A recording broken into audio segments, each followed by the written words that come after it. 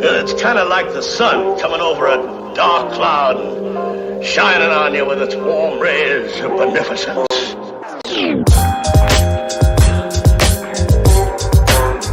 Yo,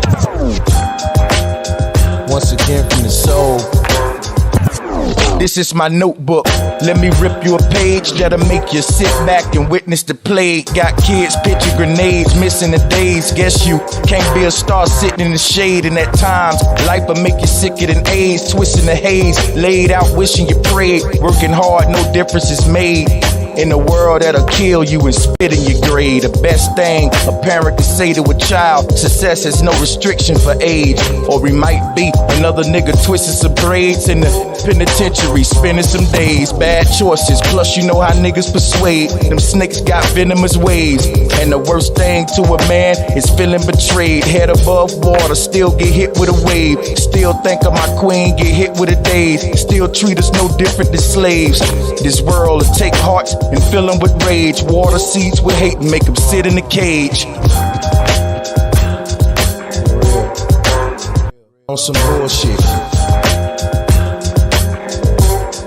World on some bullshit. Nothing new under the sun. Shit ain't no different today. You know I can give up what your ministers say. I won't forget the past to remember the faith. As society takes souls and send them astray, then it's the hate you got trapped deep in your heart. So in these times I fall back deep in the arts. Hidden colors, got a nigga seeking the ark. Sipping tea, watching devils pull people apart. I remember an old saying: reap what you sow. On your journey, stay humble and teach what you know. And this flow ain't the shit you see at the store. It's more like the damn killer that you greet at the door. Third eye be the seed of your soul. Such a beautiful earth these demons control. Gonna make shit better if I can, cause all over the world my empire stand. On some bullshit. World on some bullshit. On some bullshit. World on some bullshit. On some bullshit.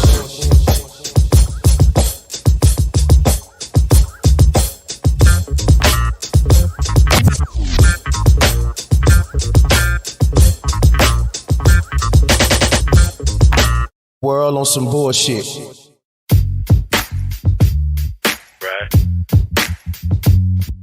Right. Outside my door, young dudes with Tex and Simmons. Swear it's crazy over here in this western hemisphere. Listen here, how what you call a human is engineered with a tear, cause the devil done made his mission clear. Okay, now let me fly y'all away somewhere and just get high all day. I'm playing, they say life is what you make it.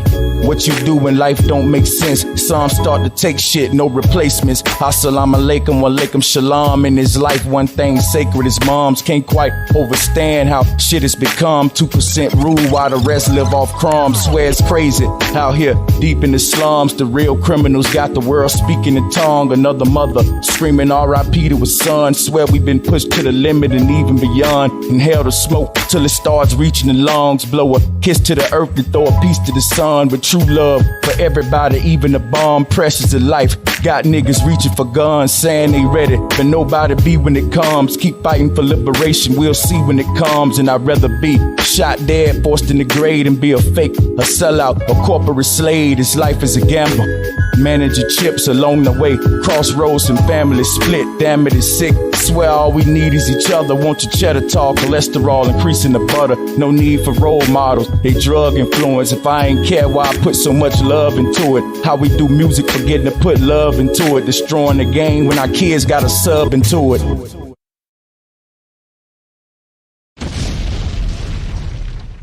Greetings, ladies and gentlemen of this beloved community. We would like to take the time to say thank you for your continued support. We humbly appreciate all donations in the form of Cash App, PayPal, Super Chat, Patreon, and or via channel memberships. All of your contributions are greatly appreciated. Again, thank you for all that you do to show your support.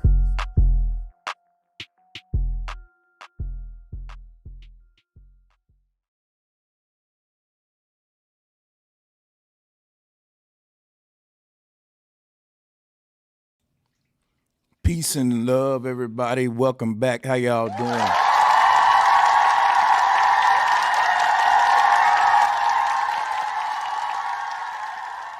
Salutes to everybody in the chat room.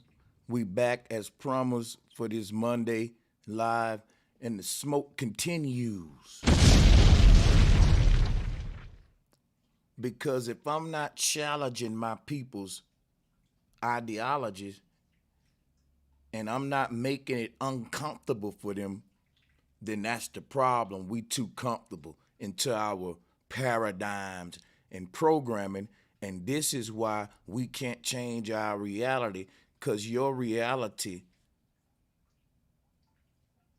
will only be a result of your perception of what's real and what's fake. And what's real and what's fake is your ideology, your paradigm. That's all that is. What you consider real and fake to you builds your paradigm, your perspective of reality. You literally make your own reality based on what you think about it. So I want to challenge what people think about it, because if you're not happy with what you making in your reality, I can guarantee you it's because what you believe about your reality. Hit one in the chat room if you can hear me loud and clear. And with that being said, let's get it popping, guys. I'm going to put the link out here and we're going to begin. Log on to www.brosancheztv.com/flat-power-gear and click the button to browse through our official Flat Power brand hoodies, tees, accessories, and more.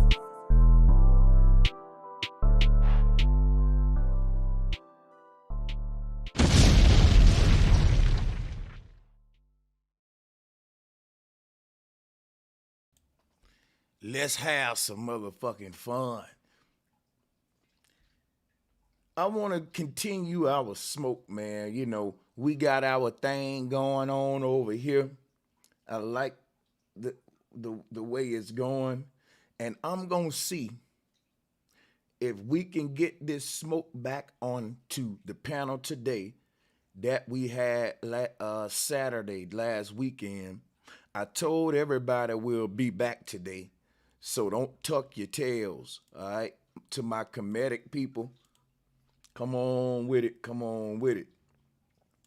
because y'all was trying to explain a lot of crazy stuff. Also, a lot of people were denying slavery. We want to talk to y'all again. Come on out. Let me see if I can throw that in there.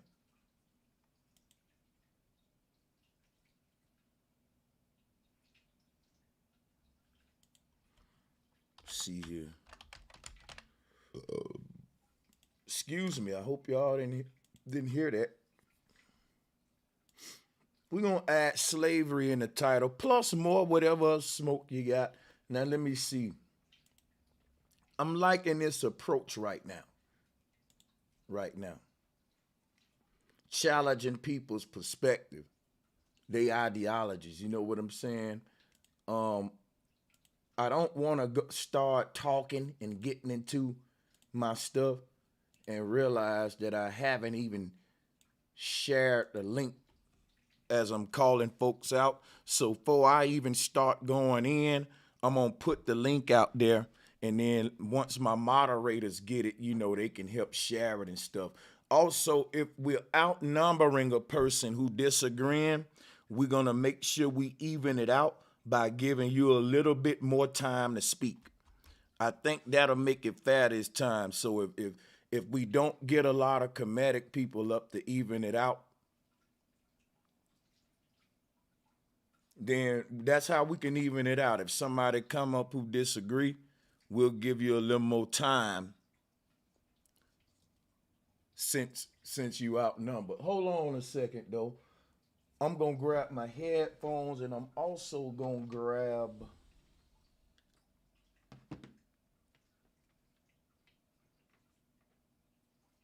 How y'all doing, Young Q, Inspired Phoenix? I'm going to mute for a second and let y'all say whatever. I'm finna grab some stuff. Hold on.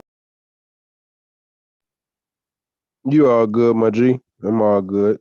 Just here to check in for another one. Bird.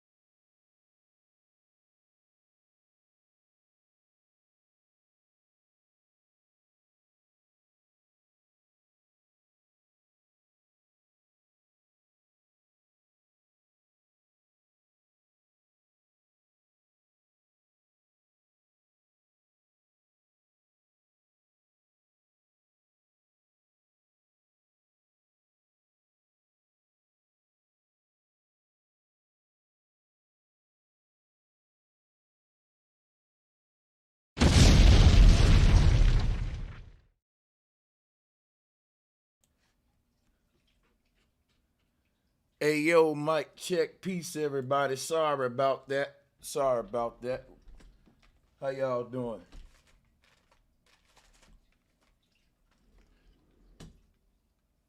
I can't hear nobody right now.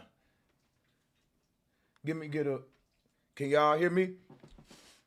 Might have to reset the audio. Nah, yeah, you good, bro. Okay, you okay, good. cool. I don't know why everybody ain't saying nothing, but you good. I thought I was my interface needed resetting. Nah, you all Gucci. I was just trying not to interrupt, but go ahead. No, you good. Salutes to everybody in the building. We are back. I'm trying to see What's up, bro? Oh, what's good, my good sister Inspired Phoenix? How you doing? Nah, you good, bro. You good. Oh. Yeah, we can hear you. All right.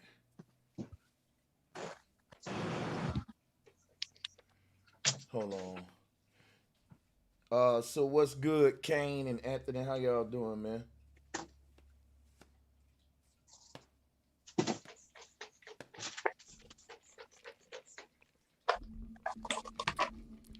So to my brother Dominique, I don't know if you listening or not, my brother, but we would be happy for you to hop on at any time. And to anybody in here that subscribe to the Kemetic spirituality. Hold on. Hey, let me get a 1, 2, y'all. You said my mic low? Throw a 1 out there if the video and audio and all that stuff is good. Yeah, today gonna be lit, man. Sorry about all that earlier. Oh shit. Hold on.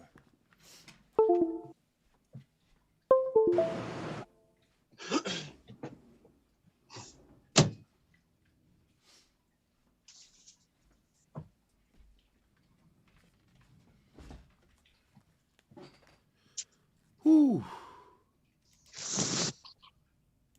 All right, man. Getting off to a slow start now, ain't I? All right, so look, y'all. Let me refresh this real quick. I'm still letting people on. We got ones in the chat room, so we all good. All right, so if you subscribe to Cometicism, um,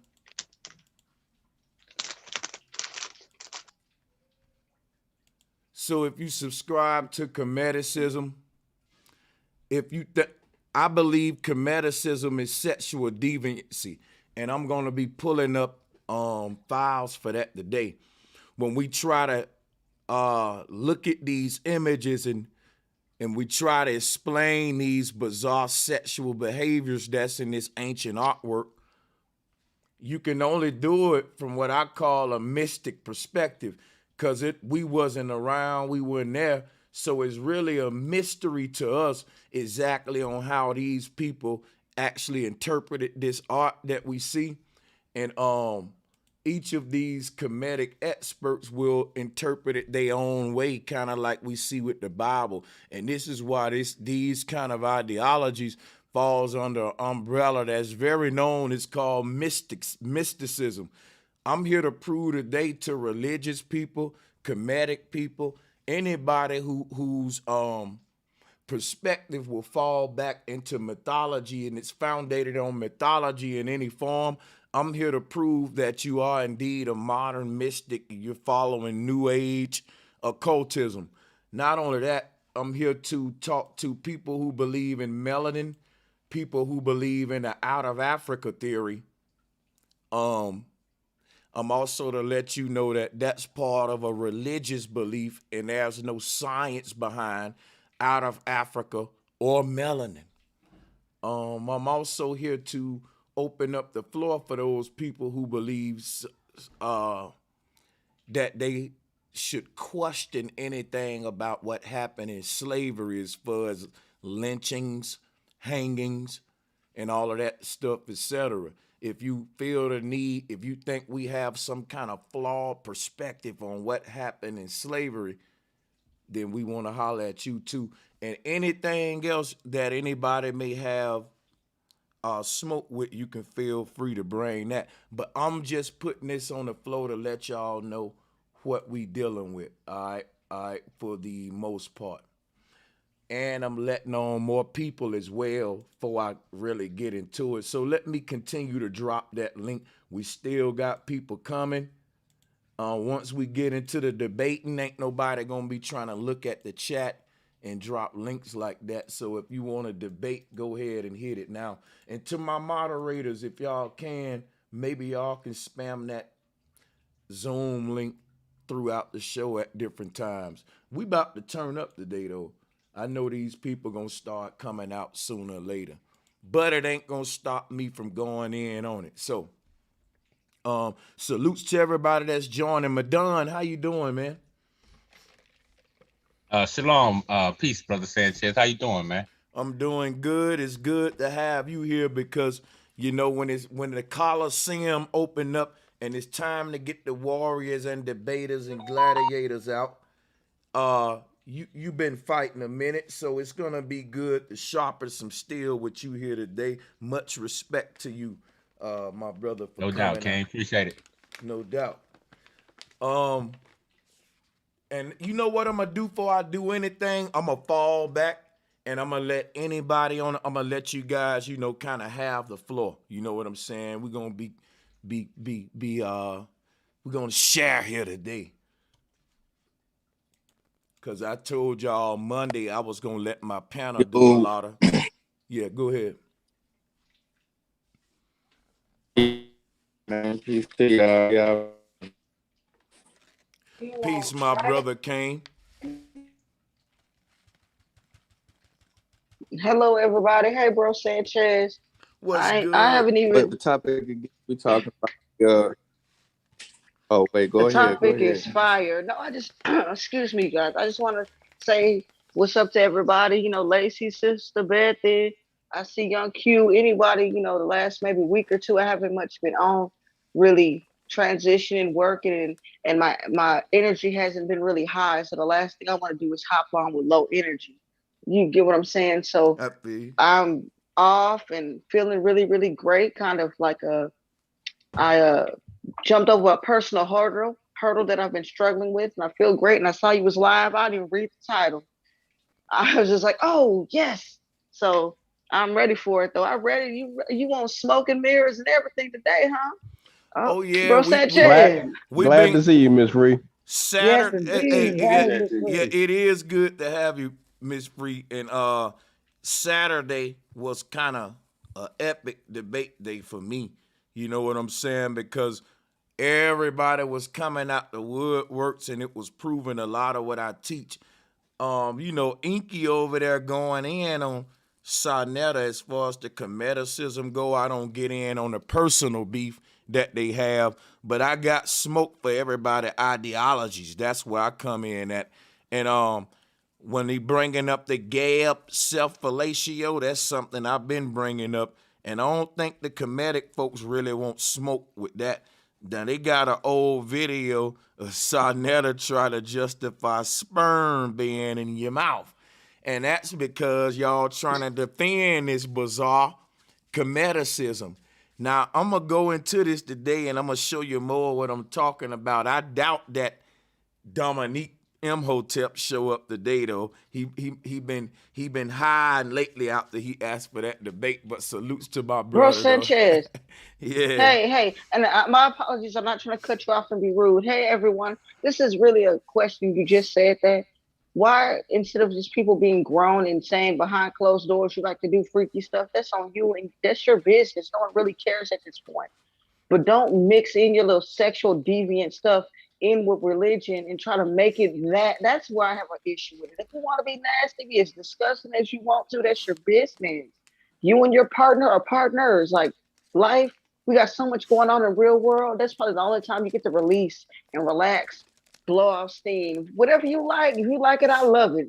God bless you. But when they mix it into religion and get to talk about what does having baby batter in your mouth have to, you know what? If you See, just nasty, say you nasty. I ain't talking about the P word, the pedo word, but be accountable and don't mix it in with religion and try to force it on somebody when you just say you a nasty individual. You're a freak. Do that. yeah, but see, that's the thing. Like, I'm here to debate that. I'm starting to think they're not mixing it in with religion. I'm starting to think that all this perverted sexual behavior came from religion to begin with. You know what I'm I saying? believe. Cause yeah, Yes. Because and like people, they kind of shun over this. Or well, I know you don't tap dance over it, bro Sanchez. But as far as like the Catholic Church and all the things that we're talking about with the young boys, that's an issue. That's been going on for a long time.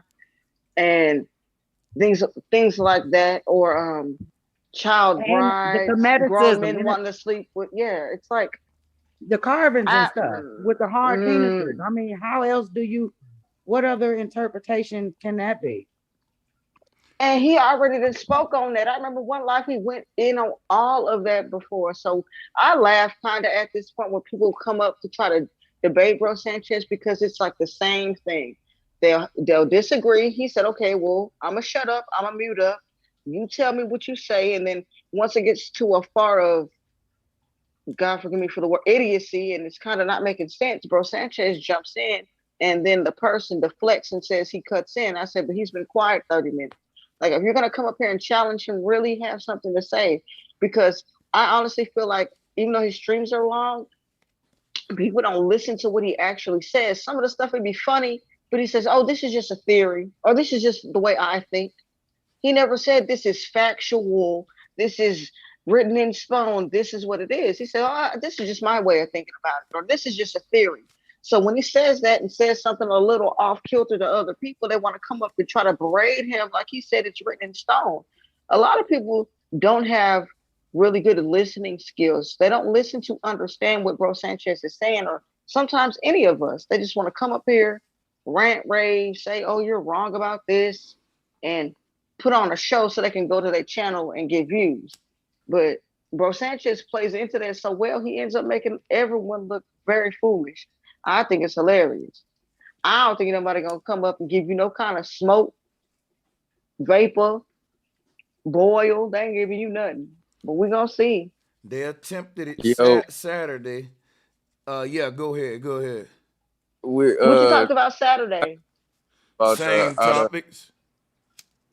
Oh, okay. Yeah. I'm a hush. I just want to debo the mic, y'all. I just ain't been up in a few, and I really haven't been able to have time to watch any of the streams like I usually do because I've been It's literally okay. exhausted. I work 12, 13-hour days. But y'all go ahead. It's just good to hear y'all voices. Good to For sure. hear you, Miss Most Bree. definitely. how I Can feel anybody hear me? Yeah, we Yep. hear you. you, bro. Okay, this is Michael Walden, man. I've been listening to Bill for a while, man. Shout out to Q. Can you, if you can, speak a little closer in the mic, a little louder, just if you can, but go ahead, you got it. Okay, can you hear me now? That's what's up right there. Go ahead. Okay. Yeah, like I said, I'm Michael Walden, and I've been listening to you for maybe about 4 or 5 years. Shout out to Q. I've been chopping it up with Q every now and again.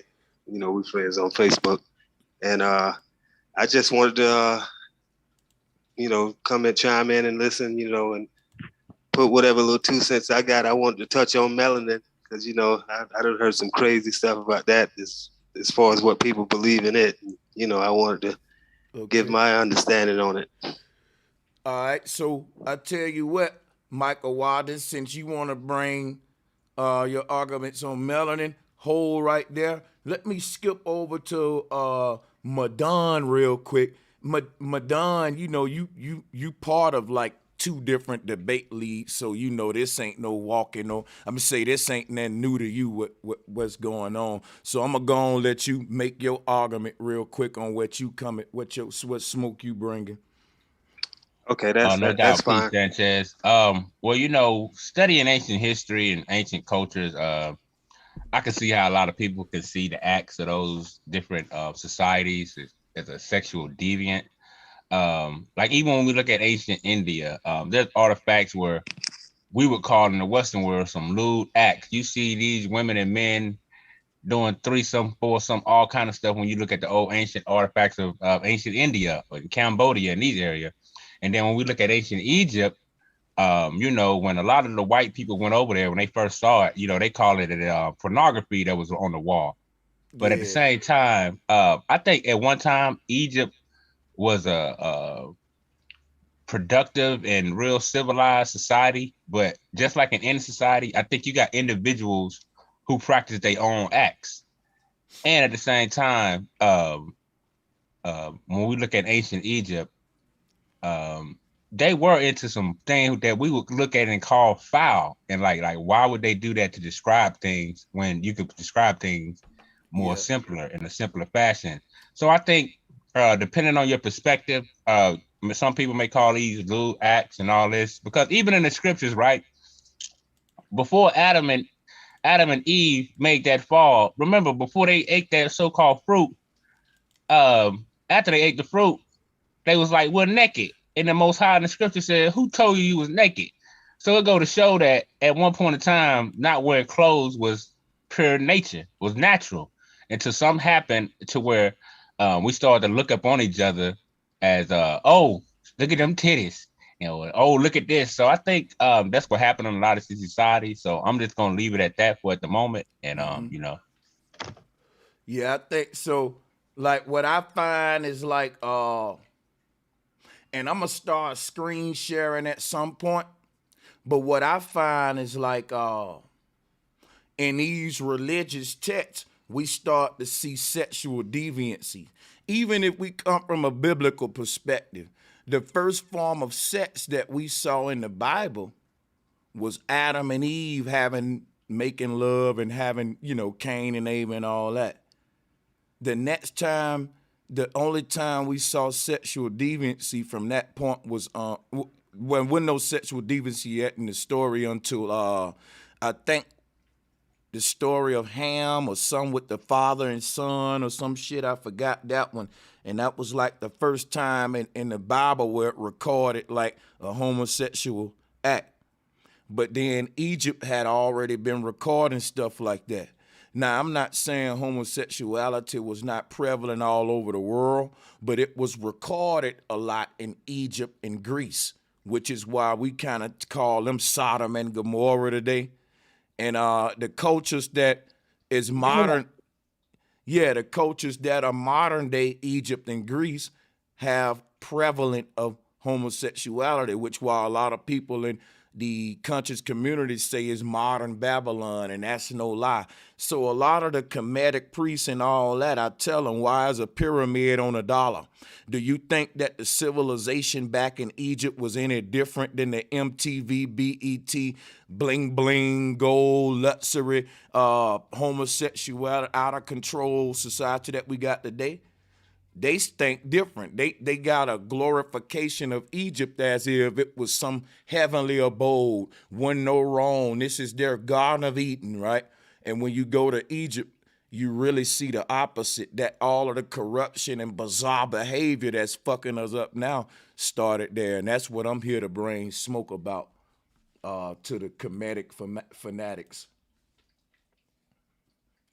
Hey, Sanchez, I think a lot of it is due to the people not having a general understanding of what we say when we say sexual deviancy, because what's happening is, and no disrespect to Madon, but if you're going to go biblical with it, I'm going to include sexual deviancy as to, these first two people needing to fuck their kids or their kids fucking their brothers and sisters. Oh, shit. I ain't even look at that.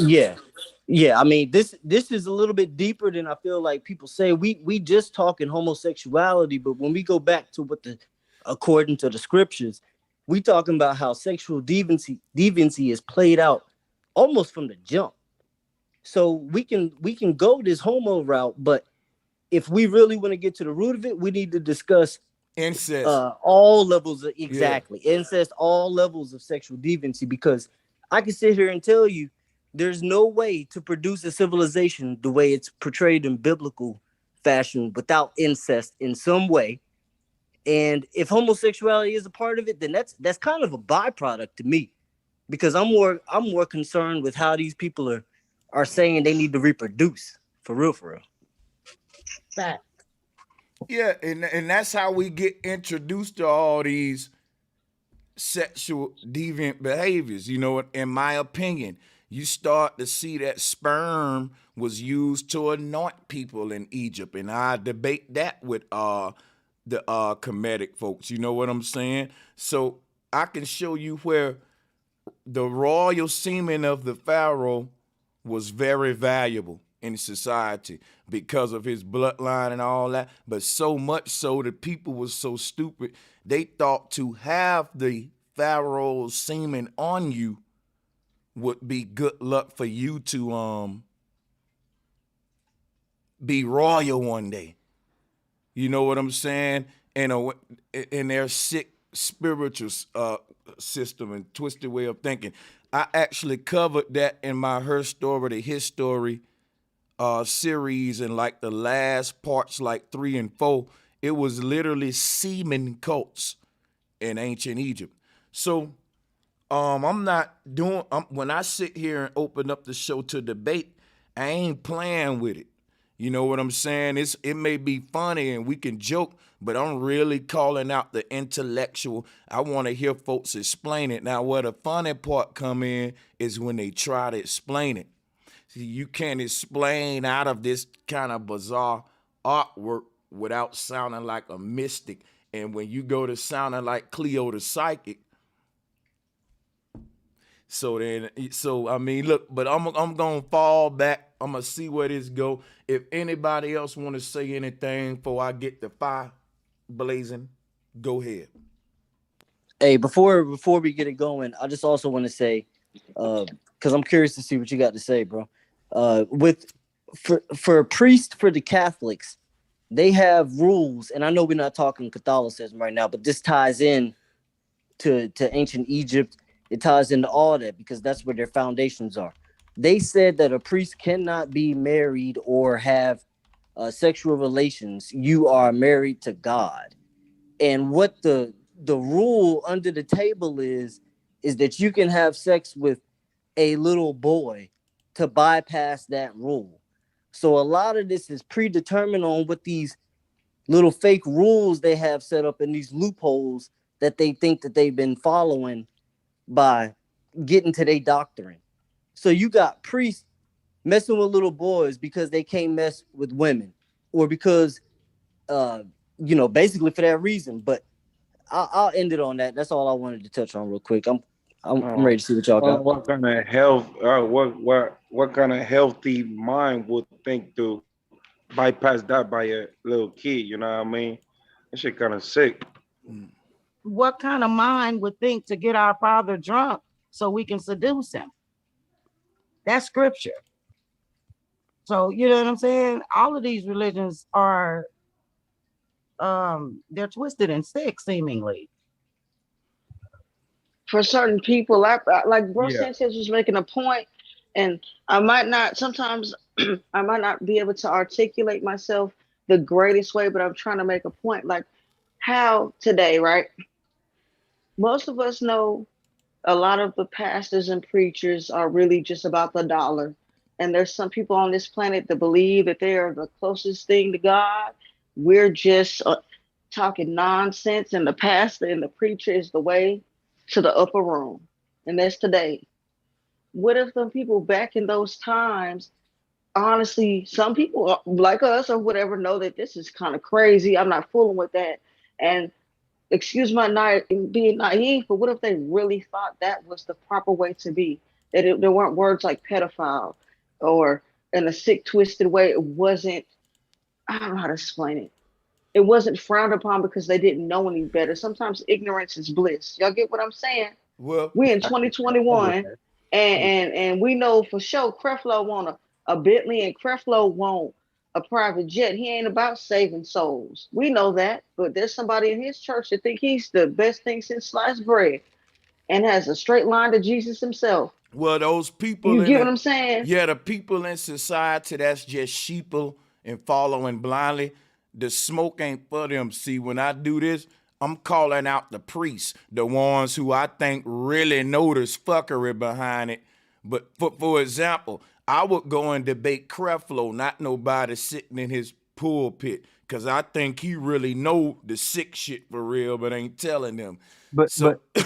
So that's why I'm here to show it was the Pharaoh incorporating all this deviancy and bizarre behavior, and not the people who was being, sheeple like us today.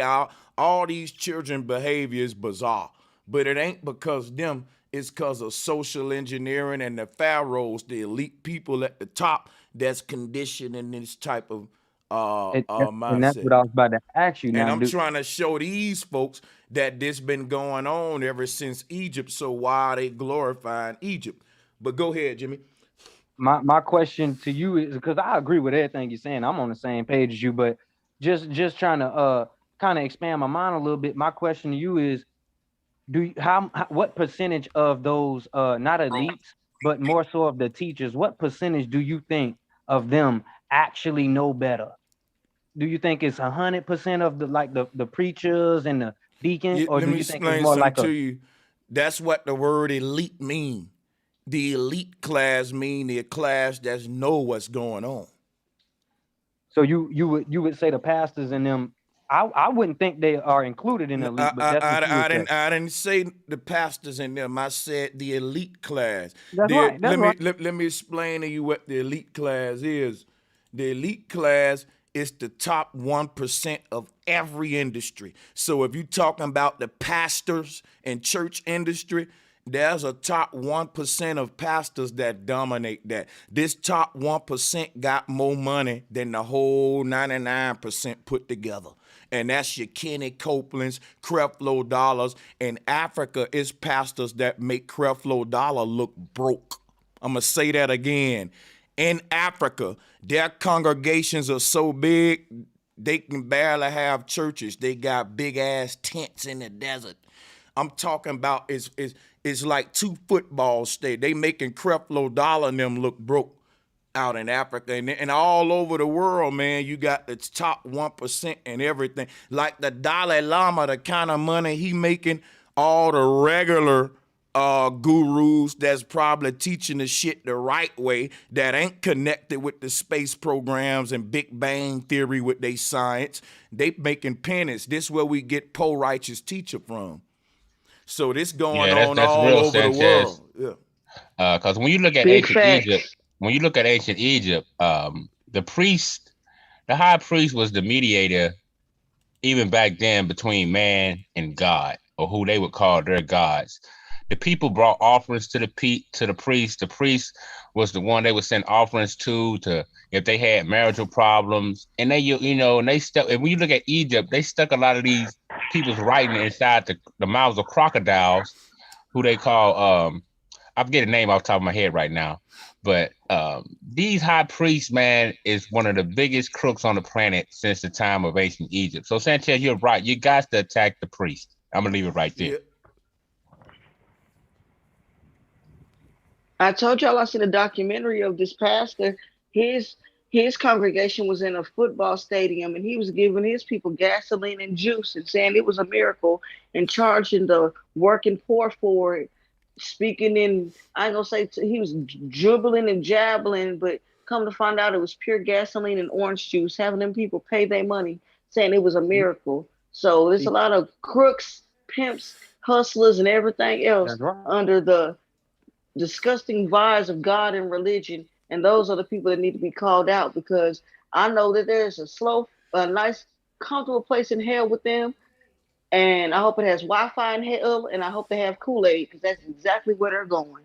But that's what my question was for, because I know it's some little guys out here that ain't completely we wouldn't really call them elite, but they know the shit, they know better. Yeah. And that's why I asked Sanchez, like, is it some little guys who technically not elite, but they still know better? Would it be a lot of, like, I don't know, like, is there a percentage? Like, what would you look at? How would you determine the number, like, to get on them? Not to say that we really won't beef with them or nothing, but to be able to point it out and say, well, hey, it's these are the little guys who are connected, and then these are the big guys who are also are the elite, who we I can't even say who we would call the elite. Yeah. I think we have a percentage system set up now, 95, 5, and then you can say out of that 5, it's break down into 1% and 4%.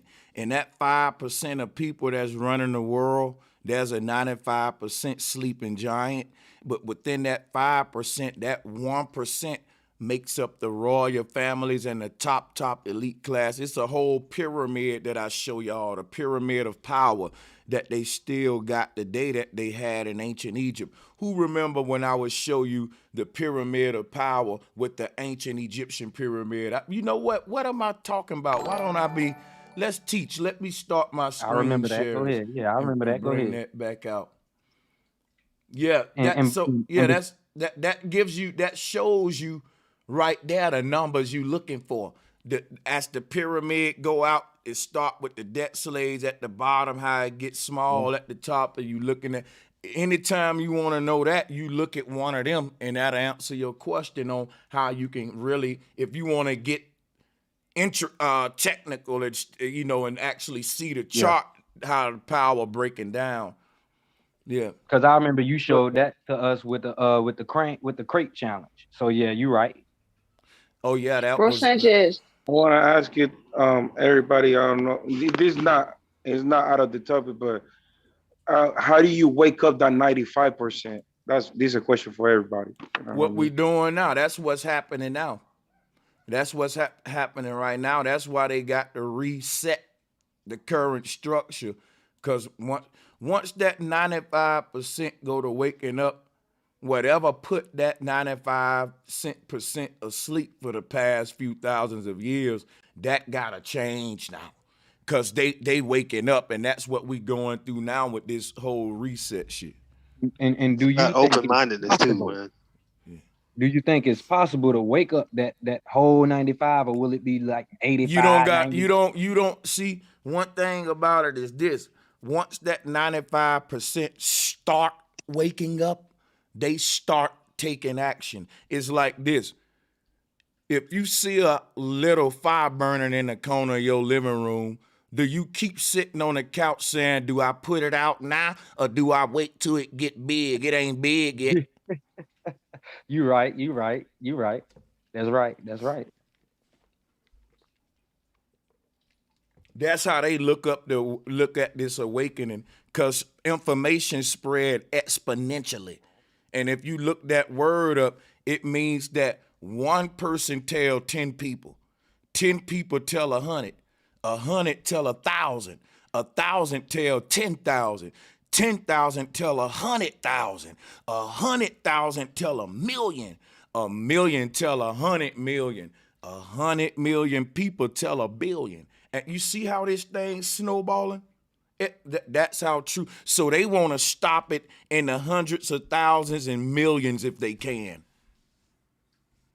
Once you go to talking billions and shit, we starting to wake up the world now, because it's billions of people in every continent. And if you look at the truth of what's going on now, I hate to say it, well, I'm glad to say it, is in the billions when we talk awakening. So that's why they working desperately right now. You don't see what's happening? The fight is big as hell. Yeah. But check this out, though, to get on track. Because it's about smoke. It's about challenging ideologies. And I wanted to throw some stuff out there about the title. It's Kemet spirituality, sexual deviancy. And we got Out of Africa on theory. I believe the sick stuff we believe in this black conscious community is why the result of it is a sick community. And I think it's as above, so below, meaning the mind is above and the below is the actions that's going to result by what we believe in our subconscious. You know what? And when you think about that, why do you think so much bizarre behavior take place in the realm of religion stuff, mystic stuff, occult stuff? That's the only place in history you can read about it taking place, in different secretive crafts and the archons and reptilians and stuff like that. So, you know, when you're talking about blood sacrifice in the music game, and then you say that I'm a Christian and that's just satanic, but your God asked for blood sacrifice on a mountain. Your God asked one of his right-hand men to sacrifice the son on a mountain. Now, guess what the Christian gonna say? But he told him to stop, though, bro Sanchez. Bro, he played games like that. Kill your son. Psych, I'm playing. I'm rolling. No, he didn't. Lord. There's nothing to play with. And shit, I say the same shit about like impregnating Mary. Like that's rape and pedophilia and all type of shit. And where would that come from when it comes to Egypt though? Because I'm pretty sure it's a connection to the story, but what's that story? Because I don't really know. Let me show you. See, in Egypt, women, you know the law like today, how blacks are like 3/4 of a human or some shit like that. In Egypt, under the new patriarchal order, women, not royal women, even the royal women didn't rank up to the men in royalty, even though they had queens and stuff.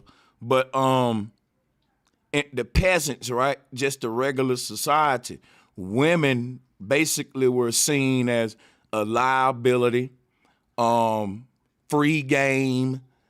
Any man can rape a woman if she weren't claimed by another man. I'm not making this up. This was the law. And people can argue that maybe it wasn't the law all the time in Egypt, but at some point for a long time, this was the law of ancient Babylon. And if you look at the way women treated today over there, it damn near ain't too much different. But anyway, we say— You took the words out of my mouth. You yes, took the words out of my mouth. I said it's not hard to believe. Look how they're treated now to this day. the husband, the men in the family can kill women, and we have basically no rights. As if, yeah, bro Sanchez, you be on it. You act like I you get read the a book news a all the day. time. They actually still do like rape them and just can get away with everything like in these And, other countries over there. Because I and get the news from 'em. and so that answered him as far as the R word go. Now, as far as the P word go, the Geppetto word, that's because if you look at Egypt today, you can get your young girl at a very young age in Egypt. There's something like 13 or 14 or some over there under Sharia law. So that answers your question, my brother. The concept of getting sexual relationship with a human that's not mentally developed yet, right? So right there comes from religion, even the certain ages that were permitted in ancient Hebrew Christian times and all of that was kind of too close for comfort. Hey man, this stuff comes from, see, we never allowed this until religion, because religion made it okay. It was religion introduced a new law, a new way of thinking, as they call it. This rising with the Renaissance and all like that, promiscuity, sexual deviancy, romanticism, homosexuality, luxury, meaning high price, huge wealth gaps. Art museums started to be prevalent, and the art was always biased, right, to support the religious orders, such as the Sistine Chapel, different stuff. Like the Mona Lisa is literally a moon goddess. I went over that. She's none but the queen of heaven, Lilith. But Mona is dealing with the moon. And then I went into the word Lisa and all that. I broke that down, but check this out, right? It was so much going on earth though to make this type of Babylonian society we in of deviancy and perversion. And I'm showing you that there's no other way you can find it in history without going into these occult systems, religious systems, and you start to see. Now, in religion, a lot of people say, well, it's okay because it was back then in Bible days. But you using that same Bible in today's time, and you want to know why your priests are sexually sexually confused. Yeah. That's right. Hey, That That's is the very same true. argument I have, man. That's the That is same argument that's I very use. true. hey, let How me the Just tickle hell? something y'all on with the other this. side Go Y'all ahead, though. don't, go ahead. y'all don't think, Let me Just y'all tickle don't one y'all with thing think on the it's this. other happened. side. Do you So guys in really think like, hold on one second, just let me get this thought you out got it. because I'm gonna lose it. I'm gonna lose it and I'm gonna be quiet. Do you guys honestly think that since women had hardly any value in those days when men were selling cattle, gold, rice, whatever it is, and then a young girl on the side, since we had no value, that it wasn't always like a sexual Yeah, thing. It's like you have this piece of property, that's this right. money, these cows, and then it got flipped and converted to, oh, I can get this young girl. And do you get what I'm saying? But They see, Mm-hmm. I believe still that they count didn't that. only just treat them like that property, but the fact that she could be impregnated was a part of the property. Like, yeah, this property Yeah. I got could help me make more babies, make more And warriors. and if you think about it, Miss Free, you still got that on the Middle East with the Arabic people, and you know what I'm saying. They be doing that. They be just selling their daughters to We whoever. even got that in the US, brother. Well, They I still think beg to that differ. same way right now. I beg to differ. Bro, y'all are I right, think but they help. Let's let him Let's beg get to to this differ. screen share. Oh yeah, y'all don't see my screen share. Yes, yeah, we indeed. see it. We see it. Hey, Sanchez, can I say one quick one-liner What? before you start the screen share? I was just gonna say, keep in mind, all this starts with they God impregnating a virgin. We got all these niggas in religion that be wanting these young women when it started off with they God wanting a virgin, and then we wonder why they are And the fantasized virgin is with his getting child. And he ain't exactly. And It's it was and literally he another man's engraved in them. virgin. It He's was and he another did sucking a not. man's virgin. virgin who's his child. This is where That's the right. infatuation with young women, y'all know the number one main rape case is older men, younger women. Let me. Can I ask you a question? Can I ask you a question? Can I ask you a question, brother? Man, the pharaohs and kings. What's the age that a woman? Up to what age can a woman be considered a virgin? What you mean? Her What you entire mean? life. There's no age. Bro, ask your question. I know how to do it. I know how to do it. I know how to do it. Virginity. I know how to do this one, right? Madon, I dare you to answer your own question first. Okay, cool. Long as a woman goes without sex, she can be considered a virgin. She can be a 62-year-old virgin, a 42-year-old virgin, a 34-year-old virgin. So all I'm saying, I'm trying to get the brothers to see is that a lot of it's like Stevie Wonder said, when you believe in things you don't understand, you suffer. So a lot of times when they was calling women virgin, that didn't mean she was 14, 13, 15. Sometimes she could have been 30 something, but she just had never been with a man. Madon, how old do you think Mary was in the scriptures? How old do you think? Hold on. Let's catch him. How old do you think Mary was in the scriptures when she was impregnated? According to updated information, some say between 17 and 18 years old. I'm reading 16. So let me I'm ask reading you. 9 years old. Now check it out. Check it out. Clarifying. And I think it is 16, and that's where you even get the term "sweet 16." But but listen, at the I end of the also day, did they research. still selling the woman though. That's the point of it. They Listen, I did research on what they meant by virgin. I only made the statement because if you look at it, they held their women in high regards. That's why they cover themselves. The woman had to cover her face. She had to wear a long garment because it's just like today. When you see a woman let me share something with you. If you say they held they women in high regard, I'm gonna make you retract on that in a minute with my receipts I'm about to show you. Please. Okay, cool. That's why I came up so we can have this dialogue for sure. But if you look at it, that's how they had a lot of them. See, I mean, yeah, you got a few knuckleheads that go overboard, but when you look at the whole of the matter, in high regard, they made because that's why they had to cover their faces. That's why a lot of women had to cover their faces and wear long garments.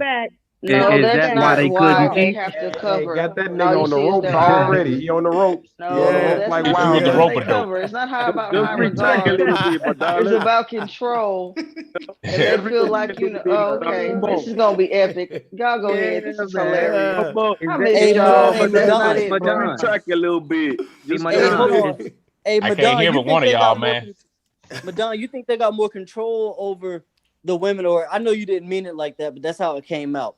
So is you being a Christian versus the Muslim religion, are you saying that you envy the control level they have over those women? Do you wish that Christian women were walking around like that? Well, it's not a wish of mine. Look, this is how I see it, right? Okay. This is when you start turning to a what they call a colonizer. Because each culture got their own preference of what they call. So if you're on the outside looking in, yeah, you might look at it and say, oh man, what the hell going on? But I respect the culture. But at the same time, I can give you my opinion and say, oh no, that's wrong. But if you look at it, it's only in every society, you got the good, the bad, the ugly, the wicked, however you want to label it. But if you look at the majority of it in the society, they treat the women like they're supposed to be treated. Hey man, let me talk to him. Let me talk to him for a second. May I challenge that? Well, hold on. Everybody, hold on. Because look, I want to put the receipts up. Because if you gonna challenge it, I want to challenge this thing. Because listen, Madon ain't in Egypt. We ain't in Egypt. So he can make those claims based on what he think. And somebody else can come in and give what they think. But see, I know how to cancel all that. We ain't got to deal with what none of us think. Look at my screen share. And we can ask the question while we look at this, and we ain't got to leave it up to what we think when we ask them. Because, look, it's going to end the circular arguments because it's going to turn into men versus women and perspectives and theoretical. But, look, we talking about how the ancient Egyptians and pharaohs treated women in their society, and we're trying to look at how they treat them today as a kind of a roadmap to make that argument. So I'm showing you how they treat them today. We ain't got to guess this, Madon. What do you think about this? What do you think? Hold on, what I let think me say about my that, point. those are Please, Master. people. Yeah. I just want to say this because it's not about modesty, men and women. Like that, that's not where I was going. I was going with as far as yes, a part of them being completely covered is modesty as far as respect as It's a wife. control. But a lot of it before was control. Honestly, you gonna wear this, you gonna cover yourself, or there's gonna be severe consequences. And them consequences is usually getting sliced from ear to ear. Sorry for being graphic. That's just what it is. You get what I'm saying? But now, there's Muslim women that love to cover, love to be, and they're beautiful, long hair, beautiful eyes, and they take it as I can get and twerk for my husband. You see, we have 7 kids, so we doing something. But when I go in, but when I go out, they're covered and they're beautiful people now. But back then, how they weren't treated or viewed as nothing but less than human as far as women. Women have no voice. They're to be covered and controlled, and that can be killed at a drop of a dime. That's where All I right, was now going. can I answer Sanchez's question? Well, Sanchez, according to the Quran, a lot of those men that's committing those acts, they're not practicing true Islam. They're practicing what I call the philosophies of men.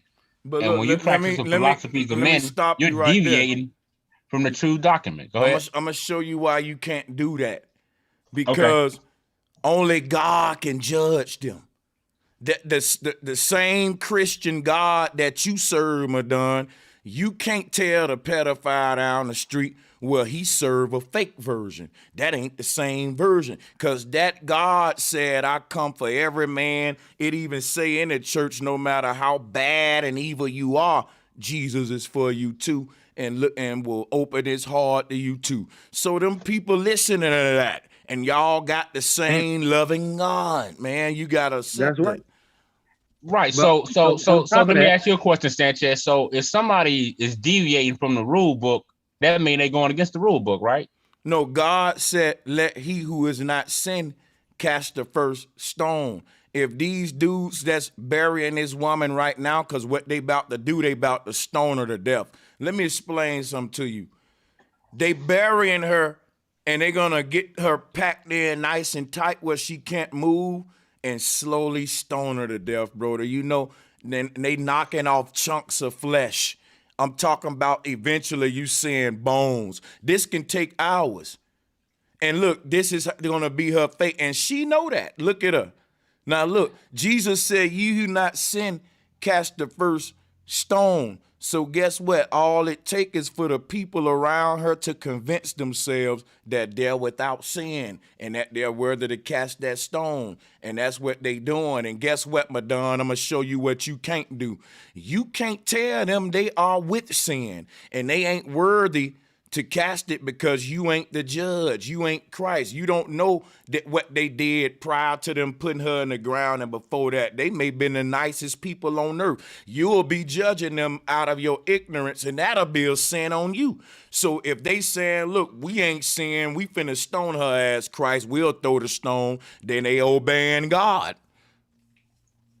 But then they gonna also be sinful to me, afterwards. those men doing that, they're practicing what the scriptures would call their own vain philosophy. But that's written in the scripture that ye who is not sin cast the first stone. That's written in the Bible. So they're following that order. They're following that order, Madon. Let them rock. Let them rock. Let them rock. Let them rock. Go ahead. Well, I'm saying these are people who practice the faith of Islam and read the Quran. Yeah, but they also acknowledge the Bible and read the Bible too in a lot of them faiths. They don't just throw the Bible out. The Bible is part of the Islamic faith as well. You didn't know that? Yeah, but that's what I'm saying. You got different sects of Islam who have different practices. This sect obviously believe in a part about stoning women. So we can go and acknowledge that now by the practice, right? So we ain't gotta have this debate on that, right? Can we agree? That's what I'm saying. They're going. Those men was going off. No, they ain't going off though. What do you mean? I'm showing you this version of Islamist dudes believe the part of the Bible that says cast that stone, and they're obeying it. You don't agree with me on that? No, because no man on the Wow. planet is without sin. You Ain't no don't, but man no, on brother. planet Guess what? without sin. You don't check this out, Madon. If I ask Christ for forgiveness, ain't I'm wash clean as snow? No, but you still under sin. You still in sin. At the moment I say, Lord, forgive me of all my sins, am I still sinful a second after I say that to God? In my opinion, as long as you're on the planet, you're still You know sin. what that mean? And God, listen, then Jesus died for nothing if what you saying true. Because if Jesus died for to be able to wash away my sins, and you telling me I'm asking him to do that, and he won't do it, and it's still a stain on my shirt, then what's the point? We might as well shut the whole churches down. When you agree? Because you got another verse in the Bible that says, no one is saved until the end, meaning judgment day. You see what I'm saying? Brother, this is I don't Hey, get I got what you're something for saying, that. man. I got something for that. Because What him. do you listen I to then? want him to deal with what I said, though, man. Like if I ask for forgiveness and I'm not clean and I die right after that, I'm still going to hell. If Jesus, no, you're not going to hell. Well, then I'm clean and I'm sinless. Because can't no sin enter heaven, could it? No, you have to wait till judgment day to see.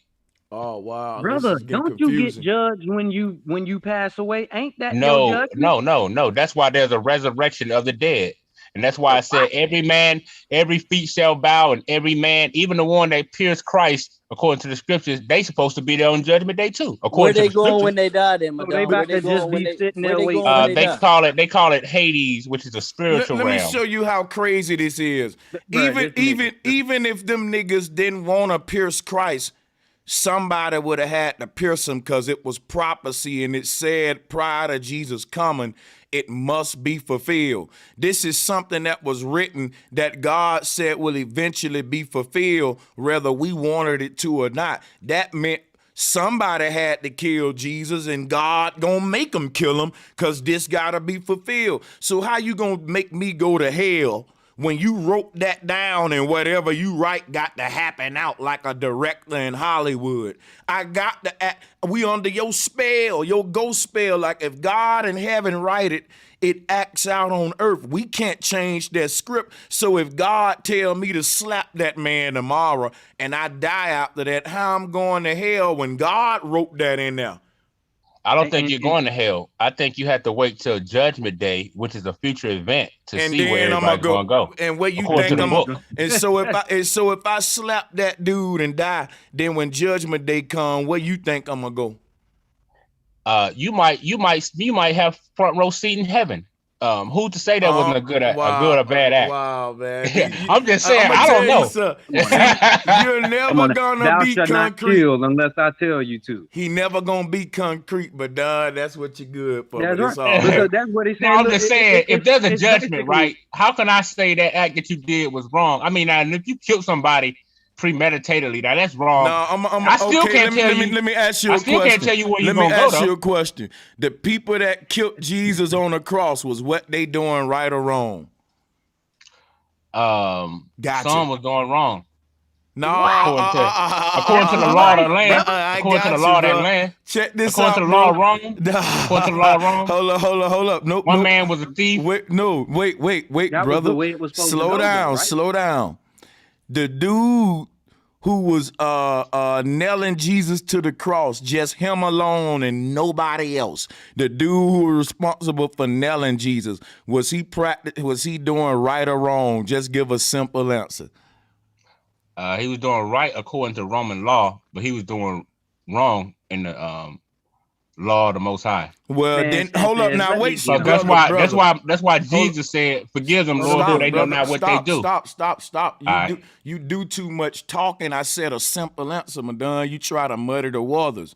Now you said that He doing right and wrong in the Most High eyes, but this was written prior to that man being born. The Most High wrote that in the Bible, that his son would come and die for man's sin prior to the dude who nailed Jesus on the cross even being born. He was just fulfilling a scripture that a God wrote down long time ago. Like I just told you, and if God write it, it must be fulfilled. It say that in your Bible. So that man whole life was meant for him to nail Jesus to the cross, just like it was fulfilled that Jesus' whole life he would go to the cross. So if God used my son to nail Jesus on a cross because somebody had to do it, why do my son go to hell? If God say, look, my son got to be killed for the world's sins to be removed, and I need somebody to kill my son, who want to do it?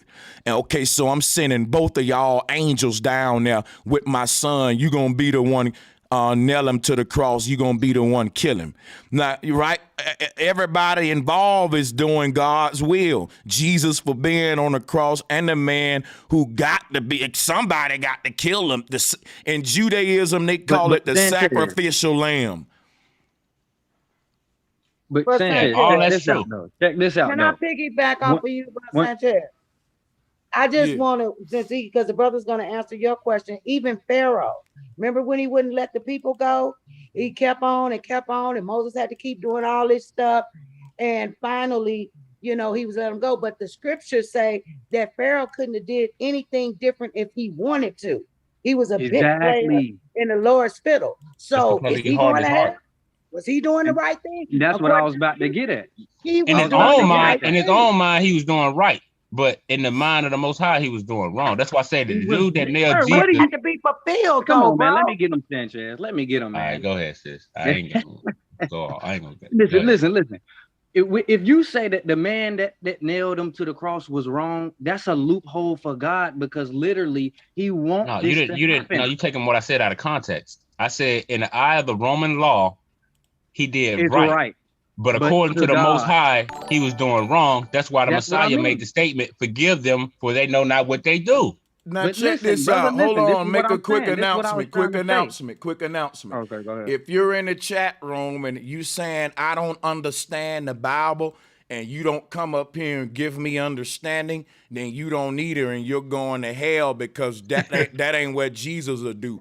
Jesus wouldn't leave a man in ignorance and let that man burn in hell. So if you're a Christian and you saying I don't understand it, and you won't come help your brother, and you're going to let me keep stumbling, then you going to hell with me, bro. Go ahead, y'all. But like I was saying, Madon, look. If you saying, okay, it's wrong it's right in the Roman law, but it's wrong to the eyes of God. Basically, what you saying is God set this plan forth, but if they would have never put him on that cross, they would not be doing God's work. They wouldn't be doing what God wants, because then he wouldn't have died. He wouldn't have been nailed to the cross, resurrected. So technically, they did the right thing, brother. They didn't do nothing wrong. God wanted this stuff to happen. Ain't it called God's law, God's plan? Well, why did the Messiah say, forgive them, Lord, for they know not what they do? Go. Because literally what he's showing you who this is a character. That's you. And if your higher self is this God, then technically God wouldn't want your ass to be nailed to nothing, to be washing those sins away. No, answer the question, King. Please. Can you please answer the question? Okay, let me make it short. I'm gonna put it to you in a short answer. That ain't what God wanted. So if you think God thought that was wrong, then technically God didn't want Jesus to be nailed. No, bro. The question on the floor God did not want that, brother. For him to say they know not what they do. Right, yeah, bro. He's saying that what you're doing? It wasn't. It's called deflecting. What you're doing right now is called deflecting. Now check it, right? Do you want me to say it? It's simple. Why did the Messiah say, forgive them, Lord, for they know not what they do? Why did he make that statement? They wasn't supposed to be doing it. He wasn't supposed to be doing it. Hey, let me help you out. Let me help you out, Jimmy. Because they really didn't know what they said. Madon, they said that. Madon, check this out. I'm listening. They said that because you're not responsible, you don't know what your fate ultimately determines. No, you know why he said that? I'm gonna tell you why he said that. They don't know what they doing, and I don't even believe in that shit. You don't have to, Ken. You don't have to believe in the story to have a dialogue about it. I mean, it's a lot of things I don't believe. I feel you. But what I'm saying is, if you don't know your fate, your total future, then why would that character Jesus not say, "Forgive them, Father, for they not know what I'm gonna they tell you do"? why. If they I'm gonna tell don't you know what why. they doing, they I'm gonna tell you following the why. script. Because when you're following in a the script. society that ran by dictators and madmen, a lot of time you'll subject yourself. Just like a lot of black people in America, we subject ourselves to things that we know this government is want us to do in their favor, and we know it's not right in our best interest. That's just a fact. That's why somebody was on here talking about how do we wake up the 95%. What is the 95% doing? They doing what they know not of, because they doing things based off the status quo, or what we would call what the government has put out here for them to abide by. And a What lot do you of it think they is do the is status wrong. quo, brother? What do you think is the status quo? Because the status quo appears to be religion. Well, the status quo is the government. In Nah, God the we status trust, quo not is in religion, government. bro. You know how In many? God we Okay, how trust, many brother. religions in America? It don't matter. That's what you a lot. trying to chop this down So to one religion is not the religion. status quo. The status quo is the government. All right, so I got to cut in right here and cut everybody off for just 1 minute. You guys having a good spot, but I want everybody in the chat room to hit the like and share button. The conversation, I want to put us back with the narrative, because that's why I don't like people interjecting when I get a spar going, and I like to run these spars 2 in the ring at a time, because that's how it'll work in a real fight, because it'll get off subject. I had this screen share up earlier, and we was talking about the treatment of women in Egypt. I don't know where exactly we are right now and where we're going, but this is why I interject a lot. I don't like my shows to just go with the wind, because I have a structure and a set topics that I want us to debate, and I don't know if this is really one of them. If it is, y'all can show to me and the people in the chat how and continue. But if not, then allow me to steer back the narrative, get us back going. Fair enough, guys? Fair enough. Do Yeah, you, that's fair. Sanchez? That's fair. That's right. All Get it right. going, bro. So we got Kemet on trial, and I want to keep it on trial. And one of the claims that I'm making is that the way it treated his women today is something that's always been true in Egypt. The witch hunts where they was burning the women alive in Rome wasn't just with the Romans, it was with the Egyptians too.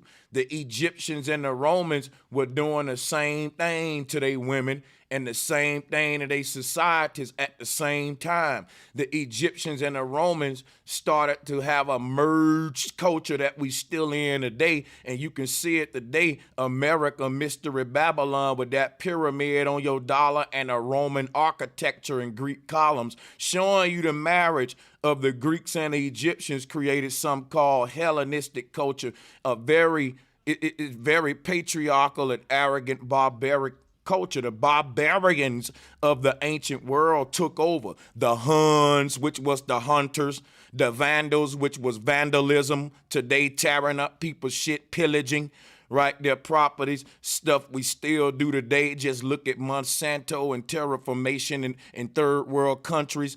Nothing has changed. Babylon is still going around, and Babylon, just think about it. These were the barbarian militaries that I'm telling you, the Vikings, the Egyptians, using all this scary warfare tactics, and all these bully cultures start to get together.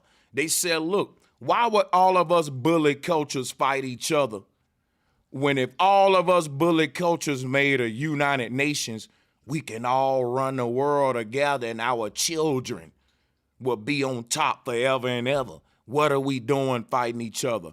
Unions started to be formed, and a system of rich and poor started to be formed, where the rich that consolidated and started to unify with each other, like I'm saying. But when you talk about the witch hunts and the Europeans and stuff burning their women alive, I'm showing you the same thing in Egypt today. And this was what was going on back in the day. The Christians were stoning their women. The Egyptians were doing it. They were practicing the same exact structure. And that's why that pyramid on your dollar. To keep the women dependent on the government, right? Which is what's going on in Egypt right here. And that's what's going on in America. Most of the women being dependent on, and with most of these women, no men in the households with children. That's shit going on in Egypt. You know why? Because Egyptian men can have multiple wives, but guess what? You only one man. You can't be at all house. But if you happen to pop up 3 years later at your baby mama house who ain't saw you in 3 years and see another dude there, you gonna beat her to death. This the amount of control. You can have all these wives, but you know what I'm saying? I'm telling you, the same structure we got over here, but only theirs is just is much more harsh. And I'm willing to debate that with anybody who's a Kemetic fanatic. I'm showing you that the same thing the Christians practice is what the Egyptians would practice, and they had a shared culture. Let's get it. I'll fall back. What a smoke. Can I come in and talk for a minute about that? Yeah. Hold up. If anybody got smoke, let them go. But if not, then yeah, go ahead. Hell yeah. Yeah, my thing is with what I've researched for the last few years is about, men really took over the world as far as like personifying themselves as water and, this ethereal energy that they were never supposed to be in.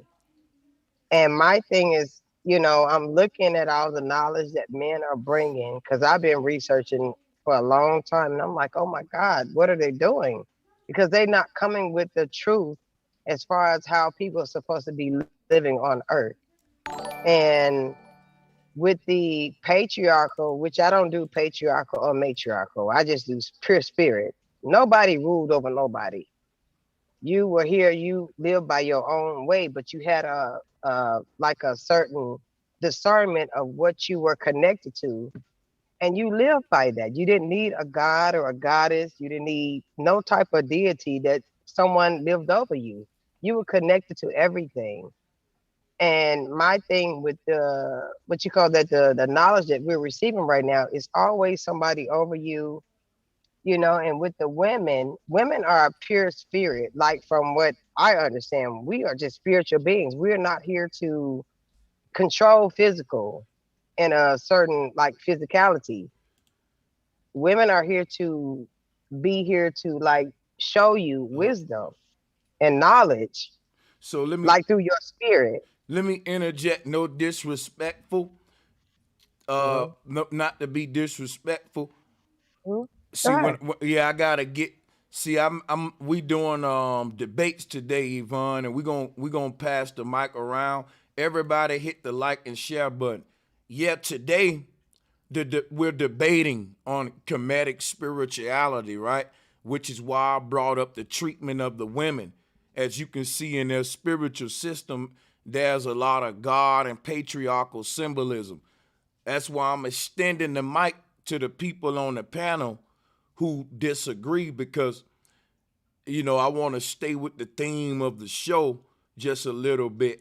And then when I make an argument, I want it to be fresh for the person who opposing it to go on oppose it, and not to have someone after it kind of, take us somewhere else. It's really a debate day, guys. That's why the smoke burning in the background and the gray theme and all of that. Well, I disagree. I don't think the people of ancient Egypt treated women like that. Because when we look at women on the walls of Egypt, we can see they was held in high regard. Even now, when they pull in. Okay. How about this, Madon? Explain to me why they was changed in the heretic scale. They was changing the heretic scale. Doing what dynasty? As in, they were made smaller instead of larger in the heretic scale of things. Why did that transition happen? What dynasty? I'm talking about. That's what we're talking about. It don't matter which one you choose. All these are dynasties. Because The you only time it understand. didn't. Hold on, wait. The only time they had a higher space in the spiritual system before they got demoted is pre-dynasty. Back when you had Egyptian goddesses like Serket, who was still kind of basically a side to another. But go ahead, Scorpion Okay, King. Go cool. ahead. Okay, cool. Well, why do we still see evidence beside every king, pharaoh in Egypt, his woman was on his All side? right, let me answer that right now. I got you with this.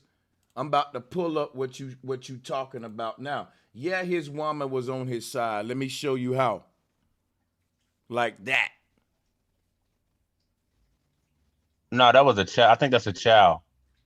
Come on, bro. No, that's Come heretic on, scale bro. for your ass once they Bro, that's reversed it. heretic scale. Facts. That is not a child, man. That's that man's wife. Exactly. That. Well, I mean, even if that is his wife, it's showing that she got a man best interest in mind because she's holding his right leg. I'm rolling. Okay, yeah. Here go another with two. Stop. Like Stop my thing is, why can't her statue in this one be just as big as his? Because it's like, okay, have you ever seen? Remember when let me Shaquille show you. Hold up, but let me show you something, right? A lot of new age people tried to interpret this artwork, but they didn't really know about heretic scale, and they thought that the pharaohs were giants mating with earthly women. And this was actually written in the Hebrew mythology that the gods of heaven start to mate with the daughters of man. Images like this is why they thought that a giant from the damn space, what they call ancient aliens who built the pyramids. Who built the pyramids? Pharaohs. Pharaoh head shaped like a cone because he wore that little alien hat. And then he was a giant in all of the art. So people literally thought in a new age that the pharaoh was this alien giant who was mating with little bitty earthly women. And that's how we get like some of these different races and humanoids and they go to it's a bunch of pseudoscience with this. But I'm just can I throwing answer that in that? there. Yeah. Mm-hmm. Have you ever remember when Shaquille O'Neal was dating Hoops? Have you ever seen Shaquille O'Neal standing beside Hoops? It could be just his. There was this man right here was probably 6 foot something, and Hey, his I knew wife you was might gonna have say been that, by the 5'2". way. I but knew you was gonna she's say not that. I swear to standing. God, I knew But you was she's gonna not say standing Shaquille up. O'Neal. No, hold on. She's I not knew he was I'm talking gonna about the say picture we Shaquille got O'Neal present and right who. now. She's standing I got beside. it. I got it. Okay, go ahead. I got it. Hold on. Well, I got it, y'all. Well, what about this one, Madon? These ain't women. These is said to be the Pharaoh's enemies when he was at war. He holding 3 of them by their ponytail. Well, we know Egypt. Through my study of Egypt, a lot of stories was what we call today cap. Anytime you destroy your enemy, you want to and then you got people coming into So, society. You want them to look. well, look, check it out. Why don't we think this is Cap then, Madon? You don't think you think the Pharaoh was, on all of these pharaohs was just bigger than they women? If all of these Yeah, a pharaohs lot of was those Africans are taller than they women. Yeah. listen, I'm gonna say this, bro. This is like, look at this proportions, bro. Like, think about it. If the Pharaoh stand up now, and if she stand up, brother, she's gonna be at his kneecap. And if your woman at your kneecap at this point is pedophilia, fuck that. Well, that's why I think that's a little girl on that picture. No, brother. Let me show you why you can't do that. Watch this. Because when you look at the Black Madonna and Child, they got a small size version of the Pharaoh sucking the goddess nipple. It ain't a little boy. It's just a miniature Pharaoh if you look at the picture. This is the same concept. That's why the brother tried to tell you, Madon, it's heretic scale and not what you think. It's called heretic scale. You want me to look it up so you can read the definition? I mean, I understand that, but I'm just saying from those different statues, it's hard to tell if that's his woman or a little girl. No, it's not, because you can read the history of this particular statue, and that's his wife. When you go and read about all this, that's his wife. That's why she's caressing the calf. Oh, okay. I thought it was a child because you know how sometimes when a child is small, they hold on to your leg and stuff. So Well, I that's don't what know. I'm telling you. We ain't got to do with thinking, and we ain't got to do with. We don't have to not know.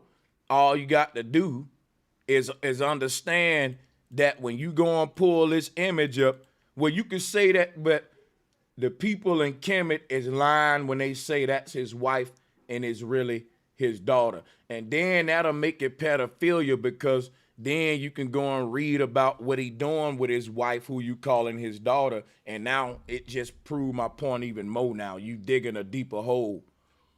I mean, well, I'm just saying from that scene, from that. No, I ain't saying it ain't from the scene. It's about who is this woman right here. It's his wife, what I'm telling you, and that ain't up for debate. And you trying to make it up for debate. Oh no, I just want to show. I mean, if you said that's his wife, I guess that's his wife. What I'm saying, I haven't studied that particular statue, so I don't know. That's what they saying. Check it out. Okay, I got you. I can give you more than just this one though. That's what I'm telling you. That's why I'm pulling up that one too. The wife is at the side of the pharaoh, like you said. You said it earlier. In Kemet, that man got his woman at his side. You think he gonna have his daughter at his side when it's time? If somebody break in my house right now, me and my woman getting up, not me and my daughter. Like, do that make sense, Madon? Well, I mean, I feel what you're saying, King. I'm just saying, I have to look into what the Egyptologists are saying, who that is. Hold on, wait. How you a person who call it Kemet but listen to Egyptologists? That's the first red flag. Right. Because they're boots on the ground. These people are boots on the ground, and they're over there studying it. But they boots on the ground liars. You can't call yourself Madon Kemet if you ain't boots on the ground. No, you ain't been to Kemet. Jabari don't even call himself Jabari Kemet, and he go all the time. Yeah, that's why mine is just symbolic. It's not literal. Yeah, now look, you showed up to debate today, and I'm gonna tell you, symbolic just mean you cap it, right? You ain't really about somebody sent him. Somebody sent him because this really can't be a real conversation. You ain't about that Kemet life. Nah. Trust me, Sister Free, it's real. It's been real for years. This nigga's dead ass serious. He ain't about that Kemet life though, because he didn't know that was the wife. And I got to teach him that, and he got to go to the Egyptologist about. And bro, this is supposed to be simple. Let's go to this, Mr. Madon Kemet. This come from Kemet. I'm gonna turn up the fire on you a little bit. Get you a glass of water. This one right here might kind of, this one gonna be a little hot right here, Madon. And you really want to brace yourself for this, because this one here, oh man, I want to hear your explanation for this. I wish Dominique ain't gonna show up now. I shouldn't have brought this one out yet. Damn. Oh no, you good. I've studied this image. Now, do you think this is sexual deviancy in Kemet? Will you admit that right now, Kemet? Oh, without a shadow of a doubt. Yeah. That's called the philosophies of men. No, but this is the philosophy of Kemet, right? That's correct. Right. So why would you name yourself Madon Kemet to associate with this kind of philosophy? That's just like if I name my name Madonna America, that doesn't mean I go along with everything America got to say. Yes, it does. It's a dude out there named Captain America. And yes, it means that, yes, he's all about this American shit. Hey, man, you can't, listen, if you name yourself Madon America and you ain't about this American life 100%, you capping.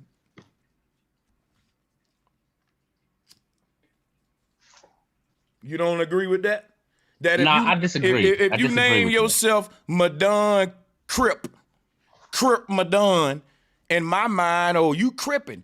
And you can't be halfway in or halfway out these things. Either you with the Crip thing 100% or you capping. Ain't no in between with this stuff. So if you say I'm Madon the Crip, I'm going to say, okay, he about that Crip life. If I'm Madon Kemet, you about that Kemet life. If I'm Madon Brooklyn, listen, if you say my name Madon Brooklyn, I'm gonna take it to where I can ask you about anything about the city of Brooklyn, and you should be able to let me know. In fact, you ought to be the first nigga buzzing in, like, bro, hold up, my name Badon Brooklyn, nigga. Like, hold up, that's my lane, nigga.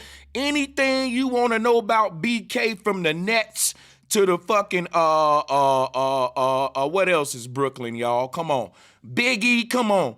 Man, Marcy, what you want to know, baby? I'm Madon Brooklyn. I got it. Oh, I'm about this BK thing, right? Timberland.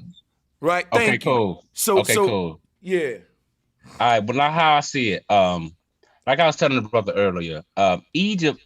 When we look at ancient Egypt, according to history, it went through so many different rule changes. Egypt wasn't always ruled by Africans. You had Assyrians, you had the Ptolemies, you had different societies come in and or what they call usurp rulership. So me by name myself, Kemet, it only means black land. So and Madon is Arabic, which means sunshine or light. So Madon Kemet can be translated as the light of the land. I'm a shining star. That's Yeah, all. but I'm gonna tell you like this: you can't really translate other people's stuff how you want it.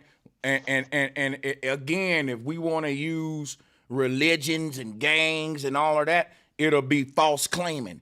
It'll be like me saying, "Look, my name Sanchez the Freemason." And when niggas ask me about this Freemason shit, I go to dancing, talking about, well, you know, I don't really do your form. I don't mean it the way y'all mean it. When I say Freemason, see, the square and compass don't mean what y'all really teaching. I done flipped it to mean my own thing. To me, it mean, to me, it mean light of the land. And all the other Freemasons gonna be like, bro, can you stop calling yourself Sanchez the Freemason? Because that ain't what we teaching. You trying to make up your own little doctrine, like, and we don't appreciate that. You wouldn't agree that that's kind of hip, that's kind of messed up? Yeah. No, because it's just like somebody right now. We're renegades. It's just like Reggie White. If my name was Reggie White, that doesn't mean representing a representative of white people, you know. No, you completely tripping right now. I gotta laugh at that example. Hold on. God damn. I can't believe you tried to use that one. No, buddy. Real good. We can't use that one because now you dealing with some people and they skin color. Kemet is an ideology, man. Let's stay on track. We ain't gonna let you use that one. We're gonna give you a negative one for bad example. Because you dealing with, I can't change the color of my skin, nigga. You can change your motherfucking name from Madon Kemet, and you can change this sick ideology that you embracing under the names Kemet and all that. All right, I can't change my skin tone, so let's not dance that way. You know what I mean? Let's stick with the ideology of Kemet that we looking at on the screen here, Madon. And you ain't all the way about the Kemetic spirituality because you got a problem with this. And you shouldn't have a problem with this. See, I can tilt my hat to people like Sarnetta, Jabari, because at least they'll try to explain it. They'll say, well, I don't have a problem with it, Sanchez. You just don't get it. See, my brother Dominique Imhotep, his name is Imhotep. And you know why I rock with him more than you with this Kemet shit, Madon? Because he's really 100% about this Kemet shit. If Dominique, I can show you that he's not. Wait, no. I'm gonna show you why he is before you cut me off. If Dominique was up here right now, he wouldn't have a problem with this picture. Why? Because he about all of the Kemet stuff, not just some of it. He take the good with the bad. And when some people laugh at some of it, he stand there and defend that part of it because he really about this Kemet thing. Even the part that's embarrassing, he'll say, I'm still with that and defend it. To me, that's some real 100%. That's what we call he 100. I don't gotta agree with his shit, but he's 100. Like a Christian that come up here and say, bro, that snake was really talking. Bro, Jesus really walked on water. You may not believe it, but bro, I'm a Christian. It's real to me. See, that to me, them kind of Christians, they 100. They really believe all of they shit. They don't pick and choose. So what you doing is saying, well, I don't take this part of Kemet. Well, I got to say, well, all of the brothers who I debate, who defend all of Kemet, and they don't pick and choose on what they want to stand with Kemet or not, they're like a 100 to me. To me, you're like Judas. You'll defend Kemet with the good, but when I go to pulling up the bad stuff about Kemet, you'll say, well, I'm with you, man, ha ha, and laugh at him with me. I'll say, yeah, see, he ain't really got a stance on it, but yet he got Kemet in his name, and I know some really people who really about this Kemet life who really rock with Madon, because he ain't defending this shit 100. All right, can I respond to that? Yeah. All right, now cool. Let's go back to earlier what I was saying. When it comes to ancient Egypt, a lot of things was done with what I would call the philosophies of men.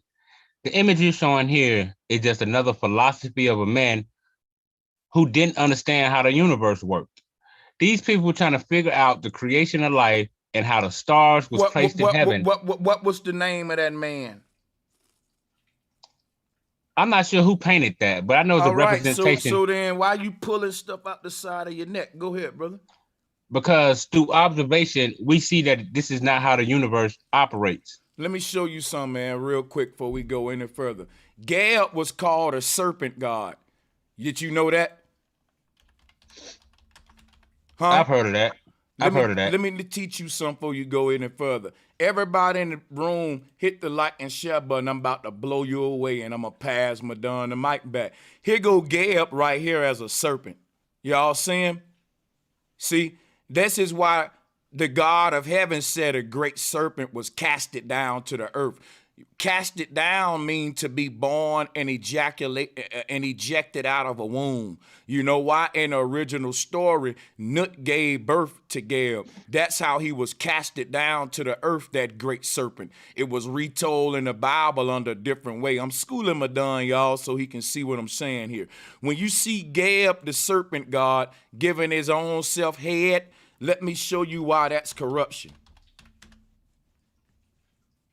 Gab represent the serpent, y'all. Everybody brace yourself. Watch this. Here's what the serpent originally was before Gab. This represent the earth right here. The serpent that's eating his own tail.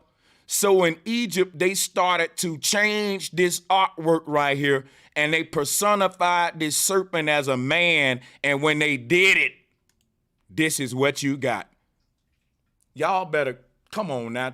Man, hit the cashapp like button.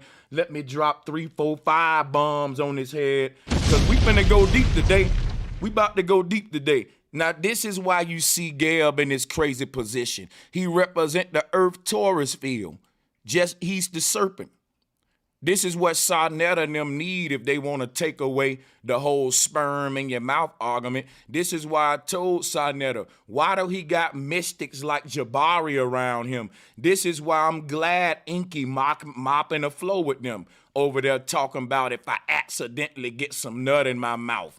And because you don't know how to interpret your own Kemeticism, and I'm not even a Kemetic priest, and I would have gave you a better argument so you and Jabari wouldn't look like semen lovers.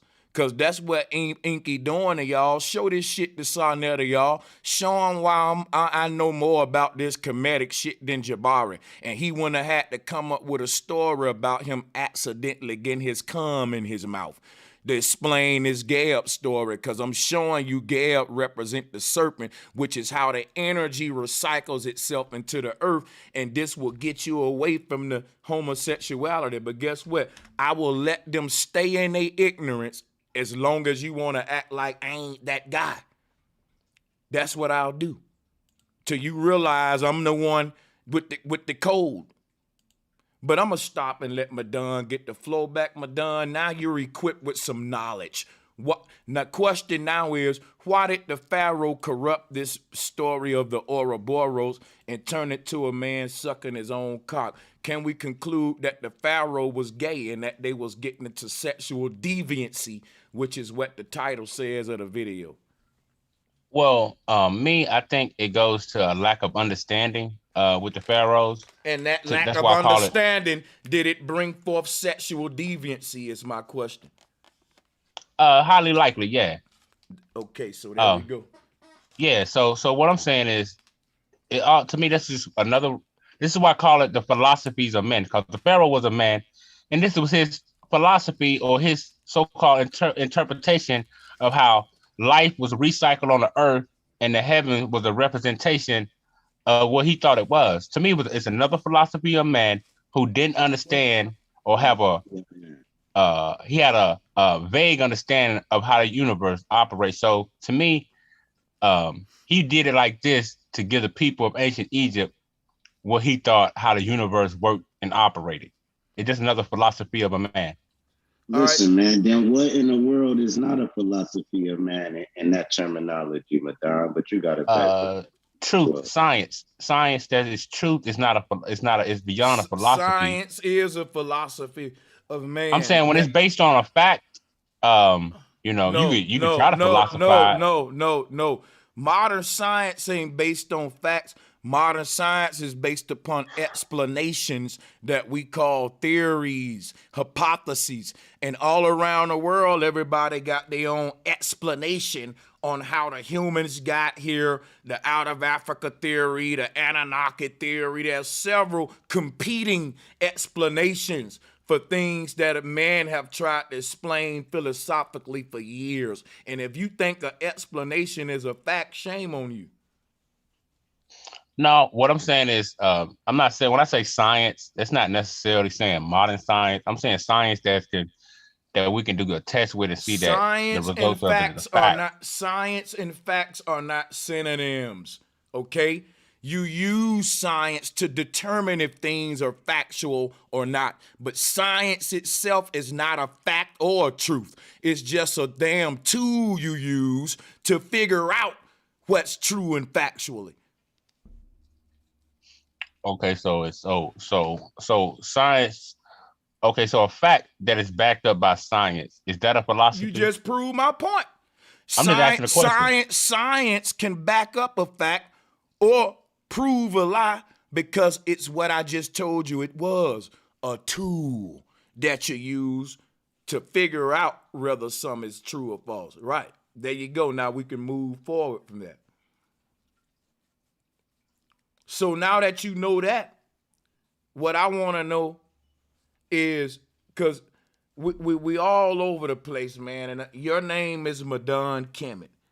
All right, what part of, because in my opinion, you have to embrace Kemeticism in its entirety in order to really call yourself a Kemetic person. You don't agree with that? No, I don't. I disagree. All right, tell me why.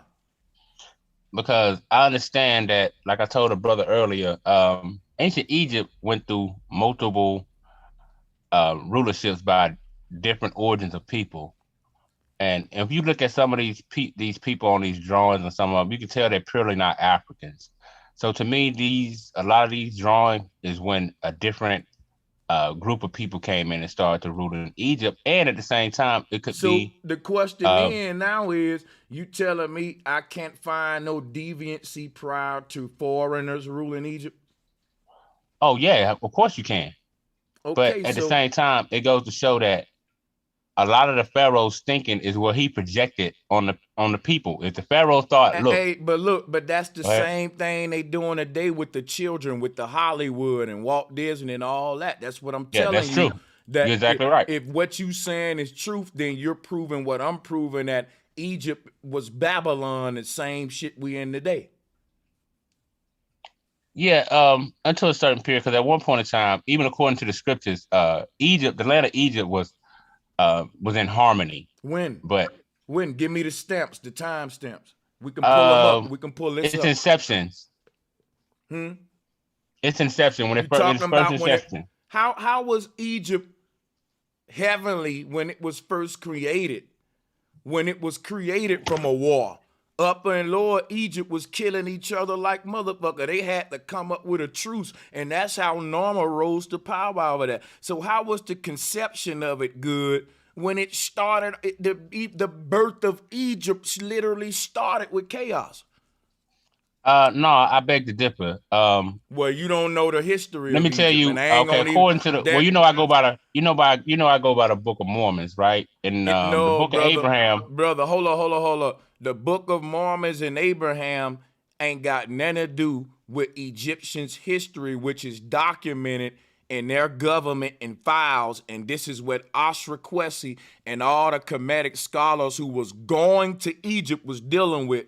And you want to combat that with mythology and Mormonism? Gotta hit the laugh button. Okay, let me tell you why I'm gonna do that, Sanchez. Because when you look at the history of Joseph Smith, who started the Book of Mormons, he ran across a dude in the 1800s who was running around selling Egyptian artifacts. So he purchased mummies from this guy. He purchased different scrolls and different papyri. And in some of the papyri, all that probably was fake.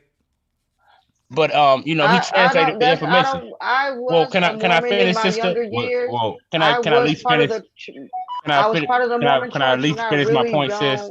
You ain't got to do it like that. I'm not trying to. I'm just saying what you're saying sis, is something that I didn't learn being in the church. Madon, I mean, you supposed to be going back, letting us know the timestamp. You said the origins of Egypt. I was trying to get a breakdown. But we talking about the war of Upper Egypt and Lower Egypt. If you ain't right, that's what I was going into. Yeah. Talk about this war. So okay, so when you look at the Book of Abraham, right, according to Joseph Smith, this from a papyri from ancient Egypt, and it talks about how the land of Egypt was started by one of the daughters of Ham. Wait. Can I? And I'm really not trying to be that guy. All right, hold on. And I hate to be a stickler, I do. But can you really tell me or not if you really trust Joseph Smith? Yeah, I definitely trust his works. It's been backed up. It's been proved. I've debated it. I got it. Wait a minute. Wait. I got it. Watch this, Madon. Yo. What year did Joseph Smith say Upper and Lower Egypt unified? We got to talk about that because that's when Egypt was originated. So you saying when Egypt originated, there was no bullshit. I'm saying what exactly timestamps was that? I want a date. You telling me about Joseph Smith. So let me ask Joseph Smith then. What year did Joseph Smith say Egypt formed? Just a year. I think around 10,000 years ago, maybe a little longer. When you know a nigga lying. Right. Come on. No, bro. I'm giving you. No, you're not gonna cut me off again. Let me tell you something. I've been to the temple in Salt Lake City. Do you understand what I'm saying? My name is on the LDS scroll as far as being a member. And what you said right now is a whole bunch of BS. I'm trying to be respectful, bro. Sanchez, I was in the church. Sister, you have to back that up. Don't cut me off. Back up with what? I already know what it is. Well, you back me up. I was trying to prove. I was dialoguing with Sanchez. But you want to play? You want to play double jack? Go ahead. Let him finish. This dude, I've been to the temple in Salt Lake. What are you talking about? I've been to the Muslim mosque. That don't mean nothing. Hold on. He's trying to do that because I got him cornered, right? And I'm showing the people, Madon, see, this ain't an easy debate platform over here. Because guess what now? Well, I'll say this. It ain't as organized as the ones you from, so I ain't trying to bang on them, right? But I'm gonna just tell you, this gonna get you right when you go back to your leagues. Your sword gonna be sharpened. So salutes to you for coming over here. I asked you for a year when Upper Egypt and Lower Egypt unified, and you didn't give me one. You just say around 10,000 years ago. That's lazy debate shit. I'm pretty sure the dudes in your league would agree with me. Yeah, Sanchez, that's the type shit Madon do over here, man. Lazy research. That's why he ain't getting these points and all this shit that y'all got going over there. Now check this out. Then he has the audacity to say, I told y'all that I was really part of the church. Go ahead. I'm sorry. Go ahead. You got smoke in the live chat. It's supposed to talk about you don't come with no sources. And I keep telling them to hit the damn link, read that live chat so you can handle that smoke too. I'm done. Yeah, if they don't click the link, if they don't click the link, I win the debate by default because they didn't show up for the fight. Like if two men say, look, I'm meeting right here to fight, and Bro Sanchez said he mean every nigga by the locker who want that smoke with him. Have your hands ready, let's fight. If you talking shit about me in school, in the hallways, because when you talking shit in the hallway, that's what the chat room is. It's a little rectangular hallway. Now you talking shit about me in the hallway, and I told all my enemies, meet me by this particular locker. All of them showed up, whether they won or lost, but you still in the hallway talking. Everybody in the school gonna say, well, Brother Sanchez won that by default. He didn't even show up for the fade. So you talk it in the chat. I'm putting the link out there. That's your way to meet me by my locker. Come on, you don't whisper in the hallway. Let's go. I don't do that. I got a link right there. See, that's what we want. That's what we want. Well, see, Sanchez, every time I try to make a point, somebody cut me off. The funny thing is, a lot of people, there's not a lot of black people in the church. It wasn't very diverse. That is documented. You know what I'm trying to say? But I was part of a ward, Bro Sanchez. You know what I'm talking about? Because you in Vegas, in Virginia. I mean, not Virginia, in Vegas. I was in a ward. And so I know certain things about the church. And so you're not going to do that. You're not going to do that. Because let me tell you something. What you're doing right now is called a straw man. I'm not doing a straw man. I'm not doing none of that. Don't deflect and try to insult. That don't get me nowhere. That's not an insult. I'm trying to tell you what you're saying about the church. That ain't true, bro. Like, just keep it a band. Sister, listen. I've had debates on the Book of Mormons for years. I've studied this book probably longer than you've been on the internet. But I was trying to make a point to Sanchez. Mormon don't have an S on the end. Well, first of all, Mormon don't have an S on the end. So please. All right, sister, I'm not gonna do the back and forth. But you're trying to negate and argue with me, because I was making a point. Hold on, Miss Free. Hold on. Let him make his point, because I'm finna reach a point where I'm gonna let everybody interject. But while me and him going back and forth, see, I ain't gonna even count this toward him, because I know people gonna say we ganging up on him. But check this out. Go ahead and make your point, Madonna, respectfully, about the picture before us, what I'm screen sharing. I would like to move to the next screen share. I don't want to just leave it right here, but I can't till he make the point. So let's expedite it a little bit. Come on, Madonna. All right, cool. I appreciate that, Sanchez. That was real, homie. Now, the point I was making is that about Joseph Smith is that according to his findings from the Book of Abraham that came from a papyrus from ancient Egypt, he was saying that ancient Egypt was started by one of the daughters of Ham called Egyptus, and when she found it, it was underwater because the land. Can I explain something to you? Oh, go ahead. Papyrus come from Egypt. You know that, right? Yeah, that's what I was saying. Which means the Egyptian government got their own written account of their history, and there's no dude named Ham nowhere in it. Right. Well, what I'm saying is this, Sanchez. We know in the late 1700s and 1800s, you had tomb raiders. People was going to Egypt and just taking stuff at will.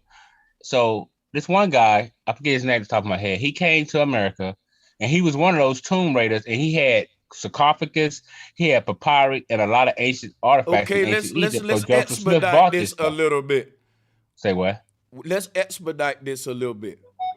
Okay, go ahead. Because all I really want to know about, if you're going to take what Joseph Smith said, I'm going to just put on a record, I ain't debating Joseph Smith right now, just so that man can get his props. I don't want you claiming his, you know what I mean? I'm not debating the Madon right now. He's taking somebody else's work. Now, in a debate, that going to count off for you a little bit, Madon, because it's one thing to use references in a debate, but to not formulate your own argument in my debate world, that takes off point. This ain't the kindergarten rail. You can't just call yourself a teacher. I would call you a repeater, a regurgitator. But Now see, what he's doing is so the fact that not a lot of black people are Mormon. hold on. Then he's Hold saying on. any type of thing because people Hold like. on. Hold on. It don't even matter because check this out. I put it on a record. What he doing already is using somebody else's references while I'm going directly to the Egyptians. He's using a third-party source. My sources is coming directly from the Egyptians themselves. I automatically win this. That's what I'm saying. So, Madon, yours is coming from Josephus. Mine is coming from the Egyptians' account themselves, and this is recorded even in the Egyptian government. If you was a child learning Egyptian history in Egypt, you would learn about this, what I'm highlighting right here. Not about what Josephus or whatever this dude they're talking about, but it's interesting. I'll let you make Well, your I'm just argument from saying, it. King Norman had to have a mama and daddy, and Menez had to have a mama and daddy. That's not the But debate. I mean, let me I remind know, you but what what the I'm debate. saying is, Hold on, no, because I gotta expedite it. I gotta remind you what the argument is. You're doing a lot of circular talk that ain't even it ain't got nothing to do with the argument here. All right, the argument is when did the corruption start in Egypt? You couldn't give me a date. I'm giving you one now. It's highlighted. I think you need to read that before you go to bumping your gums. This is the Egyptian people's account, and you can't keep looking over that, giving me what some Mormon said. When these people was there taking an account to it, it's carved in their walls. They got the unification story carved on the pyramids. And it's the story of how Upper and Lower Egypt was fighting is all told right there in the walls. You're arguing against hieroglyphs, Egyptian history, and all that with some white Mormon, dude. This is laughable. well, the only point I was making is that You weren't making a point. That's what I was trying to show you. But well, go ahead. I got cut off every time I try, so I gotta All right, go ahead. reframe it and all that, man. But I ain't tripping. No, go ahead. Do your thing. But the only point I was making is that at the inception of ancient Egypt, according to papyri, it was started by a woman, and it was a peaceful land for a long time, and then came about warfare and all of these things. But the point I'm making is that at the inception of ancient Egypt, it wasn't chaotic. I agree with you. Yeah, it came a time where it did get that point. That's all. Bro, one, you missing the original joint. We was talking about the size that women took in the dab they took in the heretic scale, which you didn't want to admit to. Now Well, we no, didn't we show. haven't moved past that. Sanchez asked me we something moved else. past that, yeah. Okay. Yeah. We moved because this I can't really because he was dancing so hard on that about how well those Egyptians would come from a different time, but when Egypt first started, they weren't doing a women like that and all like that. So before we can even get into all that, we gotta get into how was Egypt when it first started. And I'm showing him that it was already corrupted from the get-go, and that's why now he got to double down that it wasn't, because he can't make those later arguments to if he don't lie about this first one. So that's where me and Madon at now. He know that, and I know that. You know what I'm saying? Well, hold on, wait. So, Madon, you do know what the dynastic age or the kickoff of it, what it consists of, right?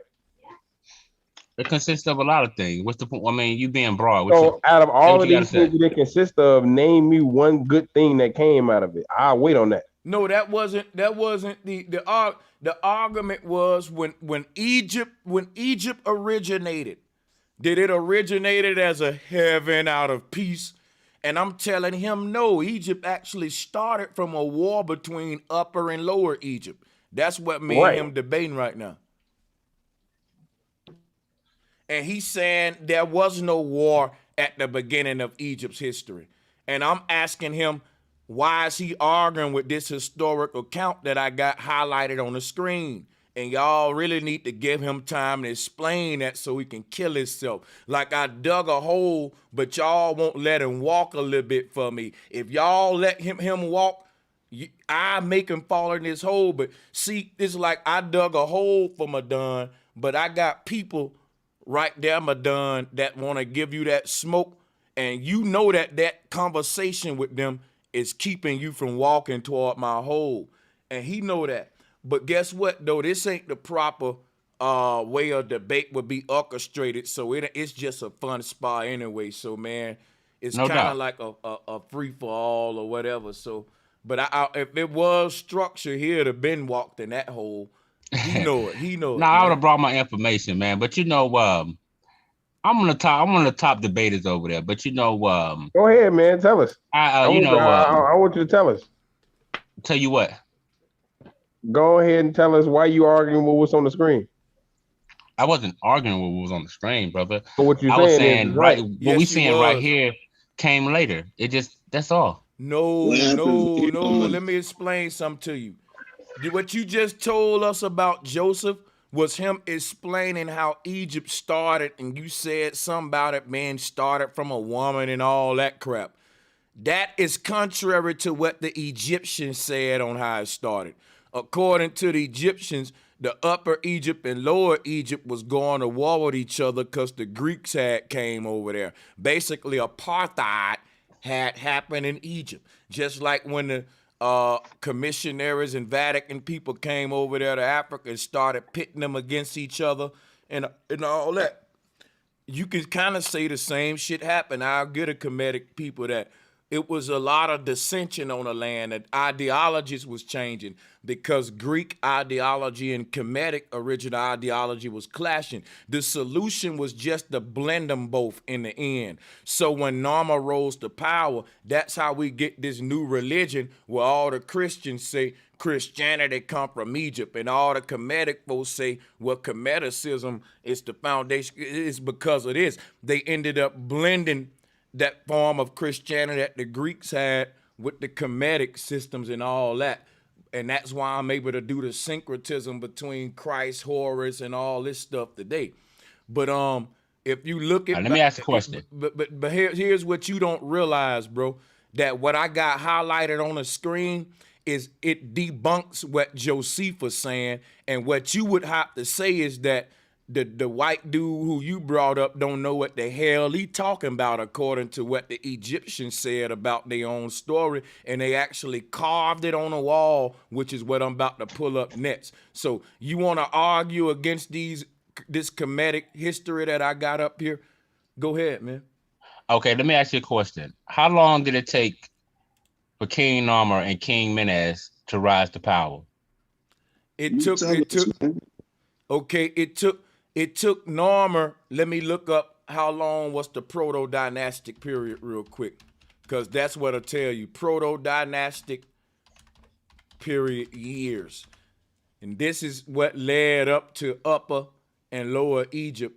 Hold on.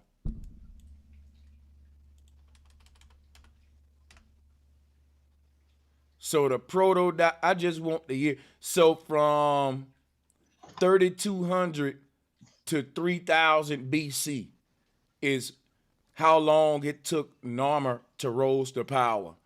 All in these years that you see here, they were going to war with each other, Upper and Lower Egypt.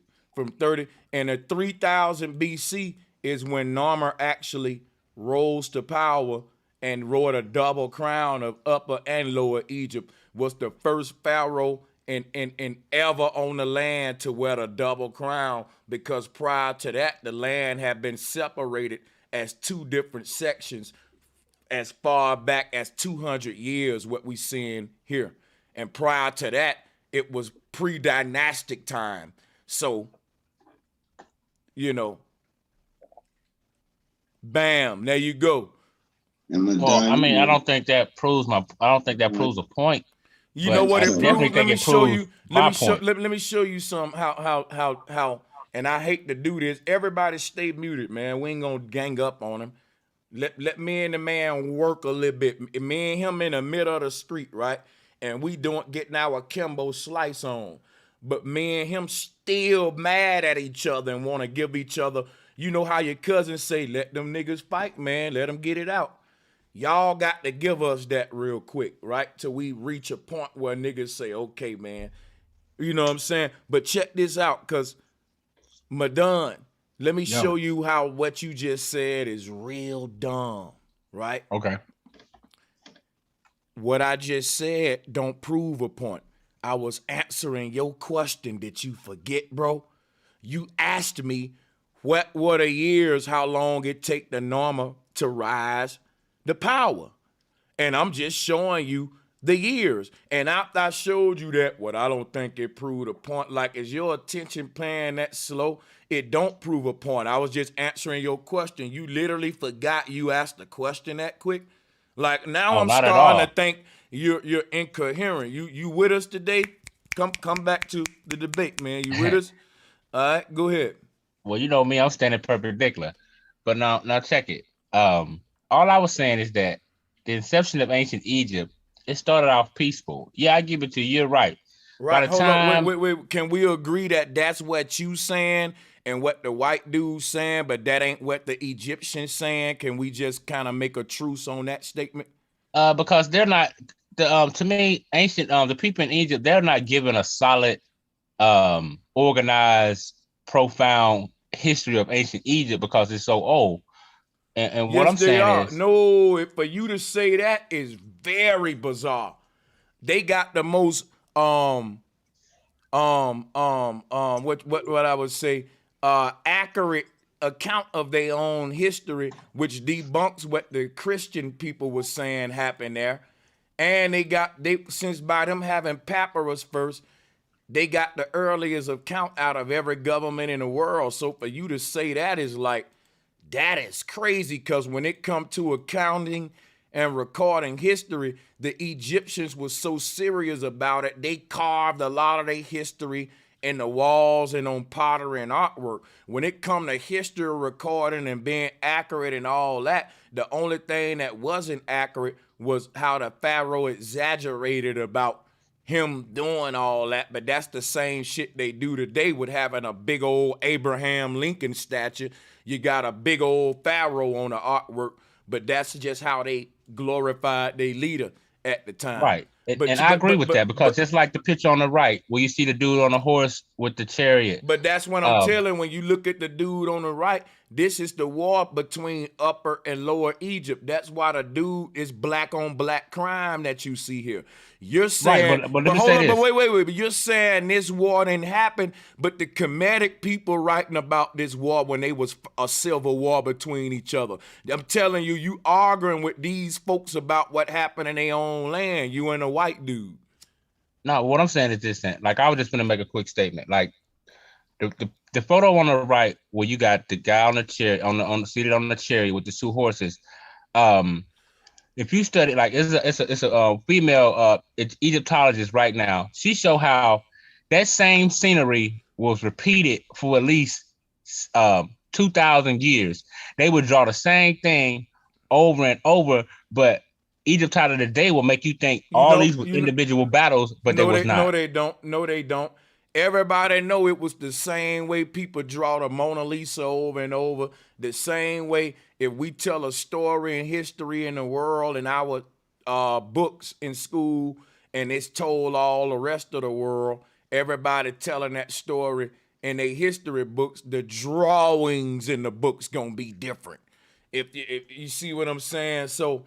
Like, ain't nobody making that mistake but you, Madon. And I'm going to tell you, once again, it's another laughable mistake to make. Well, I mean, I hear you, but I'm on point, man. You know what I'm saying? All I'm saying is Egypt plagiarized a lot of their stories. And the It government of wasn't Egypt, plagiarization, bro. If everybody on a earth right now in every continent saying black people once you rule the world first, and everybody tell the story in their own way because we got different languages, so the word black gonna be a different word in China, right? They may have black people as monkey people in America on Darwin's evolution shit, where black started off as monkey people ruling, which we see they got with the Lucy Bones, right? But in Asia, they may say no, black people were the serpent fish people. And guess what? If you look at where they evolutionary chart start at, even though they agreeing that black people were first, in their culture, they teach that the Naga, the serpent people, were the first, which is why Darwin had to agree with them and say, you know what? I'm going to say we started from fishes too. or the serpent, the eelfish, because that's that single cell organism. So because they was blending this with Darwinism, and that's how the fish thing, the monkey thing, and we start from them. It was spiritual. And the white man culture start with monkey, but the Asians are agreeing that blacks were first and they adopted Darwinism, but they didn't want to leave out their ancient tradition that it started from a fish goddess. So the white man told them, okay, we all under the United Nations, we'll agree with eugenics. Black people were first in evolution, but if you want it to be a fish and we want it to be a monkey, we'll just start evolution with them two animals. And them the main two interpretations in Eastern and Western world, which bonds that Darwinian religion together. The mermaid and the goddamn monkey, they still worship that in India today, like they was worshiping in Africa. But anyway, to make a long story short, you getting us off track. All I was saying, Sanchez, is No, all I was saying is, yes, that war happened right there. That actual war actually happened. Okay, so check this out. Listen, once you say this war happened, I want you to realize something real quick. This was sometime around 2686 BCE when this war ended. And how this war ended was a truce being made where Upper and Lower Egypt submitted their crowns to the king of Upper Egypt, which was Narmer. And then that's how we get just Egypt after that, where both was unified. And if I'm not mistaken, Narmer was the king of Upper Egypt, or somebody can say Lower. I might be mixing that up, but it's okay. That ain't important to what I'm trying to say here, is that it proves what I'm saying is right. That 2686 ended the war that you just agreed happened. And that war ended with a truce being made where this pharaoh was crowned, and his family and bloodline took over Egypt from that point forward. And all of the enemies that you see in this picture here, them became the first black poor class on earth. That's our ancestors. When I say that the black man enslaved us before the white man did, we looking at it. When this truce happened, it was because somebody lost. And guess what? That is what we call the non-royal black people. We even say we invented slavery. We was enslaving our own people first after this. Narmer was the pharaoh that created money and all that to make sure that his family bloodline stay on top. Look, this took place, and what people got to realize is that this was why the Greeks was on the land. And we can debate about, the Greeks was split up too, between the Upper and Lower Egypt, and between these two ideologies. And we can read on what was happening during the proto-dynastic time to lead up to this truce. But the point is, it started with conflict. Well, all I'm saying is this. Before this war took place, Egypt had a grace period of peace for thousands of years. That's how they was able to build up pyramids and all these elaborate structures. You can't build all these things. Hold up. Before this war took place, there was no place called Egypt. What are you talking about?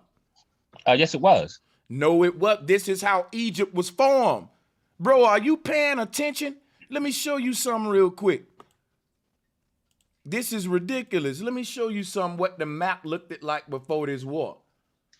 This is how I know you don't know what you're talking about. And I'm so glad to be the channel to expose this. Let me show you something. There was no place called Egypt before this war. There was two places, and the Nile River separated them. To the left of the Nile was Lower Egypt, and to the right of the Nile was Upper Egypt. So there was no place called Egypt ever. Wait, I give you that. It was called Mizraim. Brother, everything ended up with you saying you right and I'm wrong. At this point, it ain't a debate. I'm just teaching you now, and you agreeing that I'm right and you wrong. That's what's been happening most of the debate. Why is there a lower and upper then, Sanchez? Now you asking me more questions. I'm a good teacher. Listen, my student, hold your questions. Nah, man, because I got you, bro. Don't bombard your teacher with that many questions, my good student, okay? One thing at a time. You notice I ain't asking you no questions, and you asking me a lot of questions, and everything you make a claim, I debunk it, and what you end up saying is, well, you right, and I was wrong. I don't think you debunked it. Well, you just said that Egypt existed prior to that war. Now that I'm showing this, you saying, well, you right, it was Mizraim. So I'm right, always, we know that name Egypt. I'm always right though. I'm telling you, I'm always right. I've been right a lot this debate. You ain't saying that? Well, what I'm saying is the name Egypt always existed. That wasn't a debate. There was no place on earth called Egypt prior to that unification. It was called Lower Egypt or Upper Egypt. That's like saying, let me show you what he doing, y'all. Watch this. Watch this, right? Now, there's two states called North Carolina and South Carolina, right?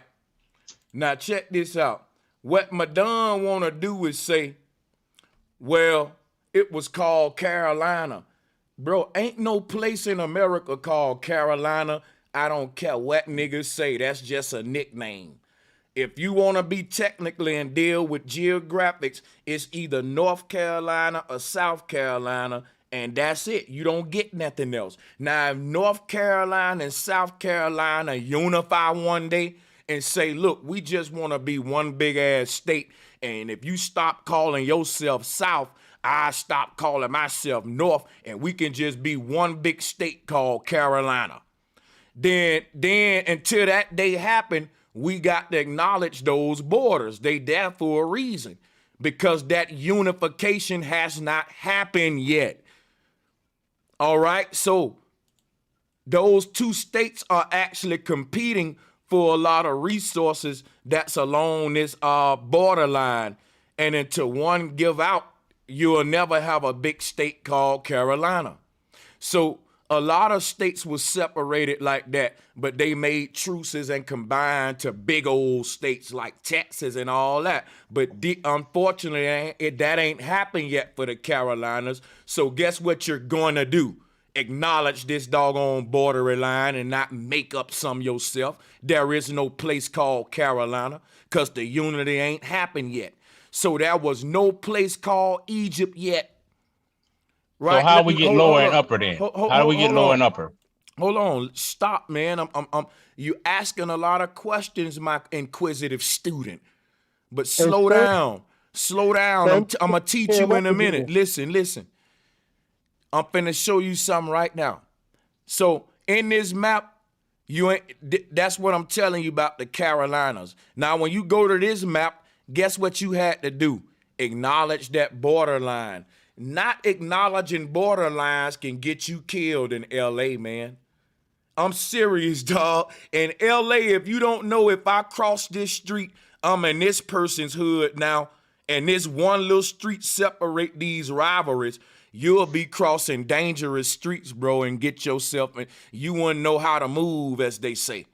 Like, just not knowing that this here for a reason and you can't make up what you want.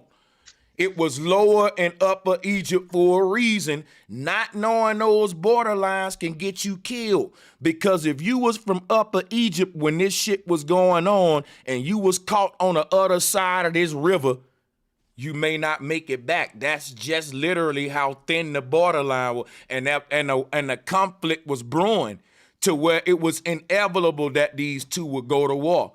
And the war of these two led to what we call Egypt today.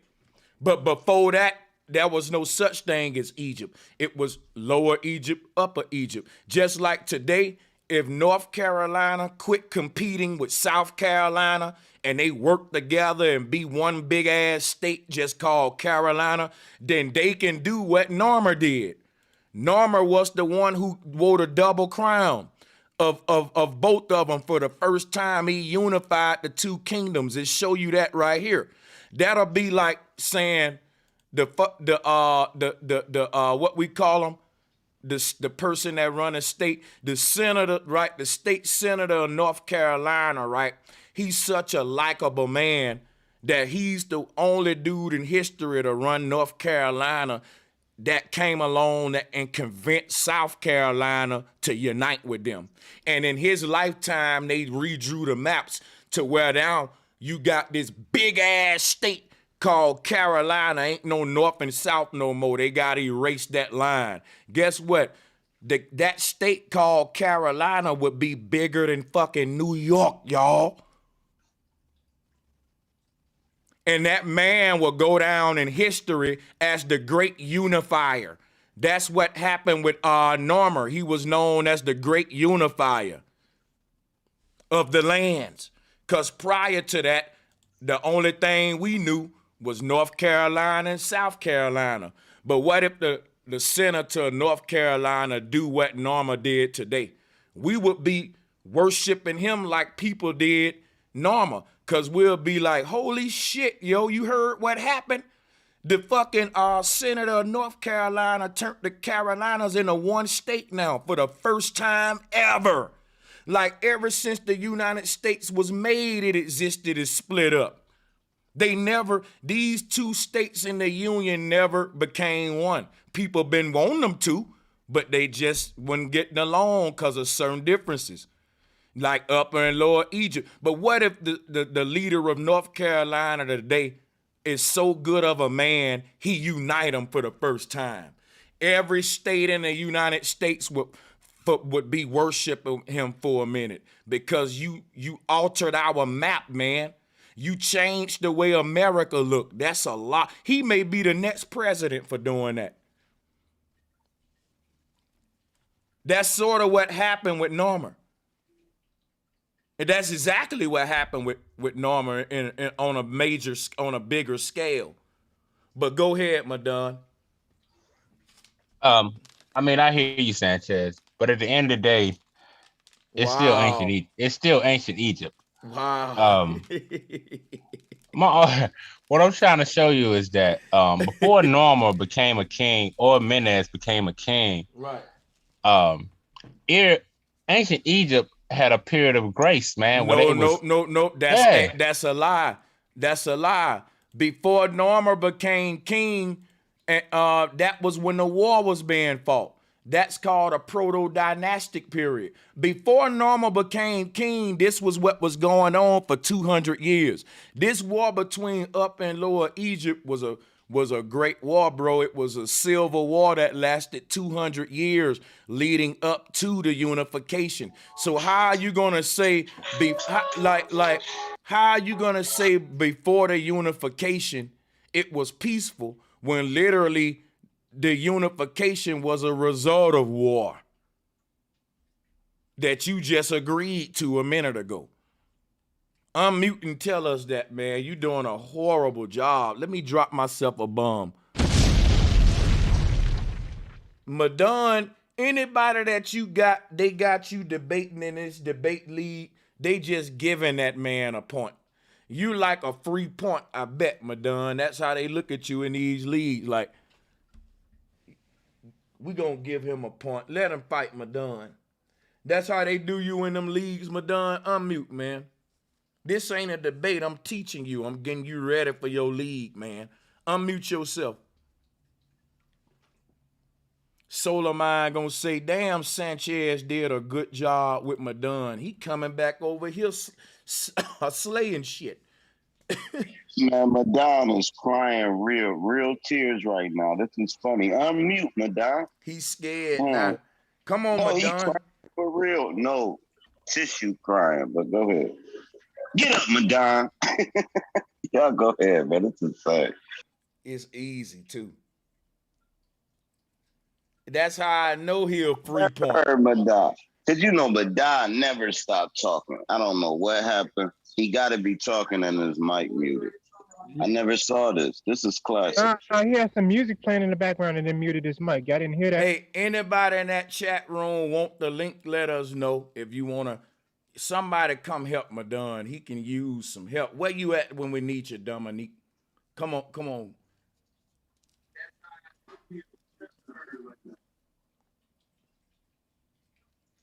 Where we at with it today? Who want to interject? This is perfect time.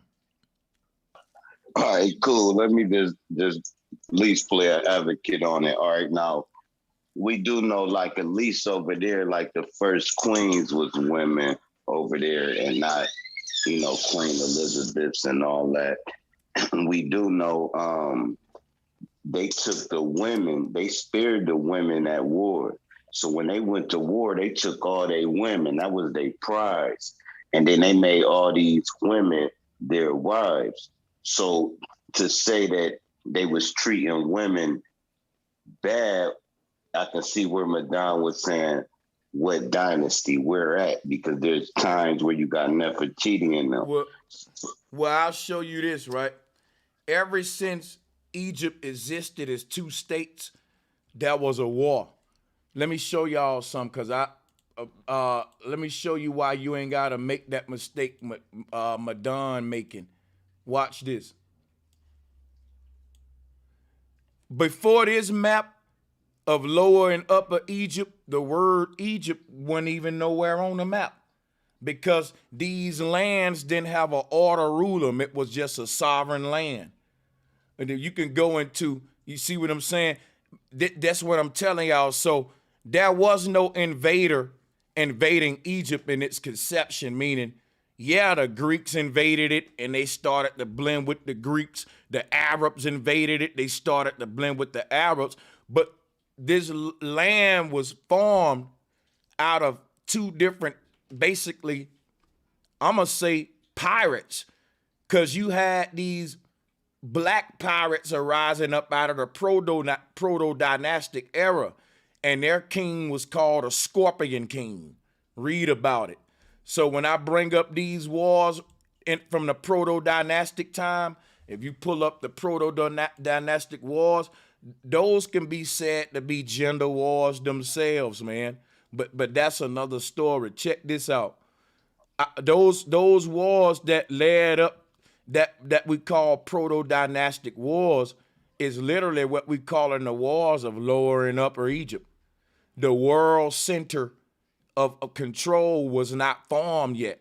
You had this Nile River, where separate Lower and Upper Egypt, was one part of the world meaning another part of the world, and it was trade happening at the Nile in this area. They just called this big trade area Upper Egypt and Lower Egypt based on where the river was separated. You know what I'm saying? So the thing about it is, the what we call Greeks. See, that's what I'm saying. There was no word for Greek. Didn't nobody say to talk about no Greeks during this time yet. You know what I'm saying?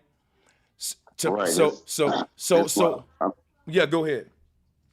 So basically, it's like people is just people at this point. There's no titles on anything, and people was just mingling, and then it came to this. These lands on the map were still being defined, and they were being defined by war. Just like if you look at a United States map, all of this United States map, how we get our state boundaries, you all get them from war, from when they was warring for the Louisiana purchases and these big purchases and stuff.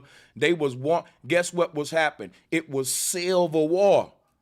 Like the history of Civil War in America go beyond Lincoln and all that. It go all the way back to the Sioux Indian, the Rango Indian, Chippewa Indian, Appalachian Indian. Bro, this land started with conflict between what they call claim jumpers of white pirates, right, from different areas, going around making two people claiming one land, and there's only one way to truce with that. All of these boundaries that make our map were formed with blood, y'all. And that's what happened in Kemet. That's what was happening in Kemet. We were forming the maps now. Even as much as if we love each other, when it come down to, okay, who gonna rule it all? It's just like the law of the animal. They call it the law of the jungle. To see what lion gonna rule this territory, all of them male lions gotta fight. If you think you're an alpha male worthy to rule, they make a little circle. And what you will see in the jungle is a lot of animals do that. what we call patriarchal animals. And when the male beat everybody else's ass, all the other males realize he our fucking leader. And they fall in line. And he get to do the mating what he want with the women. He can mate all the women in that pride and tell all them niggas, y'all ain't getting not one woman. Watch Discovery Channel and see if I'm lying. It's what happened. And guess what? The Pharaoh would do that. The Pharaoh would have like 200 wives, and the average poor dude in society could barely strive to keep one lady. It's just like that today. And look, and this is where you get all these different mixed races. So like I said, when they go to war, remember, they would take the women. Now, mind you, the Pharaoh having sex with these women is from all parts of the world. And they putting their seed in them and they having babies. So when people be like, I'm this, I'm that, you can never be nothing once we started having sex with everything, man. You everything at this point. If I go, if my genetical makeup, you'll be like, yeah, you're about 67% this, 32% that, and a whole bunch of twos and ones. Because you can never be what people saying they is, but I'm gonna mute up because I kind of went off topic, but I wanted to plug that in. Yo, everybody get the like and share button up. Thank you so much for that. Any more smoke? Come on, y'all, with it. Cause look, this what Madon, I'ma just say now, man, I'ma leave you alone at this point. I done won this debate by a landslide. And if you don't think I won this debate, then unmute and keep going. But with your silence mean I won, you forfeit, and you just gonna lick your injuries and we'll pass it around. Yeah, go ahead, guys. Hey, no, Madon's trainer though, right? He like Madon is read off of the movie Minister, what is it, Friday? And remember his dad pulled up, he like, we coming to get the beach cruiser. So Madon muted up, and then you was Debo and said, you want something too, old man? And then he was like, no. And they got back in the car, and you took his beach cruiser. That's fucked up, man. This is good training for Madon. When he go back to his leads, you know, but he didn't complete his training. I don't know if he ready, but you know what we gonna do? We got a lot of new people joining. I'm gonna mute my mic. If there's anybody on the panel that want to interject with any smoke, man, go ahead, guys.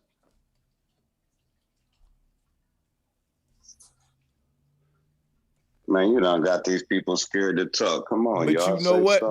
The smoke can be any which way. You know, because you know what I'm going to do right now? I'm going to shift gears and I'm going to skip over to the conversation of Melanin. Because when I do that, guess what that means? Now I'm stepping on Drop's toes now. Because Drop, I think, believe in Melanin. See, this going to be a fun day. Let me drop a bomb. We 2 hours, 30 minutes in. We've been debating Kemet. Now time to move to Melanin. But cool, you know, I don't take as long as Madon. You know, if it is what it is, I'm the one to say that's what it is. I ain't just gonna be like, but forever. Mm-hmm. But you way more of a G when it comes to these spars than Madon. Oh yeah, Madon ball up in a fetal position with this smoke. Go ahead. All right, cool. Now when we talking about Melanin, I mean, you absolutely right towards the effect it don't make us athletes, this, that, or third. So then we have to switch it to pigment. Now, what's happening at this point is just watering down the melanin. Okay, melanin is nothing but pigment, but what's called pigment is what the source of melanin is, right? So we never gonna leave that part. But I can't argue the fact that ain't really right, but I hear you. I'm listening. Go ahead. All right, cool. I can't argue the point that it makes us a better person. And I can say this, if you can't see melanin, right? And I can't pull it out and be like melanin without saying, no, this melatonin, or no, this just the pigment of the skin. If I can't pull it out, then we can't pull out chakras either. Then if we can't use ideology. Okay, so that's a good debate grounds. I like that one. So let me formulate a title for that one. And everybody else mute up. Salutes to Drop. Let me drop a bomb for Drop. That's why I fucks with this nigga. Now, that's what I'm talking, how you bring smoke, Madon. You saw that? And that way, now check this shit out, right? So that's a good standpoint. I can't see Melanin and Drop saying, okay, bro, Sanchez, I ain't gonna let you no longer use that for an argument. I'm gonna kick that from up under you. Fuck that we can't see it. We can't see chakras, nigga. I gotta drop a bomb before I deal with that. Clever. Very motherfucking clever. I ain't gonna lie, this probably one of Drop's most best strategic moves, because right now I ain't gonna cap. I'm talking a lot to kind of see what the fuck I'ma say. Hold up. Hold up. I'm being honest though. So what can I say with that, right? Because I know chakras are real, but I know melanin ain't. But you making a good argument. So, you know, I ain't had to think in a minute. God damn, boy, good job. This a good chess game. I'm liking this shit. So check this out, right? I gotta smoke for a minute. I ain't gonna let Drop do me like this now. The more I spar with this nigga, the harder he get. I'm trying to buy some time. Cause you really fucking got me. I'm not capping, but I know chakras are real. Now, right? Let's hold this argument. This is a good debate, right? I know chakras are real. Now, I'm saying melanin is a theory. I think I've been proving that. You can't see them neither. But how can I prove chakras and how can you prove melanin? Now, that's a good way to go at it. So that's giving me a way to formulate me an argument. Now, you want to cut in and interject? I'm finna make an argument. Yeah. Now. All right. Go ahead. Here's how I can prove it from, like I said, I believe it's the source, but the results would be what y'all would call melatonin and pigment. So now you're taking melatonin, right? And then you're using a pigment of the skin, was two different things. So we gotta be like, man, what's the source of that? And if this person has more pigment, and that's the source, then they getting a more source of something. Some would say the sun. I could argue that, but I'd be like, no, because I believe you can be real dark in Alaska, so I can't argue that.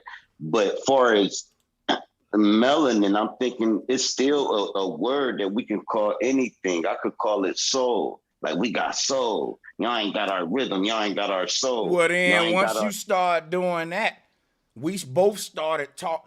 Once you start talking about melanin like that, that's how I talk about chakras. So at that point, we're now talking about the same thing from two perspectives. And I would win if I said, listen, if what you're calling melanin, I'm calling chakras, right? Because when you talk about the pineal gland vibration, what it's secreting, to me, it's just your melody and tone, which is what we call your vibration. This is music.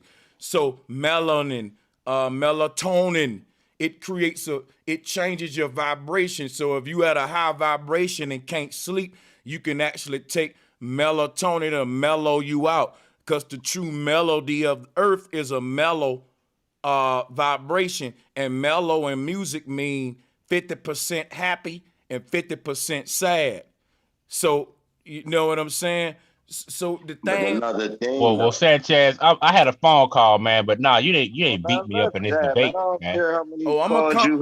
No, I had a phone. Because I had a phone call. Hold up. I tell you what we gonna do then. I'm gonna mute out. This what we gonna. This what. Don woke up. He ready to fight. No, man, my girl called me tripping. You know how that shit is. So you know, I've been arguing on the phone listening to y'all. Well, guess what then? I told y'all he had a phone call. I told y'all. My bad. Well, guess what I'll say then? I gotta do this then.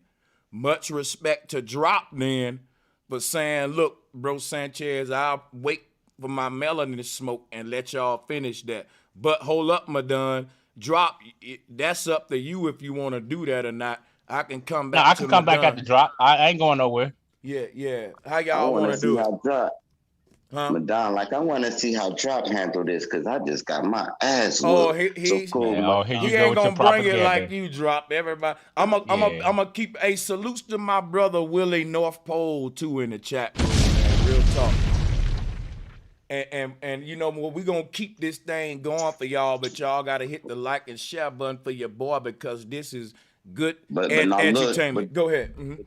all right, but then look though, I saw some type of results Can of y'all hear me? melanin. Oh Now you yeah, gotta show some. reefer bud, we hear you. Okay. I'm gonna wait a hot second. I'm gonna get on this melanin topic. Ain't no smoke. I agree and disagree with both of y'all. But y'all handle y'all business right quick. I'm right here. This is my Much last respect. point. Okay, I think I show at least some type of difference and a result of some type of hue or color with melanin. So now, if we flip it to the chakras, this is where I'm on your side because I done saw a white boy with the same chakras as a nigga, had the same melody, the same rhythm and everything. So I can't give melanin the credit for that. I can't give melanin the credit for nothing, but we got it and helps us protect us under the fucking sun. And if you went to a cold part in the world, you're gonna wish you ain't had that much. You're gonna wish you had more sulfur in you and all that. Matter of But fact, see, ask Inky about sulfur. the thing about melanin is this: it's a modern explanation of what's being secreted at this mysterious pineal gland.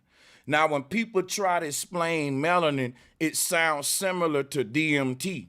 Melatonin-based products are DMT based. It's a synthetic reaction of what DMT doing. You will hear people bring up DMT a lot when we deal with how melanin behaves with how it acts as what they call a civilizing agent. And this is the terminology they use. They say that more melanin is produced at night, and that's how we're able to fall asleep. So this dark substance that's in us is actually responsible for sleep. And they said white people gotta take a lot of pills because the reason they sleep is off because they got less melanin. I'm telling you how the different scientists explain this. They say that because melanin is a civilizing chemical that takes away the humanity's warlike behavior, that our early ancestors on earth wasn't warlike creatures. They were gardeners. Now I'm showing y'all how they use melanin to tie into evolution and all that, which is why they said the earth was originally mainly all melanated. And during these times, there was no war. These were primitive people who was planting seeds and all that. But then they said the thinking humans were the barbaric cultures that rose from that, who started to sharpen the sticks into points and spears and make fire to gunpowder. And they started to rise above everybody who didn't wake up to this new technology and understanding of warfare. If you stayed with this nice primitive plant seeds way of understanding, we were entering a new law where it was survival of the fittest. And the most fit to survive was the one that was most fit in combat. That still stand to this day. And that's the world we've been in ever since. So we left, it even tell you, we left gardening civilizations to hunting and gathering. And so if you look at what we are today, we're mainly meat eaters, we're hunters, and the gathering aspect is dealing with Saturnalia, where we're pilgrims who are hoarders. Our closet filled with clothes. The dude in the jungle ain't got a closet full of different outfits. Like all of our stuff we got that make landfills around the earth. We running out of places in our own areas. Now we got to put our trash in other folks' lands in the world. So it's like all of this behavior come from what I'm pointing out here with Egypt and all that. This was the rise of all of this. So I'll stop there. A lot of people want to debate me on this. Yeah, man. Anybody want to debate me on it in the chat? I see smoke. Click the link. Who am I debating now? This is Madon. I think I'm debating now. Correct with the Egypt, or was it drop? What y'all agreed to? I'm tripping. Damn. No, it was somebody else that chimed in and said they got debate on smoke, so you can finish. Madon don't stop though. Yeah, So you that, might want that, to that go was with me. dude. That was me. That was me. You might want to go with him first and then Madon, because Madon ain't letting nobody get the mic. Trust me. Yeah, I went over all this in my Her Story to His Story series on Bro Sanchez TV. Go check it out, guys. Now, I'm passing the mic to the next person on the panel who came to present whatever disagreement or whatever they got. Go ahead, guys. This is very lit right now. Let's keep it going. This Melanin talk. As a matter of fact, I'm gonna keep it 100. This ain't my first time on. You probably don't remember me, man. I had a disagreement with the whole Melanin and we're the same people and all this and blah blah blah blah blah. All right. But make a long story short, man, I don't think melanin has anything to do with anything. Do I think it's real? Yes. Do I think it's not real? It's not real. For the simple fact, when you look in the animal kingdom, I got to go back to that. All right, you got different types of dogs, you got different types of cats, you got different types of monkeys, you got different types of everything. We ain't no different. What separates us from the animal kingdom? And that's my biggest question. I don't see any difference other than our minds. But other than that, it's all ain't melanin. What's that, a term? Something in the dictionary? Is that something that comes from an ancient time? Nope. Doesn't add up. I'm about to show you that anything a person saying about melanin comes from the European who you saying who you saying ain't got no melanin, which is the hypocrisy. Hold on. I'm in agreement which with you. Is the That's what I'm saying. Yeah. Okay. I'm I don't agree or believe in a melanin talk. I did. I started in the same spot a lot of people started. You know, the Black conscious community, and shit became redundant. So I had to look elsewhere, and that's how I found you. Could I get in on the Sanchez before you hit on it? Let him finish first, because I got a lot of people, but he just came on, and I gotta give him a little bit more time than that. And then you after him though. You after him, my brother. No doubt. Okay. All right. As far as our pigmentation goes, you know, yeah, we well, first of all, the word pigment, pig and mint, pigmental, whatever. You know how that goes. But we're just not the same people as far as I see. Black people, white folks, Asian folks, so on and so on and so on and so on. Now, are we the same? What's the word? Species. I'm gonna say the same species, but we're not the same. That's just how I look at it. You know, we can procreate, we can do all of that, but I don't agree with the mixing of the blood. We can have fun, we can chill, but whatever. Yeah, but you know what? When it comes you to, say go ahead. You don't agree with the mixing of the blood. At that point, I would say to you, don't mix your blood then.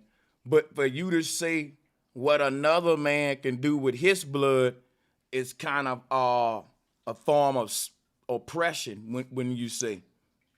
Now, again, I'm not oppressing nobody. Everybody's an individual. You do what you want. I'm my own person. No. If you were go ahead. That, if you were to enforce that on every other man, would you agree if them men really didn't want to do that, but they doing it because you can? If you ran the world, right, and you saying, look, I don't agree with all you niggas mixing your blood, so I'm gonna make it against the law. Would you agree that that'll be a kind of an evil law? And to a certain extent, you do what you want to do. All right. If I rule the world, you do what you want to do. But from what I see what's going on today, you get certain privileges when you don't mix. Okay, so listen. So if you rule the world, you would practice sexual discrimination. No, not sexual discrimination. Yeah, that's what it'll be. Look, check this out. If you have sex with this person, you get little apple pies and treats and shit. But if you don't have sex with this person, I ain't really fucking with you. It's my world, but I'm a kind of give them more. They ain't gonna get. You don't gotta pay taxes if you don't mix your blood. But if you mix your blood, I'm gonna tax the hell out of you. I guess you could say that. I guess you could say I'm looking at it that way, whether it's right or wrong, you know. But wow. yeah, I just don't agree with it. But Everything by your going own on right now. admission, by Wow. Go your own ahead. admission, if that's what you believe, then you wouldn't Talking exist either about because we some all mix from serious, something. bro. That's some I'm just serious. saying we all Hey, mix from something. So by your but own belief, you wouldn't exist. I'm trying to hear that everybody. that Who's that saying is what? that's some serious dick policy, bro. I just gotta say it though. These are some changes in policy that are putting some heavy restrictions on the dick area, and I just don't All think right, all right, all right. Here's one. my example. Yeah, Here's go my example. ahead. Here's my example. I'm gonna go with my pop side of the family, right? All right, we all as dark as we want to be. We don't mess with anything outside. Which that's my dad's preference. That's my dad's side of the family. We all the same color. But you go to my mom's side, you know what I'm saying? It's all across the board. Which I'm not mad at it. I don't agree with it, but I like to keep my generations looking like me from time on. You know what I'm saying? Basically, everything that's going on right now, I agree with everything that's going on right now as far as, I don't want to use this word, but I'm going to say elites. Do I like the elites? No, I agree with everything you've ever said over the years. I've been following you for a minute. But to bring things back in order, I don't agree with it at this point in time. Is it some? Right. It's like saying, you know what? I like chocolate ice cream. I don't really like vanilla ice cream. And that man who eating that vanilla ice cream, I just don't agree with it. I just don't agree No, with him I eating like that chocolate vanilla ice ice cream. cream. I don't like vanilla ice cream. But if that man's eating vanilla ice cream, who am I to tell him he can't eat vanilla ice cream? But No, I don't agree with it. But that's what he's doing. That's all on him. That's But him. hold on, it ain't really nothing agree or disagree with. It's just preference. Like if I'm going to buy a car with my homeboy, and both of us getting Ferraris, and I be like, ooh, I'm getting a black Ferrari, and he be like, yo, I'm getting that pure white Ferrari, and I be like, bro, I just don't agree with it. He gonna be like, what you mean? Like, this just my preference, like it ain't nothing to agree with, bro. You know I like white, you like black. That's why you got on a black tee, I got on a white tee. Like, And I can actually agree with that. see, that's Hey, where I'm you from. see, Hey, wait. I'm from Vegas too. yeah, I was born and raised in Vegas. I've been around the world without having to leave a state. I get it. okay. I've been with all of these different races, and I've talked to these different races and cultures or whatever. And just There are talking to no them, different races. There's one human race. Cause look, a person gonna bond with who they bond with. you're Like, right. you see what I'm saying? And you may think about this, right? If you may meet a person of another race and connect with them more than you connect with a person of the same race. It happens Mhm. all the time. So I mean, the thing is, if you talking about your race and my race, or your people and my people, what exactly are you specifying for real? Because what encompass black to you, or your, like, you basically they within the cultural box that was assigned to you by the elite. And I don't let no man tell me what to do with my, you know. And again, I agree. But what I'm saying is, I've been there, done that. But overall, when it came to the children, and yeah, I'm a black man. I want my children black. All right. But hold up, That's just the if way a I black go ahead. man get with a white woman, what does the baby come out as? What would you consider it? A mixed child. As a matter of fact, I don't even want to use the word mixed, but that's a term we know. Okay. A mixed Okay. child. So do you agree that black blood is dominant, which is why you want to keep it pure? Nope. It's a mixed child. No, I'm talking about you don't want your boy mixed, right? No, ain't no dominant when it comes to stuff like that. That's Oh, how I okay. feel about that. I got you. I got Yeah, you. So ain't no dominant. so If so a black you person has a telling me, child by a white person, then that child is mixed. It's not black or well, white. It is a hold mixed on. child. I'm trying to understand. When you say it ain't no dominance going on, are you saying that when a white man get a white woman pregnant, that baby he had versus a black man and black woman, they are equals genetically and everything, melanin, all that, them equals. Ain't one, nature ain't got one dominating the other. We all equal as human beings. Like I teach kumbaya, right? We're all equal. Right, there we So go. if a black person is with a black person, you have a black child. If a white person is with a white person, you have a white child. If a black person is with a white person, it's not a black or white person. It is a in between. It's a completely different and entity, all I and guess you all can of say. those babies are equals. Ain't none of them got no And genetic they are perks or still nothing like that. still equal. Ain't no genetic perks. I like Ain't that. none of that. Cool. Cool. So All listen. right, we're all even. Not, It's just not, it's not, go okay, ahead, go go ahead. ahead. No. Well, what I'm saying, you have a philosophy. If you tell your son to only date black women, right? Are you scared that if he date a white woman, the baby may come out somehow not equal to the rest of the human race? Because I Oh, it's thought, gonna come out equal. okay, It's so gonna come out equal. what would be your reason for if your son brought home a Becky? Why would you kind of look at him like, son, Son, I yeah. told you. Why would I look at him like that? Why would you kind of disapprove of the Okay, Becky? what makes a tiger a tiger? You tell me. A tiger. Wait What a makes a minute. wolf a wolf? Wait a minute. Wait. What Go makes a ahead. human a human? A human, no matter what color the human is. but Because look, which human? wait. Go ahead. Different color tigers can mate with different color tigers, and it's still gonna give a tiger. It's not a different colored tiger. It's a different species of the same. No. How do I put same? Right. Okay. I'm gonna show you why you couldn't put it the right way. Just hear me out. The human is the species. And within that species, you have different types of humans, and we classify the types by race and nationality. So not even by skin tone per se. Because if you say that person is a Christian, and that person is a Muslim, or that person is an Arab, and that person is a Chinese, that ain't got nothing to do with skin tone, brother, because Chinese come in all color skin tones from pale white to jet black. So does Arabs. So what are we talking about here? Because I could teach you why the confusion is there and why you couldn't find a word to go beyond the human species, because there are no other species. If we talking about the flower, then that's the whole species, and those flowers will come in different types and colors, just like humans. You can blend, and I want to hear him unmute my brother. I muted you because you had some background noise that was real loud. But go ahead, you got the floor to the brother. Reefer Bud, you can go ahead, man, and respond.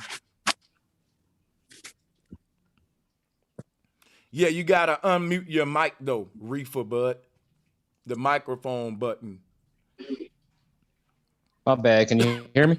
Yep. Okay. So I'm gonna keep it simple. When you mix a tiger and a lion, you get what? A liger, right? Okay.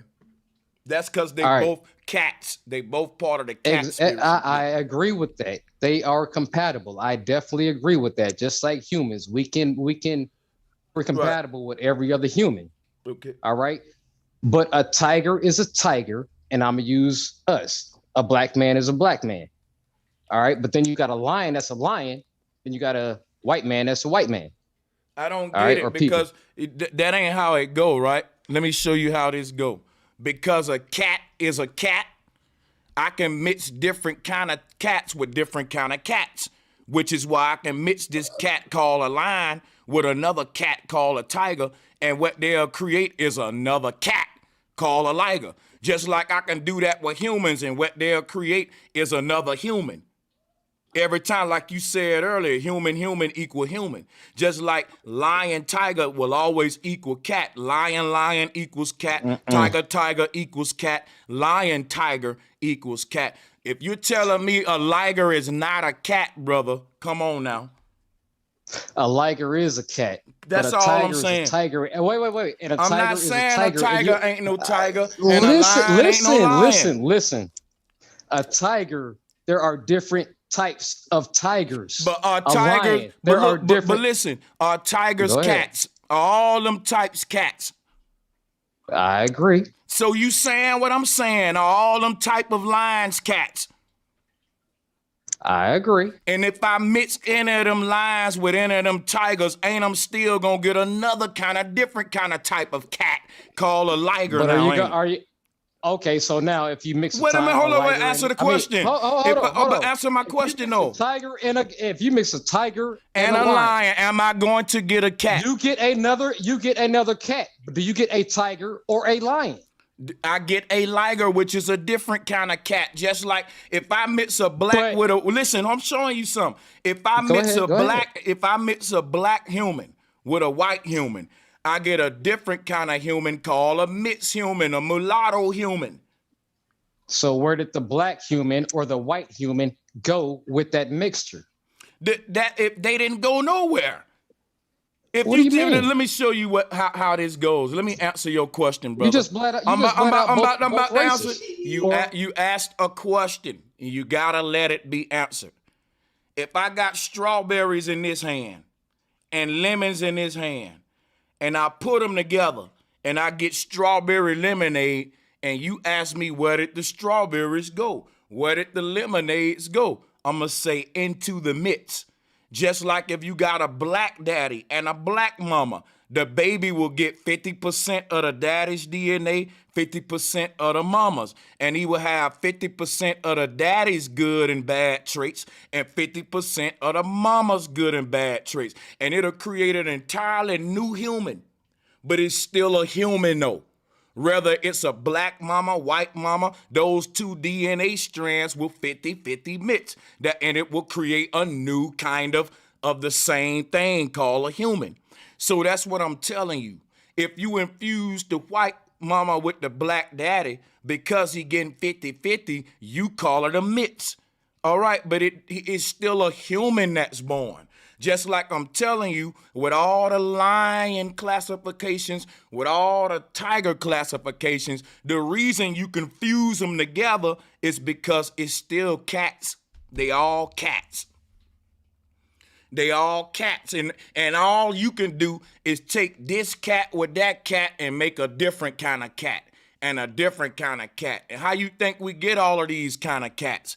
Because scientists think that that's good. Well, that's actually a good selling strategy. If you selling cats, guess what you can say? Hey, I got a new kind of cat. You can't find this nowhere on the world. This is a lion mixed with a tiger. How you think the pit bull was created? They mixed two different dogs. The pit bull is a mixture. Most of all these animals is man saying, look, I'm going to take a plum.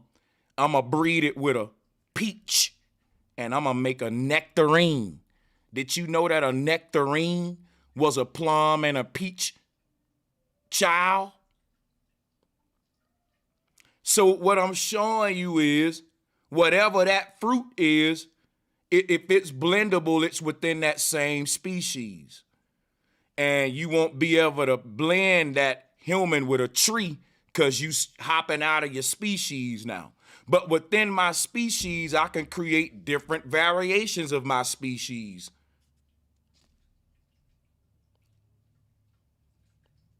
And I will never be able to create nothing other than my species.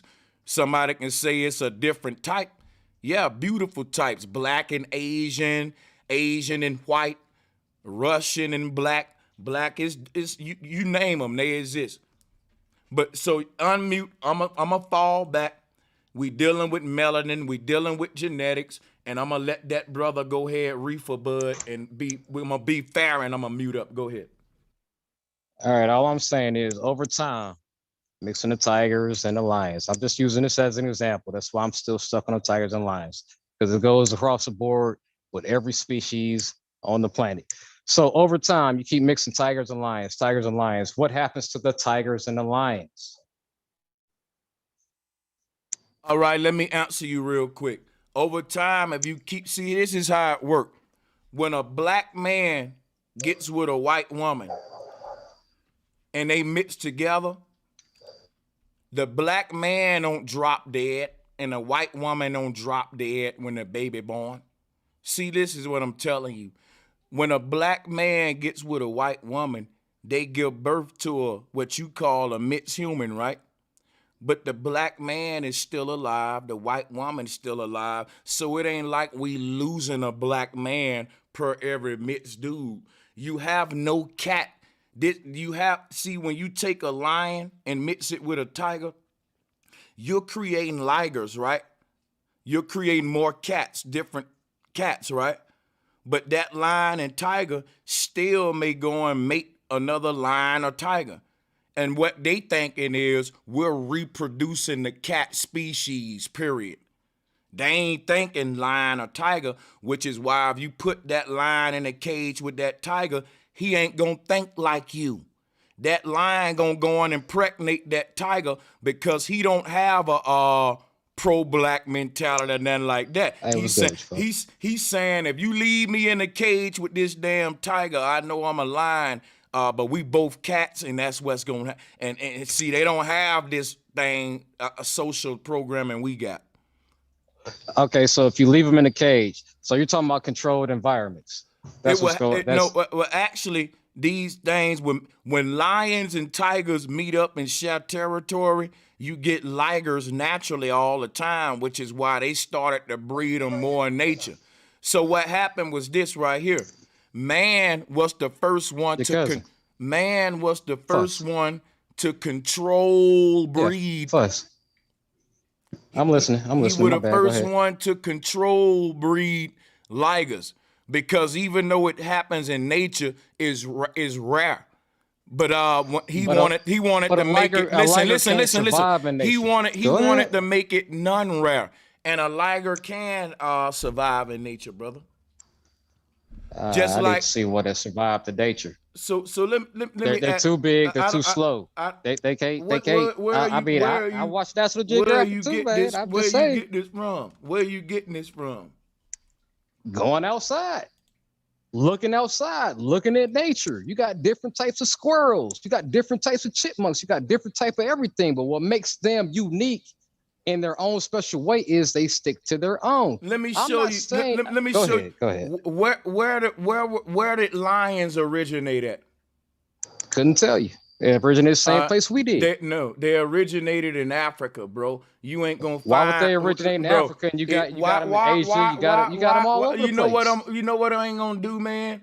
If I ask you where did lions originate and you say you don't know, you have no right to give any answer after that. At that point, you gotta let me get answers. You don't know. Right, remember? Let me just say this. I'm agreeing with you, but let me just say this. Why would we talk to the man who don't know when the people waiting on me? But wait a minute, wait, no, it did not. Not according to nope. I didn't tell you where that originated. Everything came from the same source. I didn't tell you where that source was, though. That's another debate. You trying to change the post? I'm sticking to the same. I'm sticking to the post. We're talking about ligers, and I'm trying to school you on something. Okay, you don't want me to do that because you will have to humble yourself.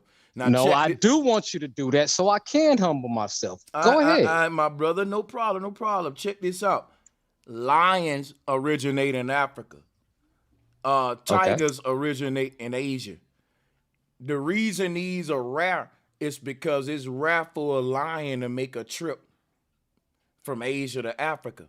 But there was a time during the time of Kemet, Angkor Wat people, where ligers were normal because Southeast Asia and Cambodia was a trade port. The Mon people got their name because they actually waited during monsoon period to take the current that goes from Southeast Asia to Africa. There's a current that go during monsoon time. They used that current to get to Africa, and they created a trade system between Asia and Africa right there to connect those parts of the world.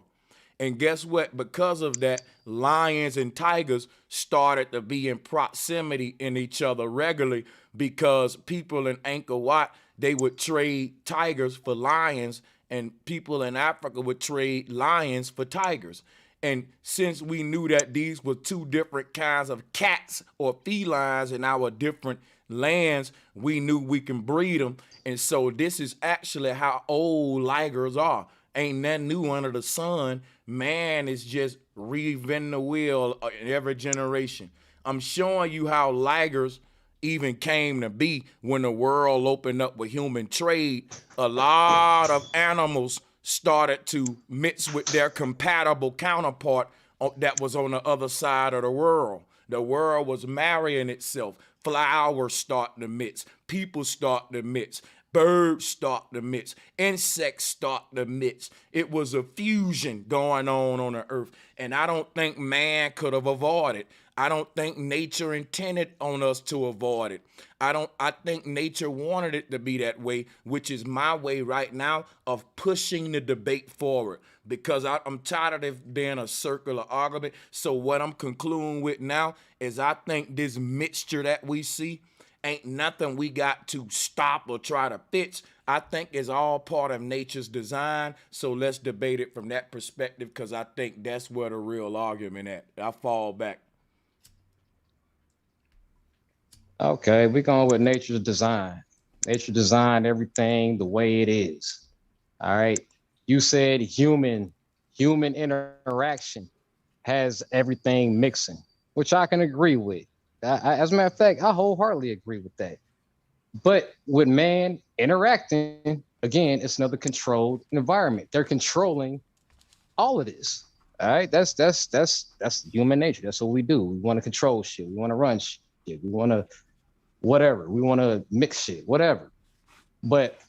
And I do appreciate the information on where lions and tigers come from. I just want to let you know that. No, but they mix. Hold on, they let him mix finish. it. Go ahead. No, go ahead. Okay, go ahead. Go Drop. ahead. I didn't want nobody to everywhere. say, and the reason I'm doing that for you, my brother, I don't want nobody to say, see, bro, Sanchez letting people cut in and help him and all that on the brother. I've been watching you for years, cool, man. You ain't doing that. Go ahead. All right, go ahead, your Drop. business. What you Go saying, ahead, Drop? No, my background messed up. I'm saying in nature, they're gonna do it anyway. They're not gonna look and say, "Oh, you were lying," and I ain't about to. If they ain't heat, they're gonna put that dingaling in them, man. That's just what's gonna happen. Okay. We the ones To agree with you, to a certain extent, it does happen. But on the extent that we're saying it happens on a regular basis, it doesn't happen on a regular basis. But you know everything what? is what you it know is. What? I'm Because, gonna say this, right? Do you like nectarines? Love nectarines. All right. Peaches and plums don't mate on a regular basis, but now they do. So that you ought to be good and glad, because if you love nectarines and I do too, I'm glad somebody said, you know what, this shit tastes good together, but it don't happen that much. Let's make it happen that much so we can eat more nectarines. You keep saying, let's make it happen that much. Again, human interaction. And what human I'm saying, interaction. and what I'm arguing with, hold up, wait a minute. Here's my argument. I'm listening. Here's your background. My argument is human interaction is all part of nature's design, is my argument. That's my argument. So when you say human interaction, I get excited. I say, thank you. That's right, human interaction. You say it as a bad thing. I think nature intended for humans to interact with each other in their environment. And because of that interaction, it will fuse everything together, because we're the missing link to it all.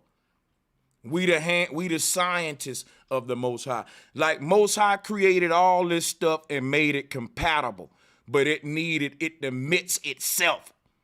So if just say the Most High put whites over there, blacks over there, Asians over there, which I don't agree with, then if the Most High intended for them all to stay separated and not mix, then when the white man try to have sex with the Asian woman, you wouldn't get a baby. Because the Most High intended for the humans not to be able to mate with flowers. So if you mix a human seed with flower seed, nothing will happen. But it'll happen with the white woman, which shows me nature allows things what she want to happen and don't allow things she don't. Am I wrong about that? I'll agree to disagree. I'm not saying you're right or wrong. So you think there's some things that's allowed in nature that nature don't want to happen? I think stuff are allowed. I don't think it's purposely. Hold on. Go ahead. Not what's allowed in the church or allowed in man's sick mind, in the occult or in Illuminati, whatever that, what's allowed in nature. Do you think there's something that's allowed in nature that I think nature put everything in its position, not area, in its position, in its category on purpose. All right. Now, when you say human interaction, okay, I can for the most part agree. Okay, we are the missing link. I for the most part I can agree with that. Okay, we're the scientists, so on and so on and so on and so on. All right, but we're commanded by nature, because I don't subscribe to God or religion or anything like that. Were we commanded or told or whenever the hell were we told to go out here and mix everything? Listen, nature didn't tell you to go out there and breathe the air. But some things I don't think nature got to verbally tell you. Nature didn't tell us to go eat the apples, but your stomach did when they go to growling. You feel me? Go to eat an apple. Right. What Something I'm telling. Hold on. Wait. I'm listening. Wait a minute. Listening. I'm answering your question. You can't cut me off if you're gonna let me Go answer. ahead. So look, nature didn't tell me to go out there and make with no kind of woman at all. I think she did. But you know. But see, that's what I'm telling you. Go ahead. Well, let me tell you. You know what? I'm saying nature ain't verbally say, "Hey, bro Sanchez, go and find you a woman." I think nature tells us stuff in our very essence. Some things ain't got to be said. Like a fish comes out of the womb swimming. You know, a baby comes out the womb being a baby, and then got to teach it how to be a baby. You know what I'm saying? Like we develop these things as part of being human, which is part of that is a sexuality. And if somebody got to literally teach you coming up as a man, that man is for woman and woman is for man, I think that's when humans started to fall. Because if a child can go outside and see a male dog with a female dog, a male elephant with a male elephant with a female elephant, but somehow it get confused. It see a male butterfly with a female butterfly, but somehow it don't connect that with itself. Some wrong in our connection with nature.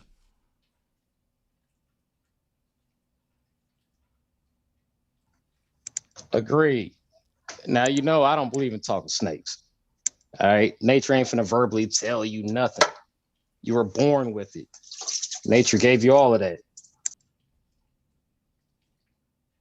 So that's what I'm telling you about. Like, the whole thing was about mixing.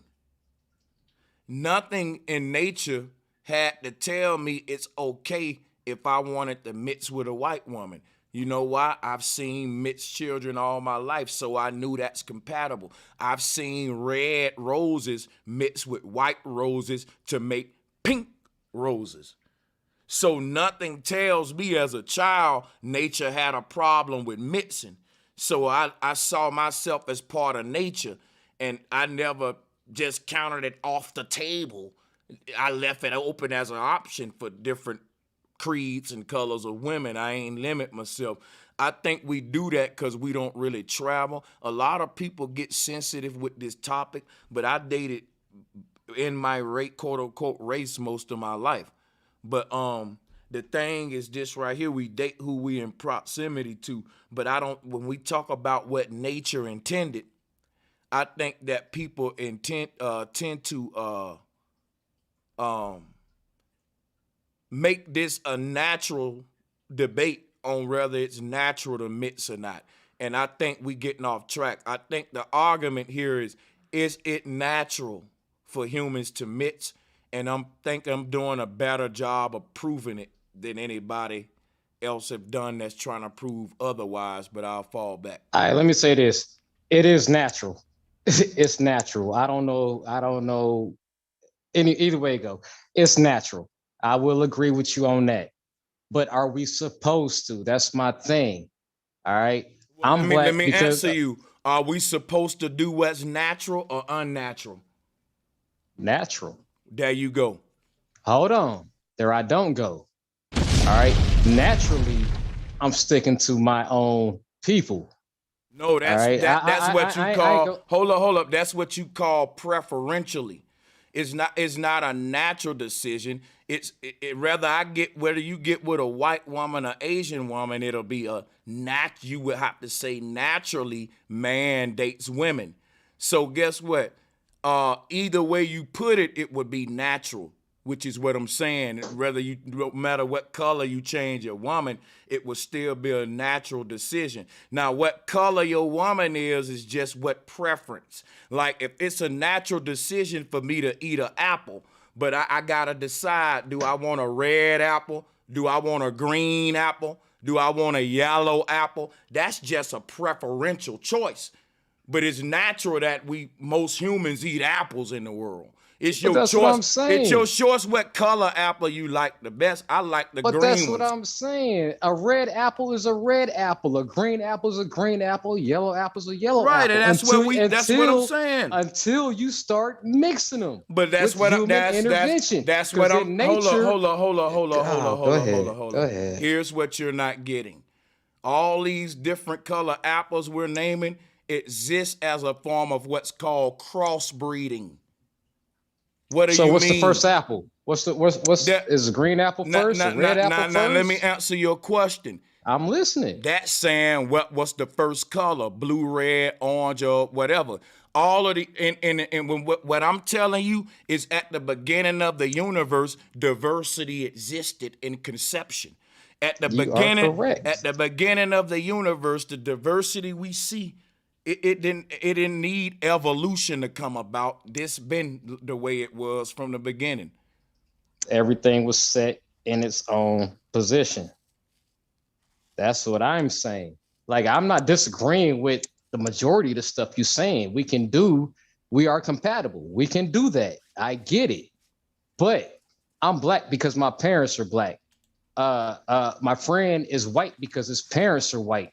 But then I have nephews and nieces and cousins that are not black or white. They're mixed. What we call them, mulatto and whatever. But you know what? That's okay, because look, that's like a red rose saying, I'm red because that purple and that yellow rose came together. That's why I'm burgundy red, right? And that's like the pink rose saying, you know what? I'm pink because that red rose and white rose came together. And if I want to stay pink, I'm going to make sure these red roses keep mating with these white roses. Now, on a case of humans, guess what? What you're calling black people don't exist as what you in a pure state.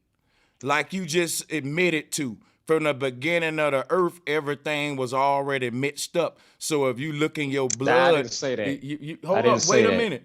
Go ahead. Hold on. Go ahead. I'm finna repeat what just happened. Wait a minute. Just walk with me.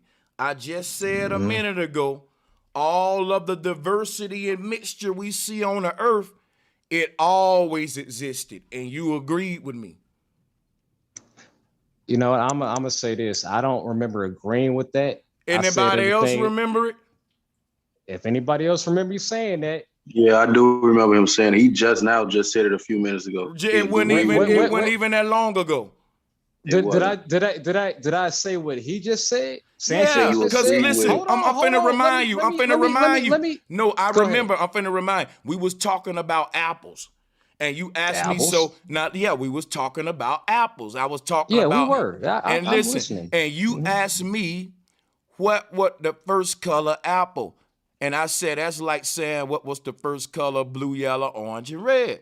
And I said, all of these colors exist as mixtures of another one.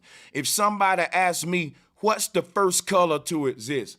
All colors we see couldn't exist without each other at the same time. Because red come from blue and red come from, I forgot what two colors make red. Is like orange and yellow, I think. Yeah, orange and yellow make red. So listen, blue and yellow make green.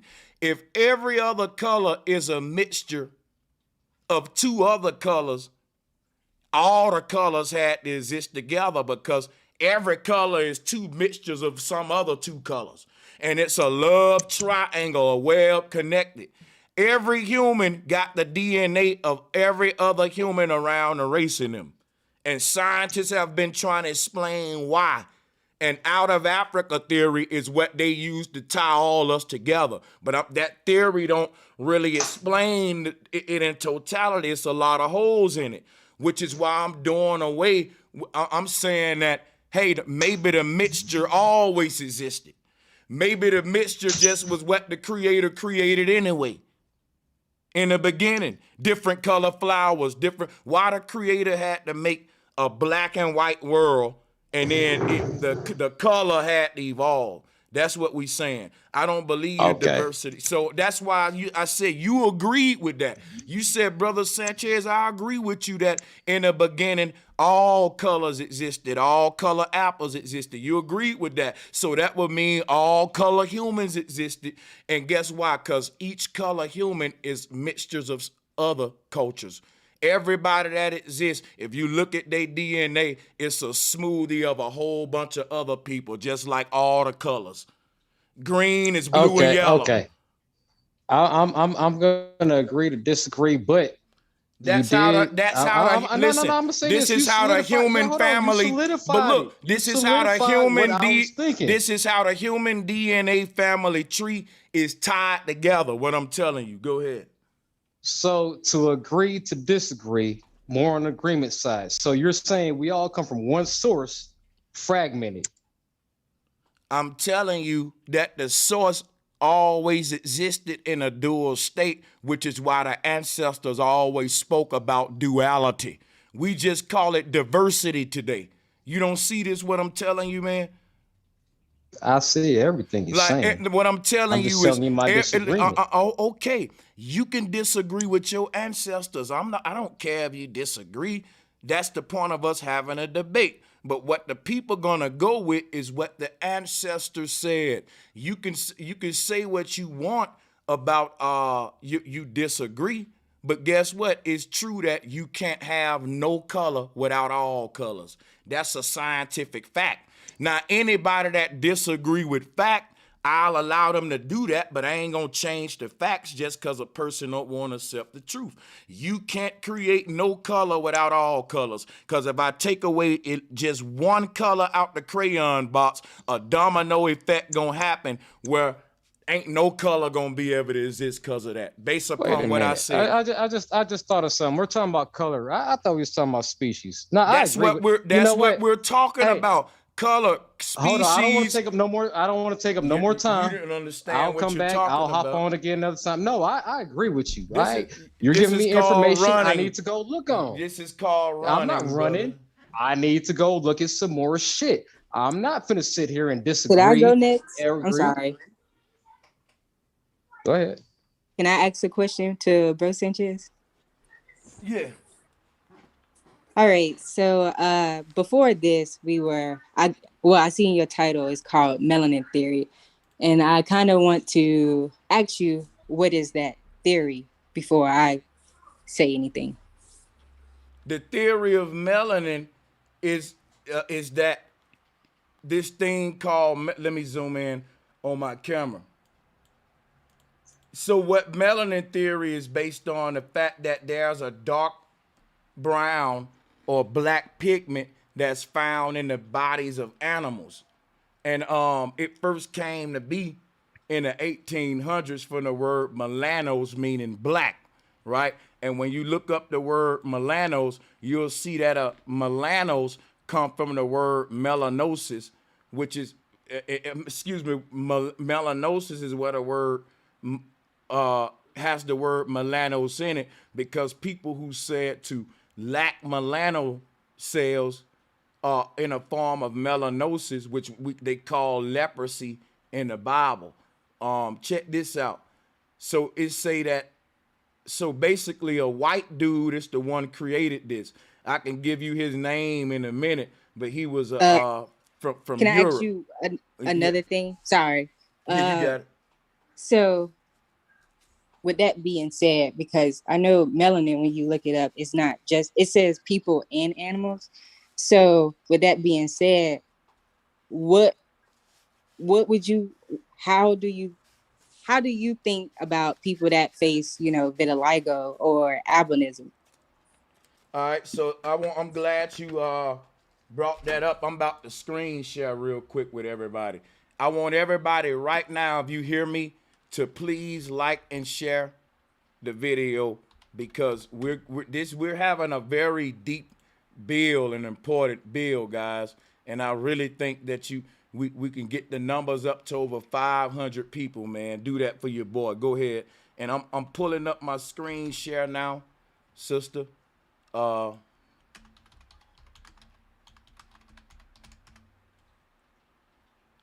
think I can answer you just fine. See, there's a way we can interpret the phenomena in our world that don't got to be biased and racist like the Europeans tried to do. So when we talk about vitiligo, they say that's some kind of disease. But let me show you another way to look at it. See, another way you can look at this. Let me screen share.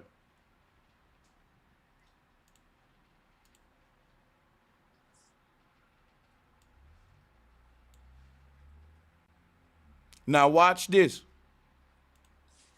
Watch this real quick. I want everybody to chill out. I'm setting up my screen share because I forgot I got to have the people out there to see this shit too. My bad. Hit the like button in the meantime. There we go. And there we go. Now we should be rolling. Y'all see the cow? Yeah.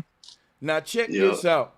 When white Darwinists and eugenicists see people like this, they say that's disease.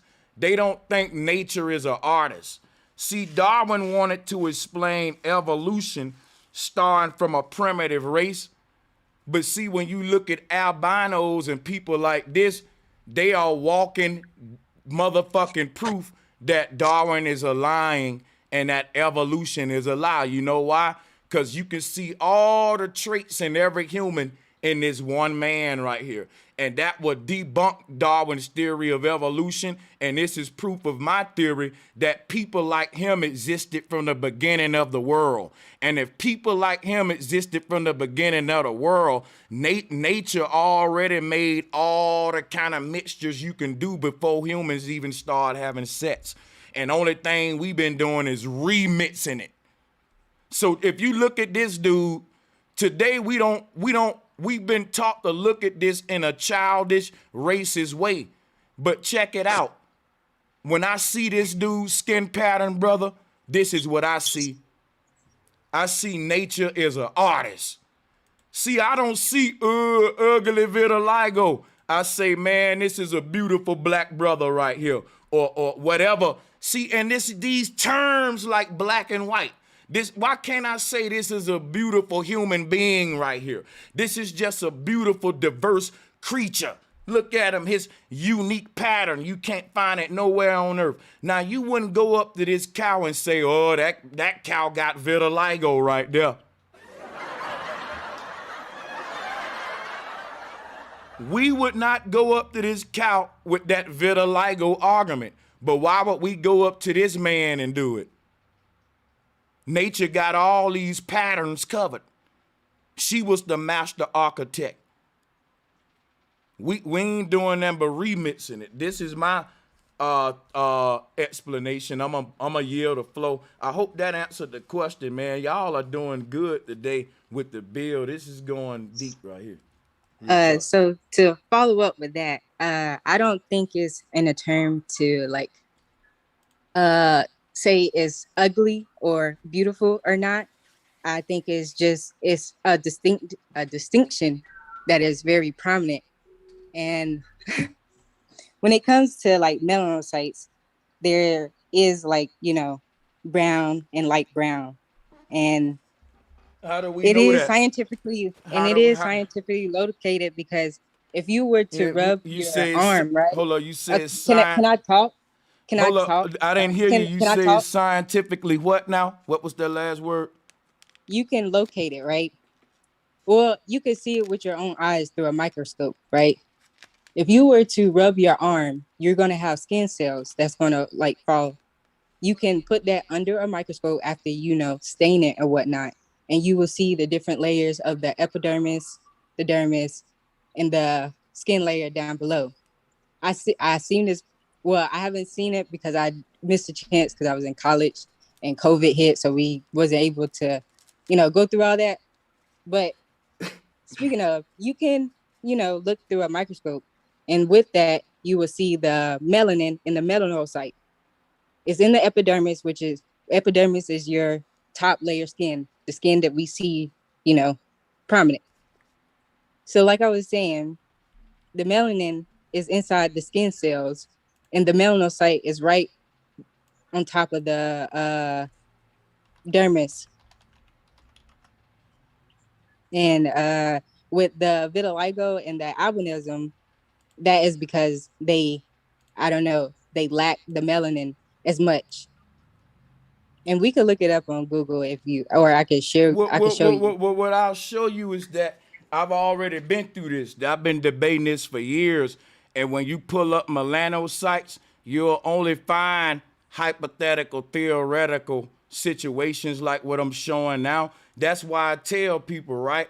If you don't own a microscope, if you ain't, and all it take is this right here, right? You could cut off. Hold on. Let me say this. My turn now, sister. I'll let you go, and I'm gonna be brief so you can get it back.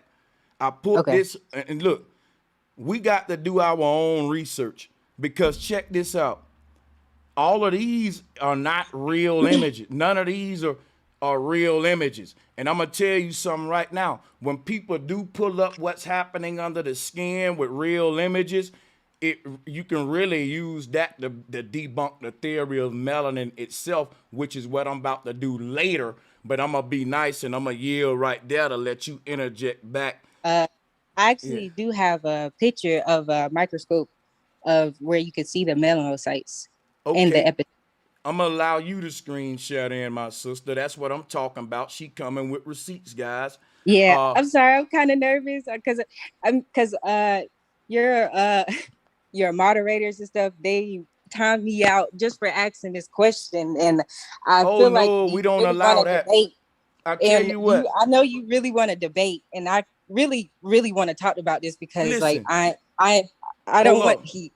But before you go forward, I'm gonna mod you up right in a minute in the chat room so they can't block you. I appreciate you coming and being able to disagree. I'm gonna drop a bomb for that, and then you got the floor. You go right ahead. Go ahead.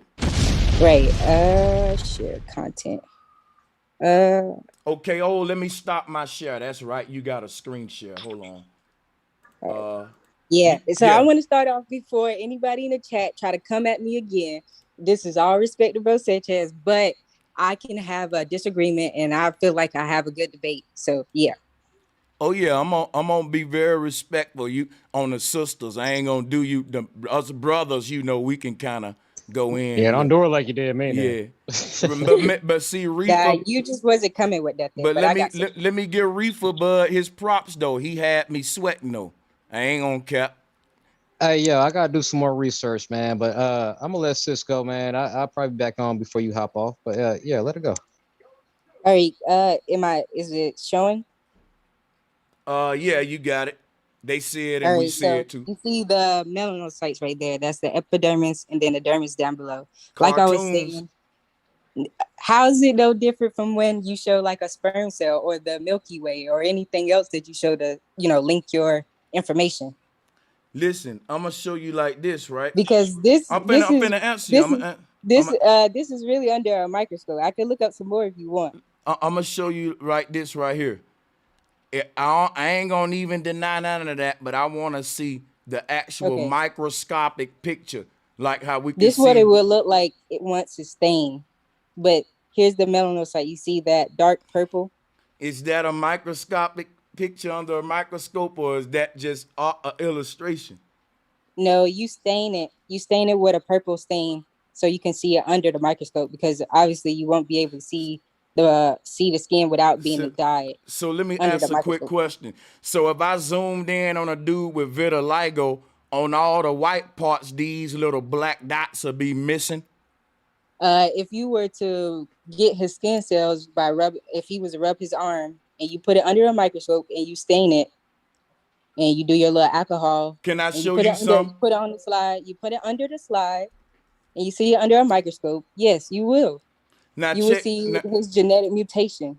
Now hold on. Go back to the Because I'm the gonna show picture you. you just had real quick. Okay, okay.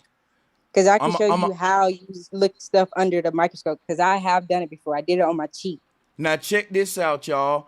I'm a light-skinned dude. Y'all know my complexion, but guess what? On the back of both of my calf muscles, I got dark skin, like jet black skin back there. It ain't vitiligo. They say it's my natural birthmark. But look, I swear, part of me is a black man. And I ain't a red dude on the back of my calf muscles. Part of me, that's the only part of me that's the black man, right? The rest of me is this red dude y'all see. So do I got a form of vitiligo in another way where yellow and black mixing? No, I don't think that. I think it's just like how you were saying about color theory. You know how like you said you mix white or black and you get, well, really that don't work. But say if you use to mix yellow and green, yellow and blue, you would get green. But you cannot get any lighter version of green with just yellow and blue. You have to mix it with something else or create something So else. let me ask you a quick question. In the case of the vitiligo dude, all of the bumps that's missing color is where we would see the white little patches that according to you. So these things would lack color, you saying? They will lack the melanocyte, yes. And melanocyte is color? They will still have melanocytes, but they won't have as much as you see on this row. How about this theory right here? And just let me build. I can show you. I got you. No, I totally get it. I want to leave this up here though. I want to say this and fall back and let you get it and let you critique what I say, because I can rock with you on it, on some of it, and some of it I have questions for you if you don't mind me real quick.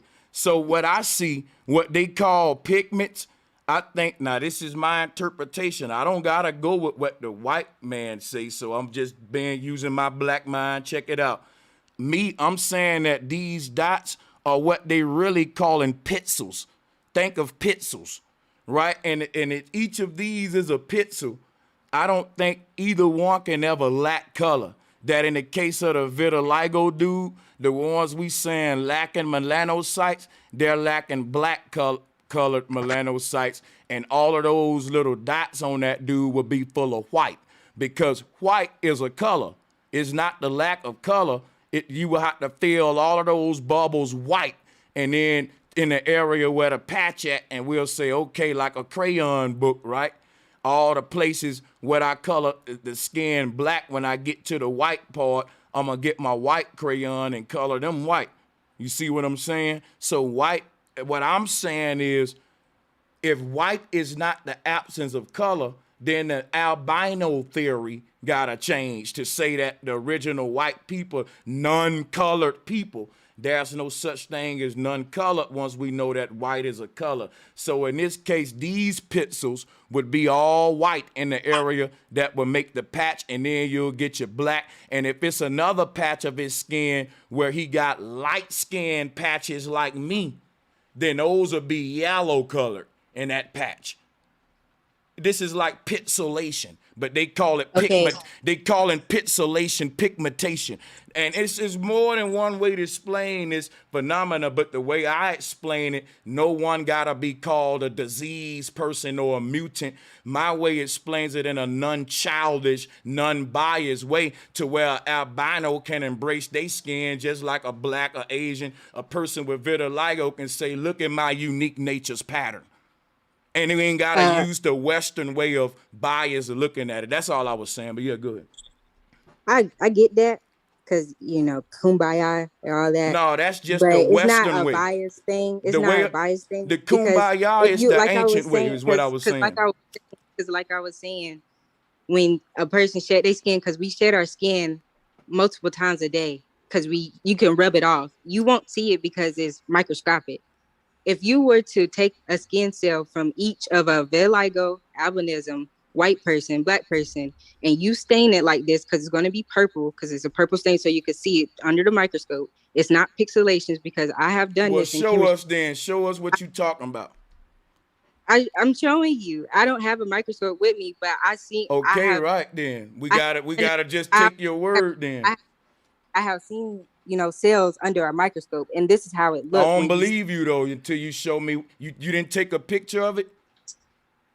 No. Well then I ain't gonna. I have I a got the picture of right to me. Give not me believe you. Go ahead.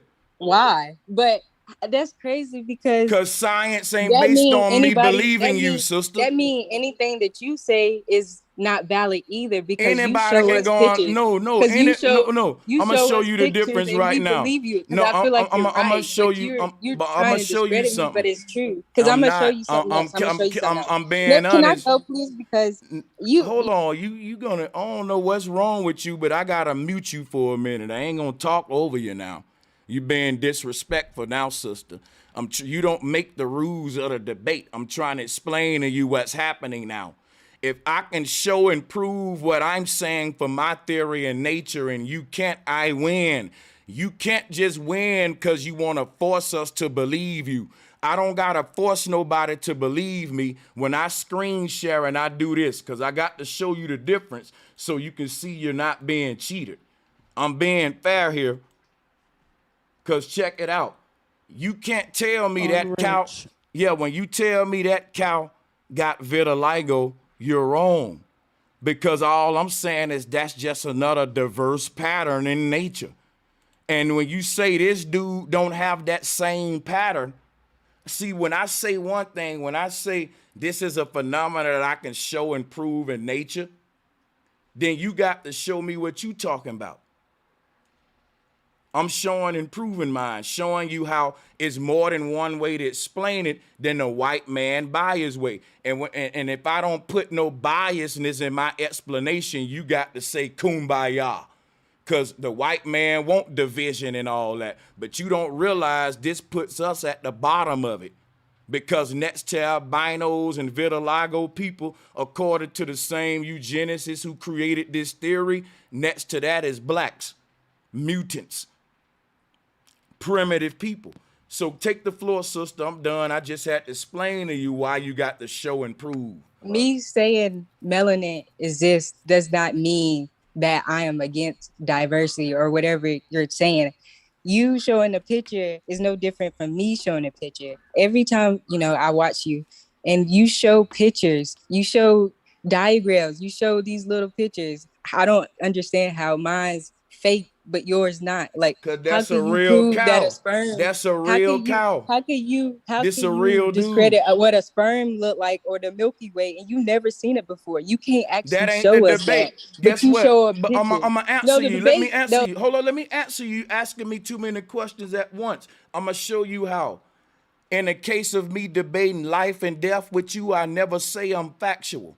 So I'm showing you pictures of sperms and eggs. That is pictures. And I'm never saying this is a fact. Only thing I know is that men have sperm, women have eggs that come together to make life. For all we know, if we ain't got a microscope, how we know it look exactly the way they say? I'm being honest, sister. I'm showing you I agree with you on that. I would be wrong to have that sperm debate as some factual shit. I would have to say, bro, this is just my belief and yours now at this point, because life is kind of a big mystery in a lot of ways. But in the case of vitiligo, I can literally show real people with vitiligo. And if I make a theory and say that this pattern on this man's skin existed from the beginning of time, and I can prove it with this picture, that's proof. How is it proof? Because if this dude pattern is a mutation that come later, then brown and white cows never existed in the beginning. If the black man and black woman was the first to exist, then all the other colors come later. We got to do that for fruits, vegetables, fish, flowers. It got to be the black flower than the rest of the colors. So I'm using nature to back this up.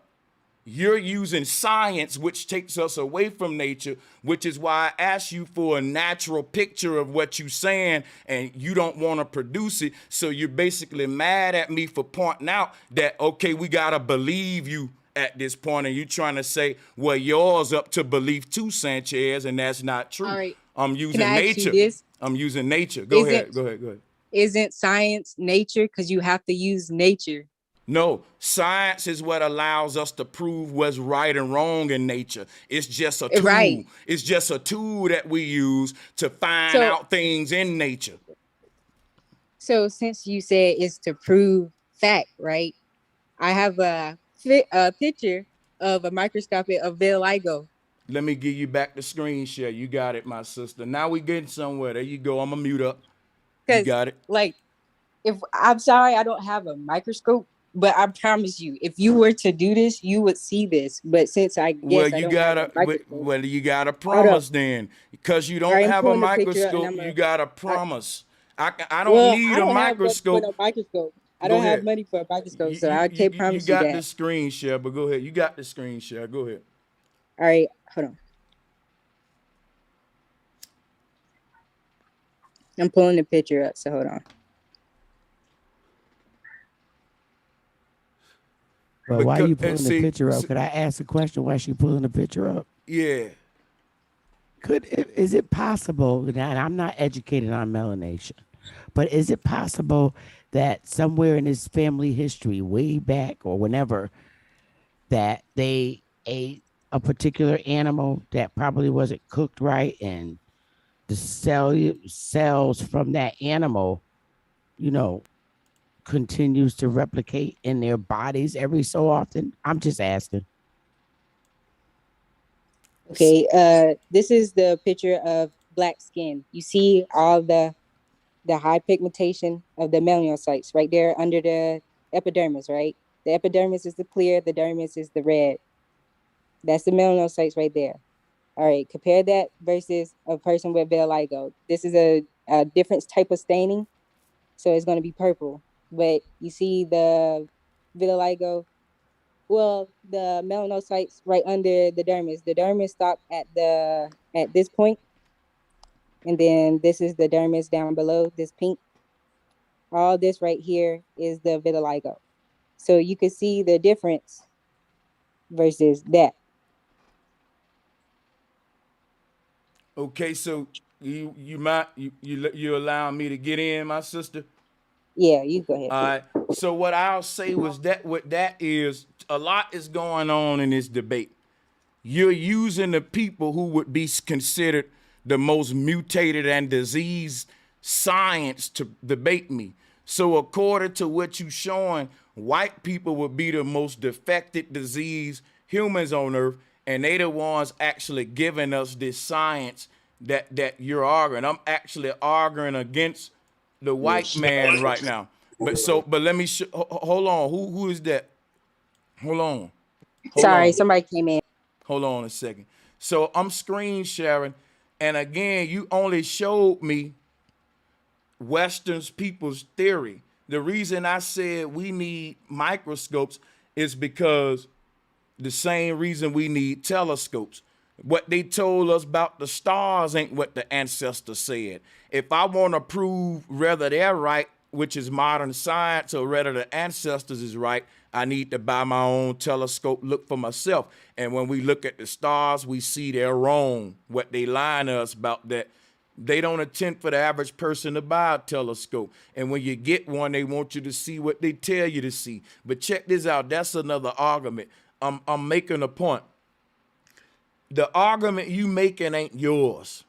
If you're right, that proves black people come from monkeys and that we're primitive and that the white man is the most intelligent human. And How did that prove that? hold Because on. Oh wow. I'm about to get into that part. I wouldn't make that claim and leave you in the dark. well, can I say this though? But you just said I can get the flow. Okay, Indian giver. I'm gonna give you the mic back. Go ahead. You got it, sister. You got it. Go ahead. Okay. So you made me forget what I was about to say now. No, it was You know what I what? was about to say. Remember, you told me, you stopped and I said, so can I get it in right there, sister? And then you Yeah. said, And then I yeah. was gonna ask you something And because then you when I said you were got gonna stuck, show me how that works with monkeys. But before you do that, I want to say that that's not what I'm debating either, because white people didn't create science. Why do you think science was created by white people? Let me show you some right now. Science was created by white people because science ain't nothing but a religion of beliefs and theories, which is why science is just based on theories. The root word of theory is theos, which is God. All of the science prove what the theologians wanted to prove. So when you talk about theories, that's all dealing with religion and theology. The Big Bang is a religion. All of the talk about melanocytes and all that is what foundates diversity within the Big Bang theory. So when you talk about Darwinism and evolution and eugenics, black folks don't really know how deep that science go, which is why you didn't understand why I made the statement I made. I'm very prepared to answer it right now if you would allow me to. Since Okay, before you say that too. So not too long ago, you just said science proved fact. Let me show you something, sister. The difference, but I said the scientific method. I'm using listen. Let me show you. Science proved Hold on. Let me say something. If I said science proved facts, I lied and I'm wrong. And what I really meant was the scientific method. I think science is a religion. That's why I'm telling you theoretical theories. But the scientific method is actually a step of actions every man got to take to prove what's right or wrong in their own society. If you don't take that steps, then you got to believe somebody, which is a religion. So you ain't using the methodology. You going with science without the method. So it got to be the scientific method. If you believe a scientist, you ain't doing the method. You just believe in somebody, which is just science without the method. That's the religion. Okay, so do you believe you can see a germ? Or do you think germs exist? Let me show you something right now. I'm going to show you what I do know because I ain't got to speculate. All I know is that our ancestors didn't have a theory of germs and they didn't have a word called germ. And that's a new word that come as a theoretical way to explain unsanitary conditions. And it come from the people who was the most unsanitary according to a lot of pro-blacks. So again, it says right here, germ theory of disease. Listen, wait, I'm answering. You ask questions. Okay, go ahead. Listen, I'm not making. Hold on. It's gonna be real quick. I'm answering your question. I didn't say that germs was a theory. The man who invented the theory of germs said, yeah, it ain't the fact. This is my explanation of how diseases happen because of these little things called germs. Now let me show you what germs are. They are fucking cartoons. That's what they are. Theoretical things that exist to explain disease. Cartoons. I'm showing them to you. But look, hold on. You asked a question. You gotta be patient. You already answered it. No, that's why I'm but you trying can't. To go you ahead. can't. That's a stretch. You can't rush me. It. You can't. This is what's gonna happen, man. This is what's gonna happen. When I ask a person a question, I'm gonna shut up and let them answer it to the end. And then I may ask you another one after that. If you ask me a question, don't use the fact that I'm a slow talking nigger from Alabama against me. It may take me longer to answer you, but if everybody get to cut me off in the middle based on my handicap, that ain't fair. I'm sorry I'm from the South, but y'all got to let me do that. I'm a slow talker. Don't ask slow talkers questions. So I wrap it up with this then. Germs is a theory, and I didn't call it one. That man did. And I didn't put the cartoons on the paper. They did to explain this theoretical germ that they speak of. Now, the people who said it had the most germs on them who don't got soap outlive the people who use soap every day. That's all I know. So the people who believe this theory, that theory working against them is what I'm saying, which is why you should just be so quick to interpret your reality through your oppressor's lens. I'm going to yield the flow right there. All right. So my purpose of asking what do you think of germs was because it falls back into the sperm thing. But besides that, like you said just now, you said you're a handicap or talk slow or whatever. That's just no different from a person that has a vitiligo. They have a disorder. No, it's not, because guess what? If I want to It's talk, prevalent. I'm gonna show you That's why. they're I'm show. different from Hold on, I'm gonna show you. somebody else. I'm gonna show you why it's not. Why that right there is just ridiculous. Matter of fact, Becky, hit the laugh button real quick. Hold on. How is that Hold on. ridiculous? I'm finna show you now. A person talks slow is due to their dialect. A dialect is not a disease. It's due to your slang in your That was my environment play and on your what you were culture. saying. I wasn't So serious. hold I on. wasn't serious about you having a disorder. I was just giving you a theory because you talk with symbols. So I was saying, since you said you're handicapped, you're different because you have to talk slow to answer me. All right. So a person that has vitiligo, they're just different. They missing melanocytes. No, what I'm telling you is melanocytes, if you going, that's why I put up the original meanings of it. You see what I'm saying? Look, read. I got it up here on the Right. screen for y'all. Hold on. I'm gonna pull it up. So what I'm saying is, if the word melanin came to be in the 1800s, what we're saying is that our ancestors were dumbasses who didn't have no way of explaining skin diversity prior to this white man. And I'm about They to pull. probably already had. They had probably had a different word for it because we don't Well, you have cut me off. everything that they have. You cut me off. You cut All right, me go off. ahead. Yeah, the word they had before melanin was actually would have been equivalent to the word melody, which would have been a people's frequency and vibration. When you talk about skin tone, that's a musical word. Tone is something you use in music. Pitch, vibration. They took the ancient secrets of what created diversity and hid it behind doggone racism, vitiligo, mutations, and all that. It's people with vitiligo today who don't believe that they're disease. And they're models today. They got vitiligo models. Look at this girl here. Like I'm pretty sure they know they got so vitiligo hold though. on, wait.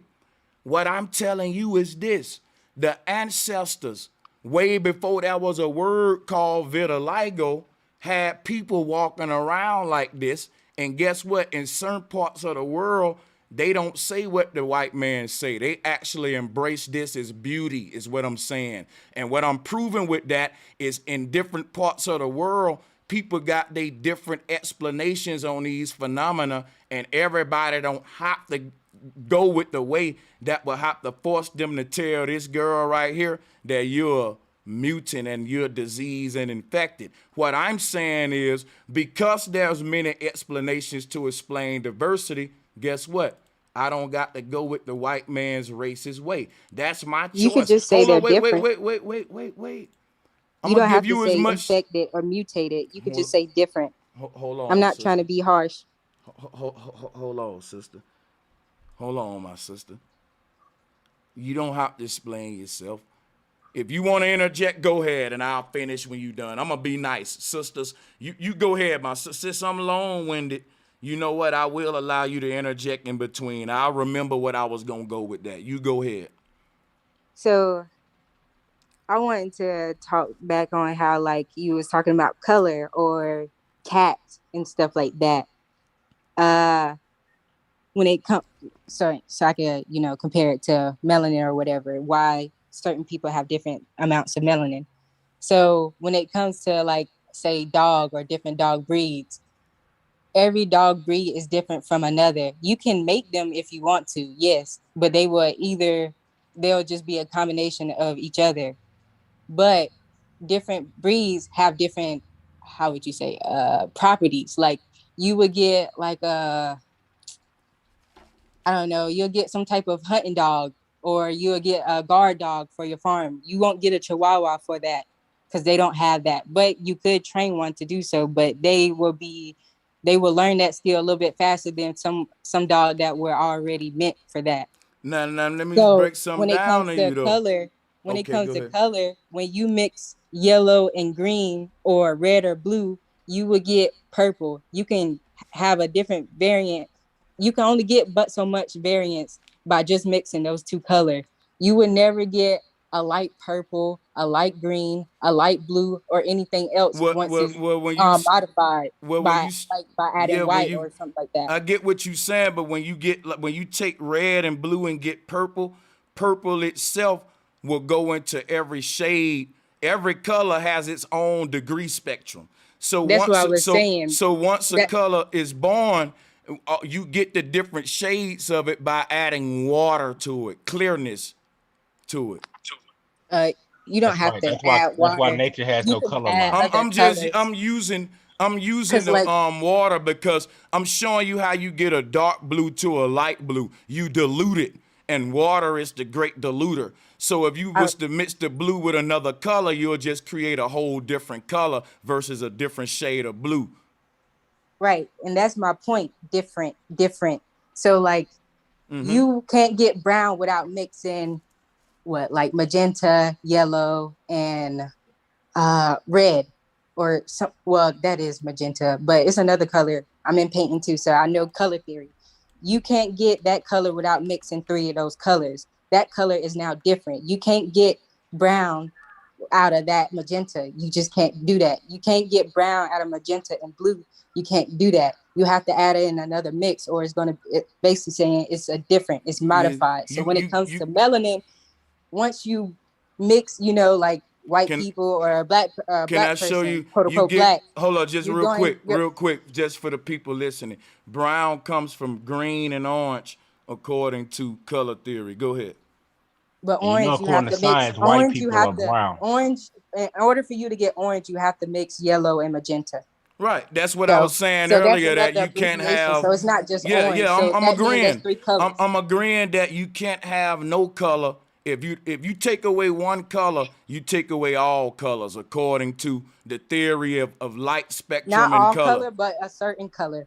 Not all, because What like I I'm said, saying is the colors come as a spectrum or not at all. If you take away any one color, then you just took away all colors, is what not I'm all of saying. them. Because if you were to take away magenta, like what you said green and orange. If you were to You take got to away that deal with the yellow, 7 primary listen, colors. listen. Yeah, that's what I'm doing. Magenta is a 7 primary. You can look it Go up. ahead. Got you. You right. Go ahead. You can't get orange without yellow. So How do I raise that's what my I'm hand? saying. If you had Yeah. yellow, magenta, and green, or whatever, because green is also an abbreviation that's from yellow and blue. That's what I'm saying. You can't. It's you will still have yellow, but you won't have brown or whatever Well, what I was or saying, orange. what I'm saying is this: that the ancestors had a way of explaining this spectrum. They said all is connected. I'm about to explain it now. I want to give you, I want to screen share here. That's right, Sanchez. So, Nature knows no color so, line. so watch this, right? All is connected, right? Is something that they had a symbol to explain what they said. All is connected, my sister, and the symbol was the flower of life, and it was to. And I'm not. Hold on. I I'm just sorry. started though. I just started. Everybody mute up. I was waiting on a moment to get the flow to cook a minute All to, right, go ahead. to I'm sorry. explain this real quick. So when the ancestors explained this, they talked about overlapping circles in a grid. This will explain the light spectrum, which is why you see the cube of light. The God of light was a cube God. That's today, right? But this is the secrets of it all. This is all flat earth too, by the way, but I ain't gonna get into that. We talking about the color spectrum, because this gonna talk about humanity, diversity with flowers, fish, and everything, right? So here's how the ancestors explain it before white people created melanin, racism, eugenics, Darwinism, and all that. They explain diversity in our universe based upon the flower of life, and the term they used was all is connected. Now here is the flower of life right here, and this is talking about the 7 primary colors and diversity, and this is the ancient explanation right here. But if you if you look at what's going on here, what this is that If I take green out the picture, you can't have red no more. Any color that's opposing another color is the polarity, and they need them to make another color that's a polarity of that. So what I'm showing you is this right here. Yellow is right here. Blue is right here. So in between them is green. You see what I'm saying? But if you look at this whole chart right here, you can follow this code. Yellow is here, red is here. If I put yellow, red together, you get orange. So it's an easy chart to understand, overlapping circles. But if I take off any one of the loops, I just killed the whole thing. This is the secrets of the universe, that it's going to exist as all or nothing. Meaning if I take away the sun, I take away the moon. Meaning if I get rid of man, I just got rid of woman, because you need man and woman to make man and woman. Meaning this human thing is going to exist as a pair, or it ain't going to exist at all. That's what nature telling us, that it going to exist in unison or not at all. It's going to exist overlapping, or it ain't going to exist. That's how you get string theory. This is how we weave blankets. The blanket can only exist by the overlaps in it. This is why the ancestors said everything is connected. And if you take away anything from it, if you take away the seed, you take away the tree. If I take away the tree, I take away the seed. So it's like a jingle block set, where once you pull any piece though, it's all gonna fall. So you can only keep stacking, you can never pull, which is what we mean by you can only keep mixing, but you can never unmix. Everything humans do is a remix. The 7 primary colors prove that diversity was created at the beginning of the universe and all species and spectrums. Let me show you how deep it is, and I'll yield the flow on this not to be long-winded.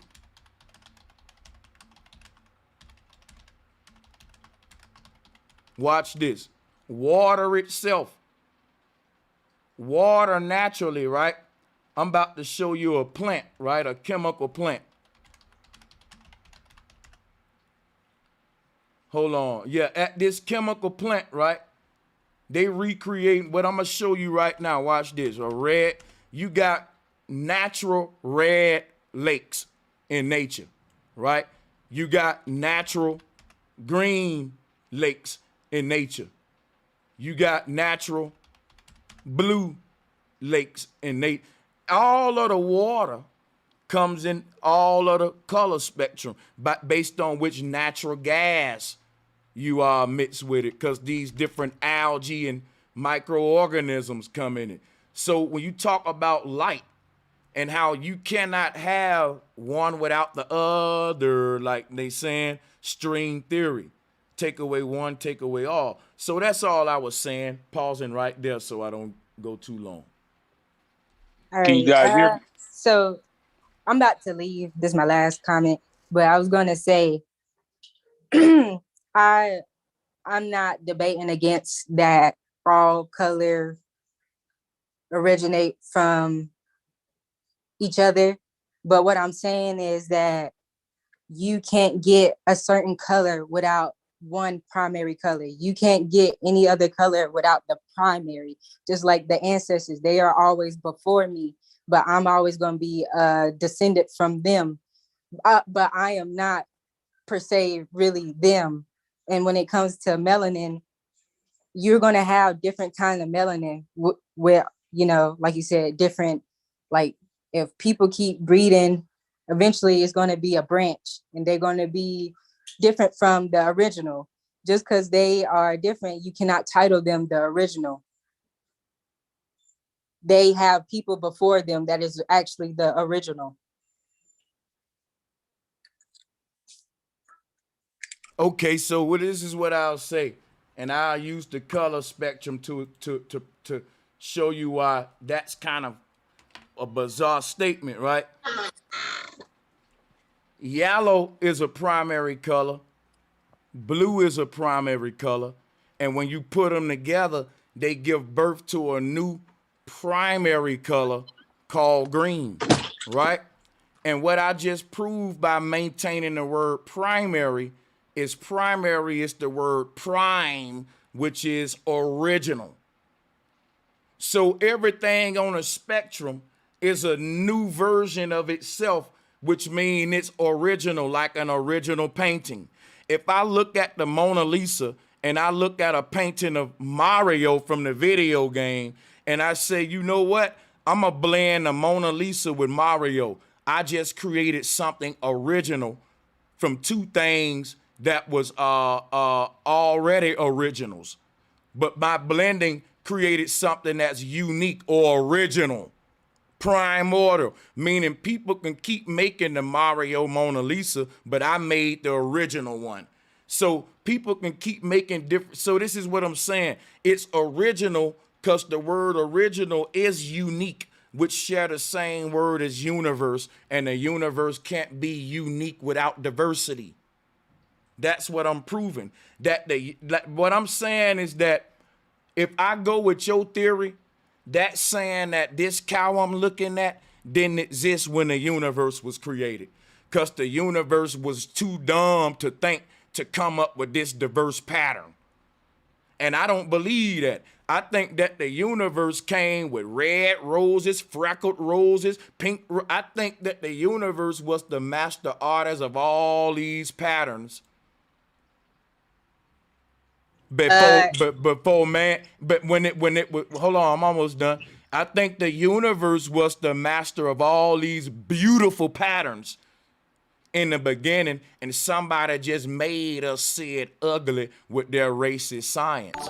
That's just my opinion. Now, I'm not even debating you here. I'm just giving you my opinion on why I don't go with the Europeans' explanation that I'm debating right now.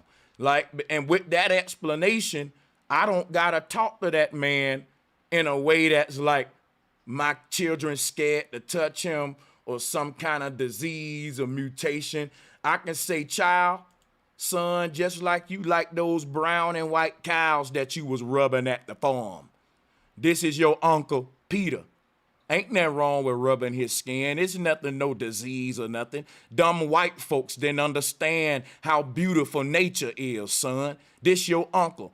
And that nature, just like you rub that cow, son, nature got that same pattern in humans, son. Just like, son, it's a white cow, right? And so that now, when I take that approach, that's my preference. I'm not locked in to the white man's theories and explanations, but I'm willing to debate. But can't nobody lock me in, though. But go ahead, though.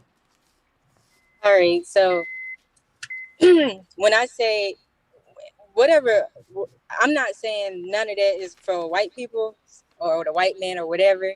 It's just simple because, like you said, primary and green is not a primary color, it is a secondary color. So primary and secondary for a reason. I'm not saying just because you're different, you should be treated wrong. That's not what I'm saying. But what I am saying, the creator, he made man and woman, or however you want to think. He made their only agenda was to create, and everything that is created on here, the creator did not create. That's just like saying the creator, he created plastic. I don't think he created plastic. I think man created plastic. Yeah, but what I'm saying is, man, this is what I'm telling you, though. I ain't disagreeing with you about plastic and all that. What I'm disagreeing with you is about the Western's interpretation of skin diversity. Because when we use pigment and melanin and that terminology to explain the human color wheel, guess what? It turns into a science that benefits eugenicists. I wasn't able to go into earlier why that's so, because you didn't really allow me to explain that. But I did still want to explain to you that. But what I'm saying here is that can I ask you just a yes or no question real quick, sister? Yeah. Does this cow has vitiligo? I'm not an expert on cows, so I don't know. I can't tell you. But does this man have vitiligo? I assume so. Yes. All right, thank you. Now hold up. Let's keep playing this game. Let's keep playing this game real quick. Yep. Hold on. Now, is this white cow non-melanated or an albino cow? Like I said, I'm not expert on cows, but maybe. Is this white cow an albino too? I don't know. I'm not an expert on cows. Okay, let me do something else then. Hold on, wait. You following along? I'm going somewhere. Just stay with me. You're doing good. You said a white cow you don't know about, right? Just like the other cow. Now look, is this white woman or albino woman, right? Is she indeed an albino sister who lack melanin? Yes, you can see she like melanin not only in her skin but her hair as well. Okay. So she would be considered what you would call a white person, right? Albino person. What's the difference between a white person and let me show you what's going on now. Watch this, sister. Is this a white rose or an albino rose? I'm not sure. Don't know about roses. Really? You could go back to humans. Okay, though. okay, cool. Wait a minute. Now, I want everybody to see what's going on right here. Wait a minute. Oh, I want everybody to see this for a minute. Melanin only exists in animals. Hold on. I didn't ask no question. So I'm just doing it's my turn. It's my turn, sister. You're gonna wait. It's almost over. Is this a white snake or albino snake? Well, it says albino snake, so I guess albino. So it is what it says on Google right there in your mind, is what you tell me. Because that's what you searched up. Yeah. I mean, because you searched up albino, so they're going to show you albino. Okay, so then let me do this then. I'm going to put in white snake. Now, is it a white snake or an albino snake? It's the same picture. Look. Yeah. See? So, I guess it's a albino snake. Wow. Yes. You already showed me it's albino snake. Wow. I'm showing you, I'm reducing your science, right, and your logic to a level I don't of know now. Anything about about snakes. I'm telling you. If you don't know how diversity work in animals, you can't begin to explain how it work in humans. Because but animals hold on, wait. It's not the same. No. See, you keep talking for too much for a person that say they don't know a lot. I'm trying to help you now. Wait a minute, because I know, and I can speak confidently. So allow me to do such. I've just already proven you don't know other than what you read or type.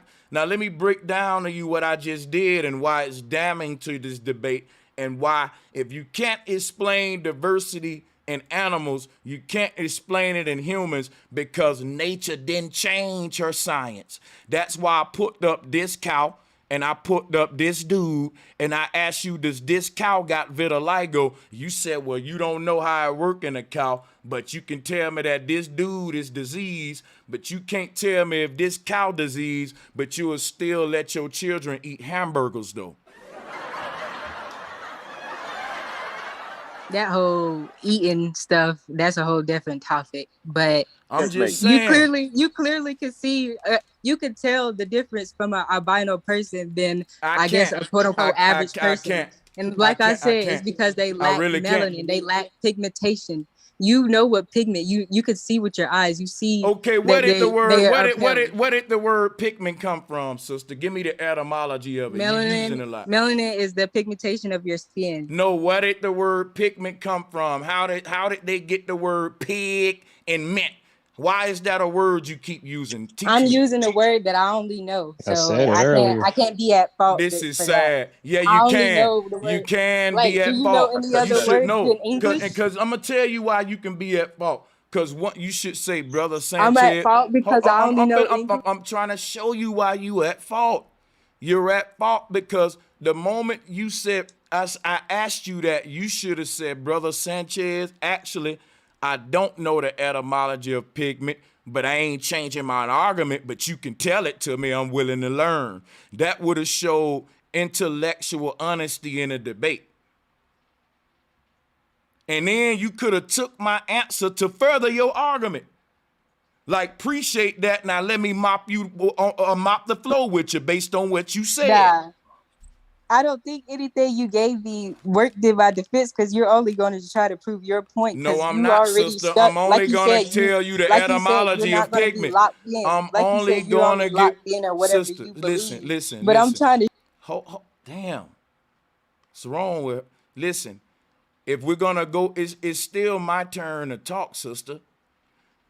If you don't want to know the etymology of pigment, I'm no longer gonna debate you about melanin. I don't want it. I'm gonna tell you. I'm gonna say this. That right there is a forfeiture of the debate, and I'm talking to the chat, and I'm gonna explain them why. When a person don't know the etymology of pigment, and they don't want to know the etymology of it, they can't begin to defend the theory of melanin. You got to know the etymology of pigment before you can talk about I'm finna debate melanin. That is crazy. Melanin is a cell that you can see under a microscope. Anybody could do it if you have a microscope. What's pigment? And that's all I'm going to say. So if I got to see it under Melanin a exists. microscope and I never Melanin saw it exists. under a microscope, am I believing it exists based upon someone who saw it under a microscope? Yes or no? So you're saying I shouldn't believe anything if I don't see it with my own eyes? No, what I'm saying is this right here. If I never owned a microscope and I never saw melanin under a microscope and my pen pal across the earth said, you can believe me, I got a microscope and I saw it, right?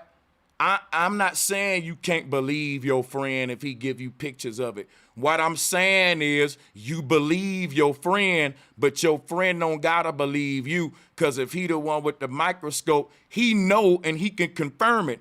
But since you can't, you got to always believe him, and that's a belief system because you ain't taking no action. And that's fine. I ain't saying nothing wrong with that. I'm saying you can't call it a personal fact that you can sit here and debate as a personal fact, firsthand experience. If you believe in your friend with the microscope, you got to say, hey man, my friend got a microscope and he said it, but science ain't he say, she say. Science ain't I believe my friend. Science is I bought the doggone microscope and looked at it myself, or when I accept the belief, I'm accepted for what it is, which is I believe my friend, which is in this case not your friend, is white people who we also say oppressing us, who we tend to believe a lot as we debate our black brothers and sisters who got the alternative just because it's outside of our paradigm, cognitive dissonance come in. I think that's a ridiculous statement too, because that means anything that you show us isn't true either. And because we never seen none of these pictures or whatever before you show us, but I'm for certain that you're true. I'm gonna prove to you that what I'm showing is true and what you showing is not. Based Now on I'm talking about anything that you teach, not even just this. No, we're gonna deal with this. We're gonna deal with like this. we can't Hold up, see wait. chakra. We're gonna deal with this. I'm not gonna let you change the narrative. We dealing with diversity. You could change it later, but I You changed it to ready pigment though. Okay, listen, that's part of diversity, sister. If you're gonna talk about diversity, you got to know about pigment, melanin. Come on now, this is starting to get ridiculous now. You should fall back and listen a little at this point. Is anybody in your background with you listening to you? If they can hear me and y'all around this sister, tell her to let the mic cool off a minute so Brother Sanchez can show her why I'm in this position. I don't All right, last day. You can show us pictures of chakras, but how do we know that's We're real? not talking about chakras. You show us pictures of Taurus field. How do we know? If you want me to answer them questions, I'll make a deal with you, sister. You gotta let me answer them when I'm ready to talk about chakras after we move out the diversity. Deal or no deal? Unmute and let me know is that a deal? Because if it ain't a deal, you saying you want to run my show. And no, I'm not trying to run your show. It's no different from what the dude from earlier, what's his name, I Reefa ain't Bud talking or about anybody chakras before right him. now. I'm They talking get, about they get their time. No, vitiligo. you Don't try to bring me change in the this. subject by using pigment. You try to change my narrative so you can see how intelligent I am in this. And that's what I'm doing. You do the same thing that I'm doing. I No, I show you don't. No, I pictures. don't. I No, show I you don't. pictures to prove it. And I tell you what I've seen with my own eyes. But now you just crediting me. And you do the same thing on No, your I don't. channel. You can't. I'm finna show you why it ain't the same thing, because you don't get it. Let me show you why it's the same thing. I'm not looking at these people saying that they lacking melanin. I don't believe in melanin. I'm saying that this is diversity that I can prove existed from the beginning of time. How can you do that, bro, You know what? Sanchez? You got it. Yeah. No. If you come into this show, especially with, you don't know enough to talk as much as you are, sister, and I've actually been very patient with you. If you're gonna come up and repeat what the white man said, I'm being patient from you from the jump. People up here is challenging the mainstream narrative. All right, if you don't even know if you don't even understand how my argument differs from yours, that's something that need to be pointed out to you. This is ridiculous, man. I'm trying to show you how it's not the same, because that's the claim you're making. You're pulling up a picture like this.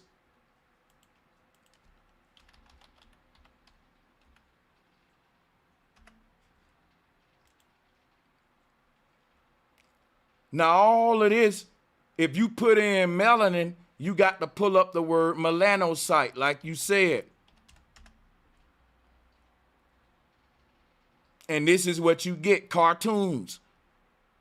I'm not pulling up cartoons to explain my argument. If you pull up melanin, they give you regular humans, different variations of skin tone. Pull up melanocytes, now you're getting into the theory of this diversity and showing you how they get the different colors. Now you getting into a white man's explanation is cartoon. I'm not doing that. How am I not doing it? Because you said, according to the white man's science, these people got a defect. That's when you using their terminology to explain it. How does this make me use facts and you using theory? This is how, right here. Wait for it, y'all. If I make the claim that that the pattern on this woman's face is a natural pattern that's been in nature from the beginning of time, then I got to show it somewhere else in nature. And that's why I put this image up. That's why I told that lady, if you're gonna deny what I'm saying, you're saying that this brown and white cow didn't exist at the beginning of the world, and that it was only black cows, and that the white cow, the brown and white cow, and all of them had to evolve. But then you'll have to do that in flowers and fruits and trees. And that ain't the way the color spectrum works. But see, people stuck in a biased mindset. They already got a disdain for the white man. The white man know you hate him. So the white man will know you will accept this theory about what it say about him, even though it works against you. The only way it worked good for you is because it make you feel good to say, I got melanin and he don't, yet he run the world. And you don't understand why we at the bottom and what eugenics is all about. They had to come with a new definition to explain diversity after the Big Bang. Diversity had to come from a singularity, which means all the colors in the spectrum had to come from one color. And that's, they said, is black then. And that's how we get the theory of dark matter, which is six carbon melanin. None of that shit makes sense. It's pseudoscience. It's a chaotic way to explain diversity, and diversity is something that's very balanced. We see these same sacred geometric patterns all over nature. If you look at a map with continents on it, the coastlines of all of these maps, they're abstract pattern. Nothing is really abstract. If you take these landscapes, which is brown land, and paint them brown, paint the water blue, you can create these same sacred nature saying, listen, I made every pattern you can ever think of when I made the earth. When I made a cow, I painted the cow in every color and pattern you can think of. You humans will never be able to outdo me. You'll only be able to remix this shit. That's what I'm saying. But when man wanted to outdo nature, he said no. You know what? That's a disease. You know why they had to make that a disease and come with the new theory? Because diversity now was being explained through evolution. And the evolutionary process is a mutation process. And a mutation process is a diseasing process. It don't get no simpler than that. Yeah, that's checkmate. Can I get a mic? Yeah, go ahead.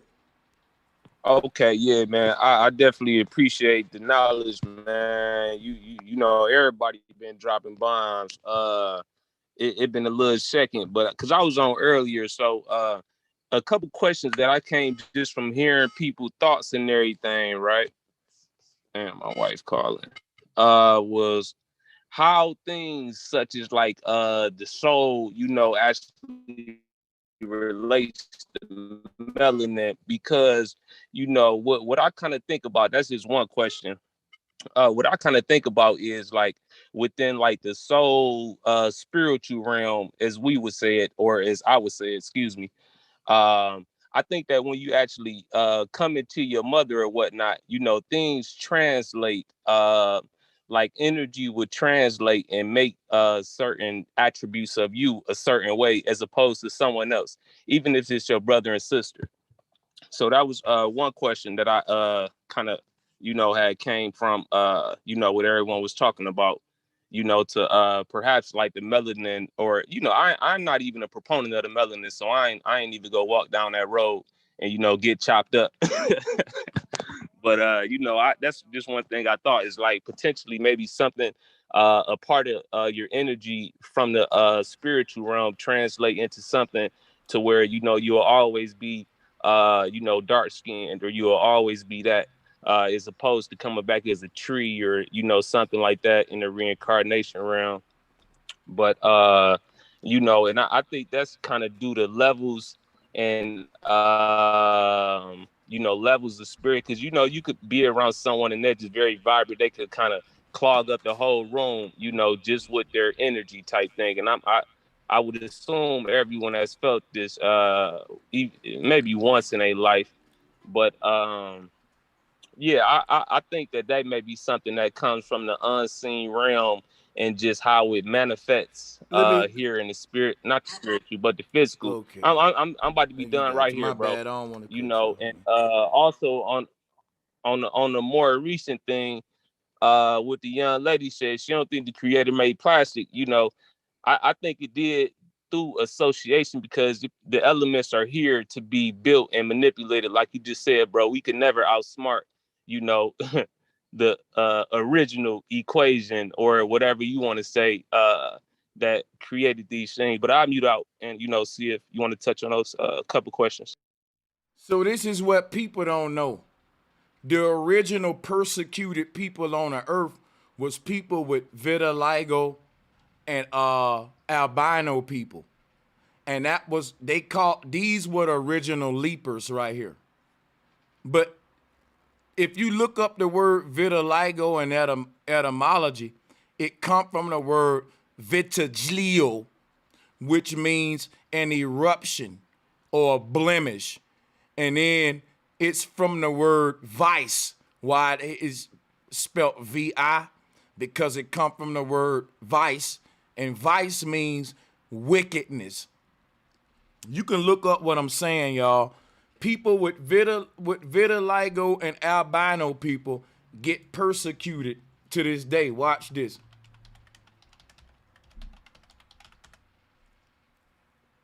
Albinos get are abandoned, they get persecuted, and guess what? They come in all races. Everyone abandoned these guys. The blacks look at that. Listen, I remember this albino black dude we went to school with. They beat him up every day. They called him Pink Face. That was his nickname. And I laughed at him too, but I felt bad. They beat him up just because he looked it like this. I'm not making this shit up, and they beat him bad too. But he still wanted to hang with everybody. And it was crazy because I started to research albinism, and I found out what he went through is normal in a lot of places of the world with vitiligo people and albinos. And it's because we see the world through the eyes of the Greeks. Every race got albinos, Chinese albino, black albino, and all that. But since everybody see white people as a curse, no melanin, every culture rejected the albinos as defect based on eugenic interpretation. And the vitiligo people is the same. So once we can start targeting groups of people based upon their diverse skin tone, we can start now doing it to blacks, brown people. So this whole thing works against black people too, but they don't see how and what I'm trying to explain. Yeah, I feel that. I guess my major question was, do you think it's only something You that breaking up, brother. You ponder breaking up, about? I man. think that certain things translate. Okay, can you hear me a little better? Yeah, I don't know what's up with your signal, but you're Borgy, but yeah. Okay, can you hear me a little better now? Yeah, go ahead, man. You got any Okay, smoke yeah. though? Man, I just got one question. That's Yeah. it. Do you think that energies that our soul, have translates into this realm, which I would say is physical realm, different for each and every person, and that'd be y'all. Yeah, like I'm really trying to deal with this from a very concrete understanding now. Like I don't want to really go into metaphysics and energy if you don't mind, no offense. I'm dealing with melanin, melanocytes, diversity. I ain't really dealing with spiritual energy and like that's gonna have its part in this, but I don't think it's that part now. Go ahead, lawyer, you got it. Thank you for being patient, lawyer. Lawyer, this your chance to get the flow, man. Thank My you for the bad. patience. I had to unmute. I had to get something to drink. Yeah. So the whole time the young lady was talking, I was chatting in the chat room and stuff about some of the stuff she was saying. But I think if she would have came at you a little bit different, she probably could have got a little bit more leverage over you, because she was trying to show you, like you were saying, some pictures when she should have been talking about is the comparison between the science, because mainly that's what you started off with, talking about the science, right? Because you were saying that, you showed her a cow and how the cow had the same pigmentation as a young man. And that's a good comparison. But at the same time, that cow wasn't the original cow, because they have done what they did, which crossbreeding. Let me share something with you. When you come with the theory of originality, I can refute you on that. And none of us could actually debate that from a foundation where it's a fact, because the originality theory is based on a word origin. And now we dealing with the origins of everything. The explanation you giving now, the origin theory that it's associated with, is the Big Bang theory and the part what gets to human evolutionary in that timeline. All right. What I'm doing is I'm debating someone's origins theory on my current factual natural experience. So when you say that this cow ain't the original cow, then you wouldn't be able to really prove that unless you can go back to the origins of the earth and see the actual color of the original cow. Other than that, you will have to say you and science speculating, because there's no definitive way of proving that unless you was there, you saw which one was the original. And I'll even be fair enough to say, even if I say that diversity started at the beginning, I'm giving my theory too, because I can be wrong, right? So I'm being honest enough to say, when we deal with what was there in originality, we all being theoretical. So I'm being fair, landed on the line, and I'm being theoretical because I wasn't there. No man was there. Would you do that the same so we can have a fair theoretical debate on that if that's where you want to go? Okay, I'll take that hop off, handicap. man. Sanchez, hey, man, look, I appreciate your time. I appreciate you letting me on. The color spectrum, yo, I appreciate that right there. You answered my question. All right. But make a long story short, hey, everybody have a good, blessed night. Nope, you will. But hell yeah. Yeah. You Hey, too, Yeah, man. man, I appreciate man, it. I'll be thank back you. home, man. But I'm still listening. Shit. Hell yeah, Y'all man. take it easy now. Much love, my brother. That's what's up. All right. Come in with something that I've just learned. Mm-hmm. Just learning. Okay, so I've been researching, and from what I'm researching, they have selective breeding. Have you heard of that before? Selective breeding of people? Yeah, I was gonna but hit see, on that, but go ahead. but here's the thing, though. What you can't miss with what I said. Okay. Loyal started off making an origin argument, taking us back to the beginning of time. Even if you Don't nobody know introduce, that. yeah, but even that's what I'm saying is that. So once he established that, I'm telling him he got to make another argument now, and he can continue. But other than that, let the sister go. Go ahead.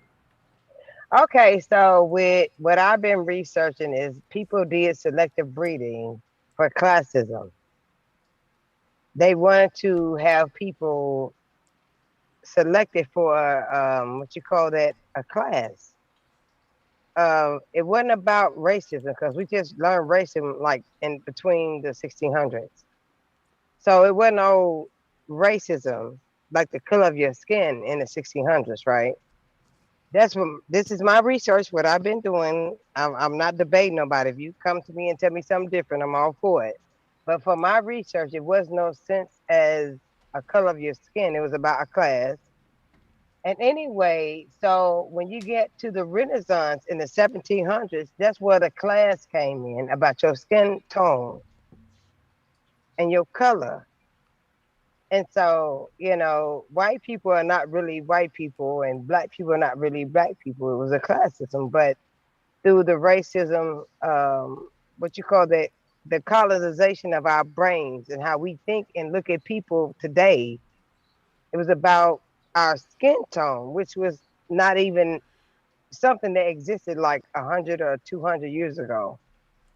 My thing is that, class was, I look at it and I'm and just walk with me. They were already creating a class system through eugenics. They were creating a class system through eugenics because when I go and look at Chinese, Korean people in antiquity, they were very dark-skinned people. When I go to Caucasian people in Europe, Asia, German, everybody was fairly dark-skinned. And so it's like, my goodness, like, and now we got racism, but everybody was not even upon that type of app and that type of mindset back, like 200 or 300 years ago. So now we look at ourselves and we look at a white person, as far as a fair skinned person, a beige person. They're not even white, they beige, they pink, whatever you want to call it. And now we look at them as white, and they're literally not white. It was a class system they were put in. So I'm trying to put my head around how we supposed to look at stuff as a person myself that's researched and looked at, like, skin tone was not even a factor before, but now we are so enticed with the notion of skin tone. Yeah. As fact as we want to literally look at each other as fact as, like, okay, your skin, it looked like this. It wasn't even about your skin tone before. So how do we come to what we are right now? Because people have not researched and looked at what it was before we came into existence, because I was born in 1977, I didn't know none of this till I researched it. I'm like, my goodness, they weren't even talking about skin tone. They was talking about class system. So right now, how we look at each other, it's an illusion. It's fake.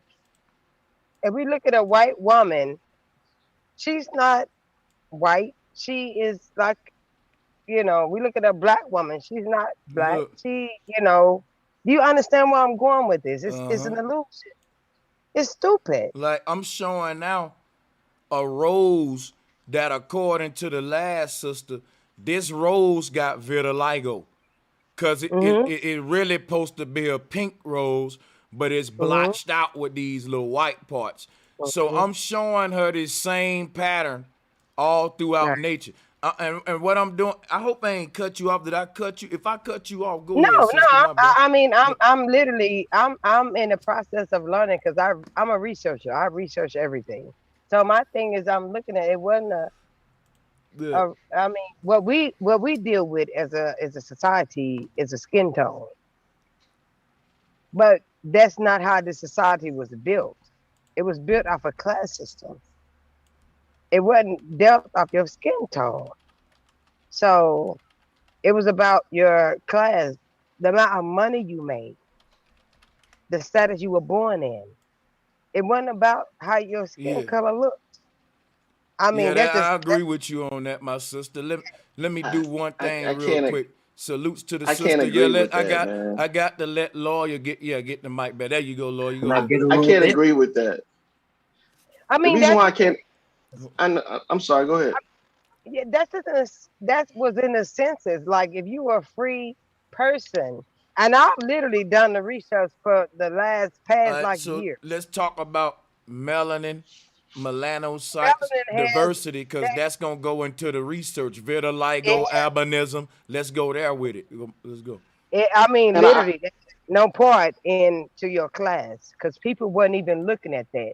We know they weren't. But you keep saying that, sister. But you got to get into the research, the albinism, the vitiligo. We got to talk a little science and stuff here now. Yeah. Go ahead. I think I'm gonna be a little controversial with it too, because I know a lot of people ain't gonna want to hear some of this stuff that I'm saying, but you know me, I'm not gonna hold back. So the reason why I'm saying about the origin is because there's still different types of bovine on different continents, and they're still producing at that same type of animal. Now, when it comes to the albinoism, I think that is a genetic disorder, though. I think that's a disorder because that ain't what even though it was, you think that's what the whole that's what I'm saying. It's not really what you think, it's what you've been told to think. But go ahead, yeah. No, because the reason why I think that is because the body goes through changes based on its environment.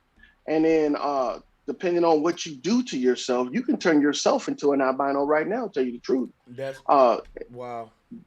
A lot of celebrities have done it. Bro, that's called skin bleaching, and that's an unnatural process. If we're gonna have this conversation and we dealing with human origins, we got to give a natural process for the theory. Albinism and vitiligo and all that, if the only natural explanation to give to it is that nature is an artist and we starting to see her art as ugly because that's how the Europeans did.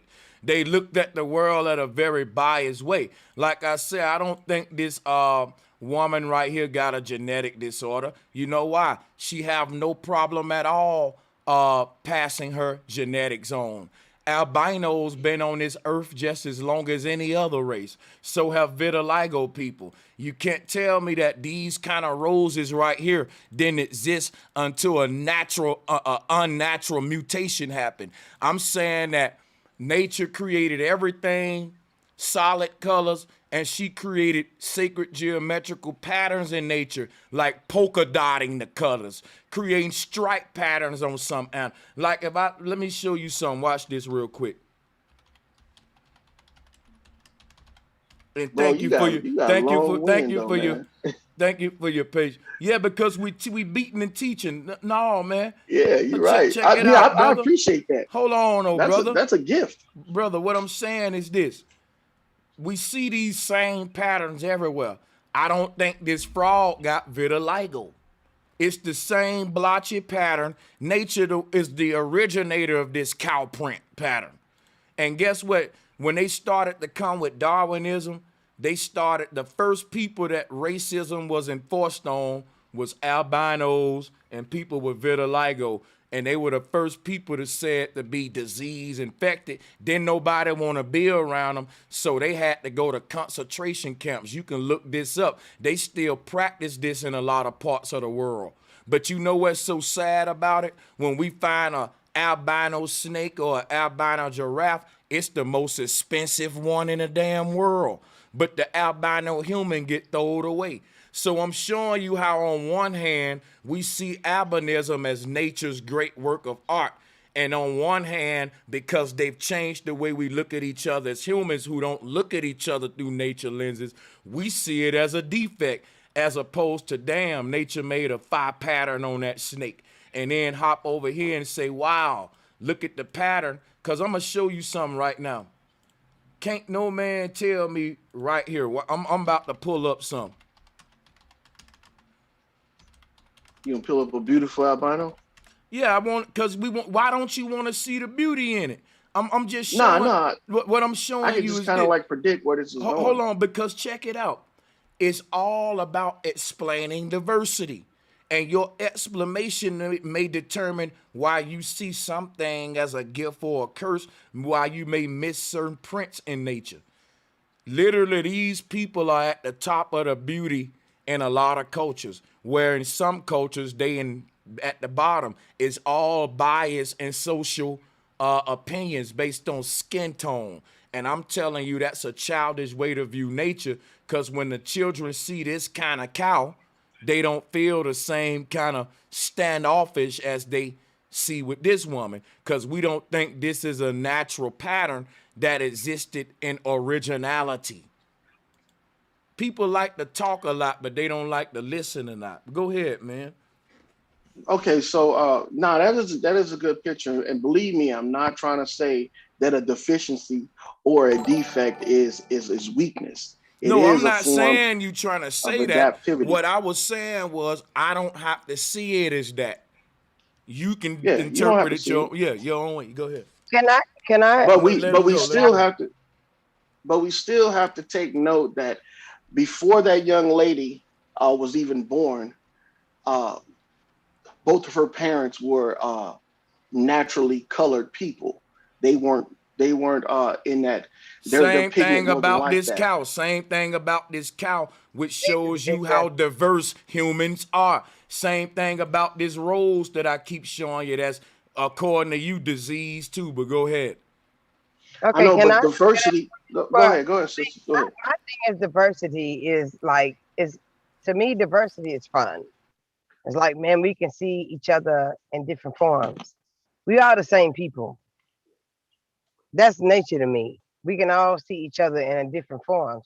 Like me and my husband were dark-skinned people. We got light-skinned children. Like, I mean, it's not even a factor. I'm a what you call a botanist. I grow plants, different seeds, and all of them different. All of them, I grow different plants, but some are lighter and some are darker than the other. It doesn't mean that they're different. They're just a different shade, a different vibration. It's like we have to look at that. We have to look at nature and see,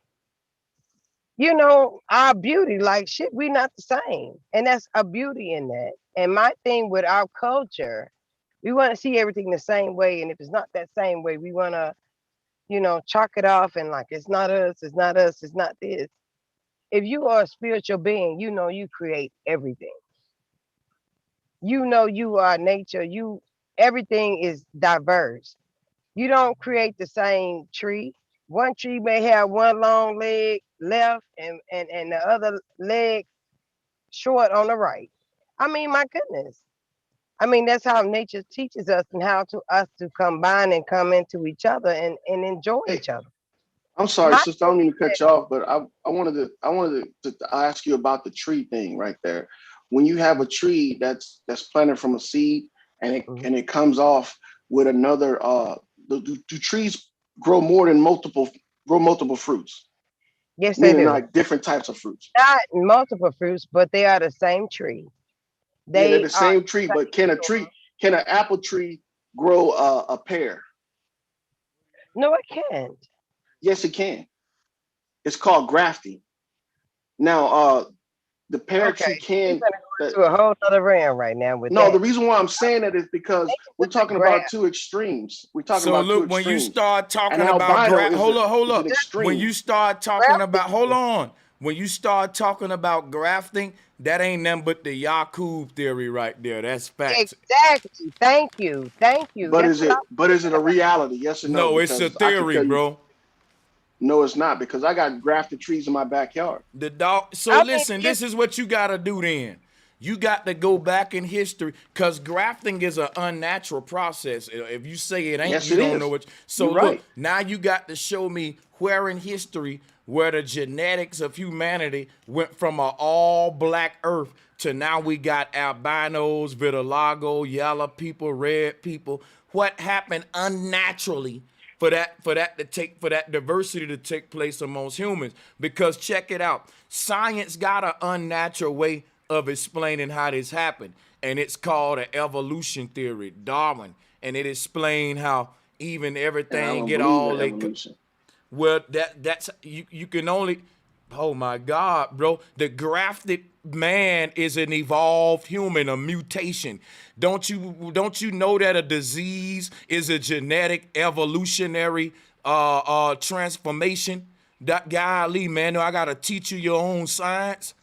No, that's not my science. What I'm saying is I don't believe in evolution. So if it is You a do. man-made mutation, If you that's a believe it, deficiency brother, you do because believe it's it, not brother. normal. Hold up, bro. If you don't even, please listen. If you're gonna say none of this skin stuff on this cow pattern and all this is normal and it's a disease, that I'm agreeing with you. That's what their science teach with it, but I don't agree with that science.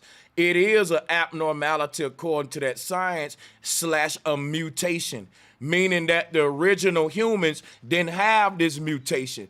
And you said that this mutation could only happen through a process of unnatural happening.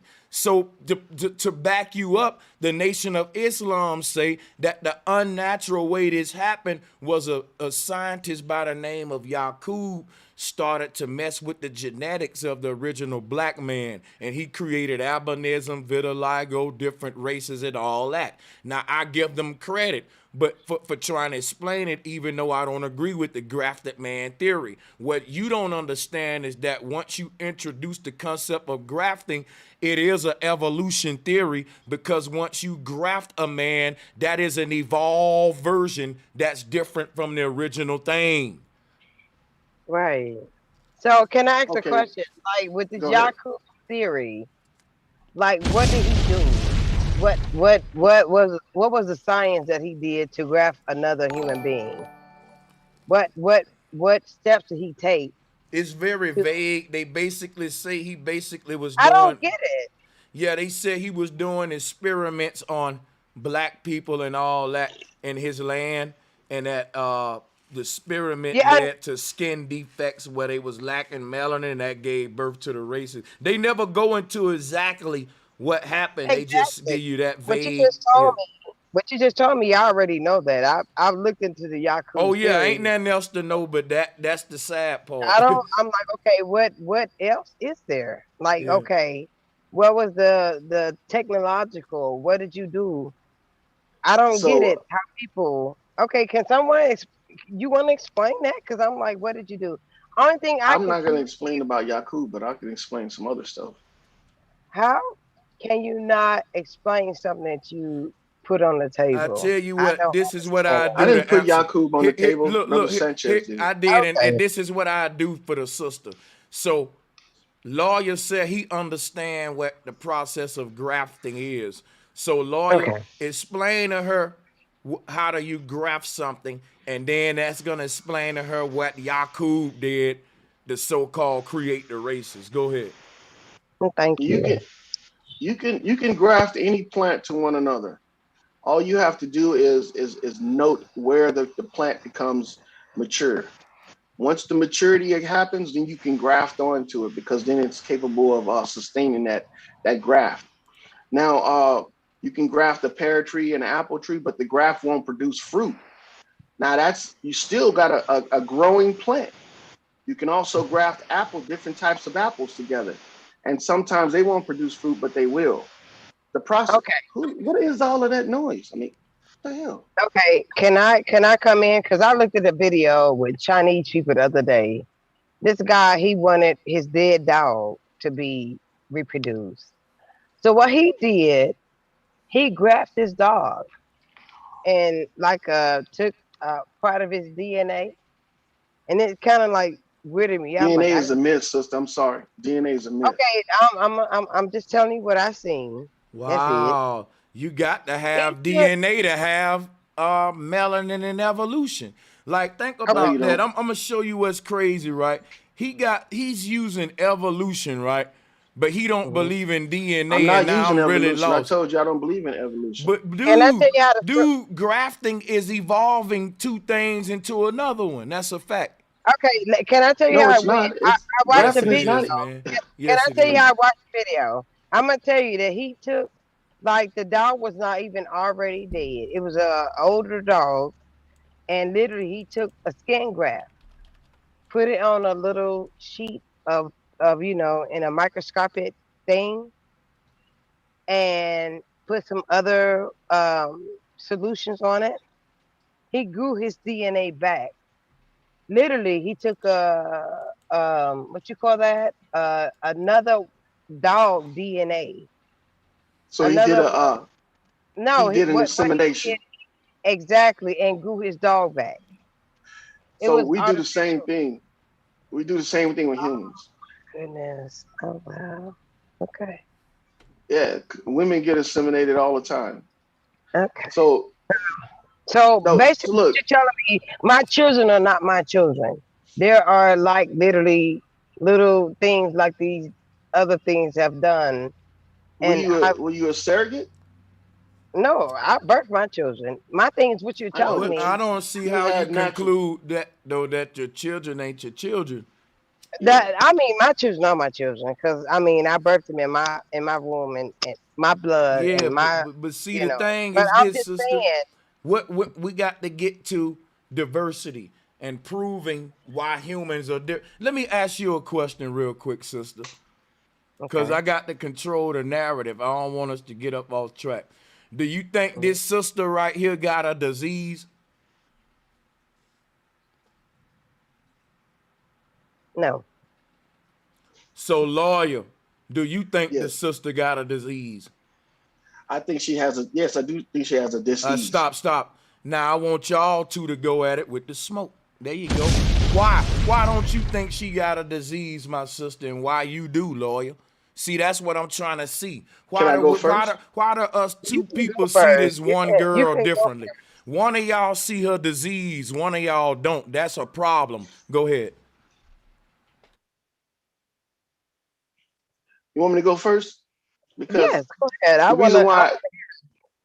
The reason why I say it's a disease is because it's an abnormality from the natural the natural race, meaning that her parents are two of the same color type of person or close to it. I got a question real quick. I'm sorry, I don't mean to cut in. No, you good. You good. Go ahead. Abnormal just means you're unique. So, because nature made a unique human, and she ain't like the rest of us, that's a disease. Okay, go ahead. You can continue. I get it. Go ahead. So since you want to say it's unique, I'll go ahead and use that word. The uniqueness of this young lady also puts her at an advantage and a disadvantage. The advantages is that she is unique. She's an anomaly that in her race and also in her family. But the deficiency and the disability is because now she has to do certain things to actually fit in. She has to either have the traits of her her parents, So meaning the traditional big nose, big lip. So listen. So her skin don't put her at a disadvantage. Society does based on their bias. Go ahead. Nah, I was gonna get into it. Her skin does put her at a disadvantage. Listen, brother. Because she's more susceptible. Listen, what I'm telling you, man. If her being born this way gonna make her be treated a certain way in society, then that's not her skin's fault. You got that's like saying black people going through racism. You shouldn't have had that color skin. No, they shouldn't have had that kind of bias. They shouldn't have had that kind of bias about my skin. Go ahead. Okay. So what I was going to say is because the reason why it's a disability is because people with albinoism have other types of health defects as well along with that. If you didn't know, every race of people got health defects. Every group got health defects. Yep, I'm gonna stop you when you make a point that can be you can't be born into no group without they set of health defects. Okay, so every group has a defect, but your skin is your first line of defense. Your skin is considered a kidney.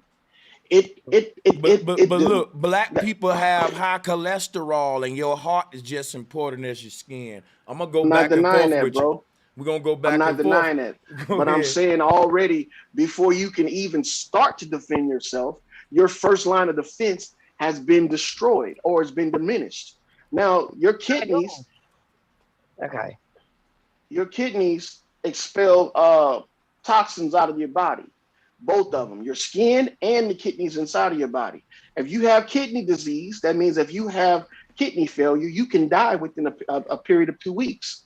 Now, the same thing occurs when one of your kidneys fail, and people have gotten kidney transplants because their body does not expel the toxins. If your skin has a defect, meaning it cannot produce the right enzymes to expel that toxin, or its defenses against the sun, UV light, then it will diminish in time, and you would deform. Your deformity would be your downfall. It become the cause of your death. I'll say this, man.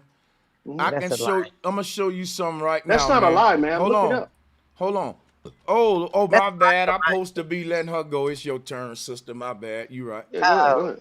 It's a lie from my experience because I literally took care of a woman that didn't have the same skin tone that I did, and she lived almost 100 years old.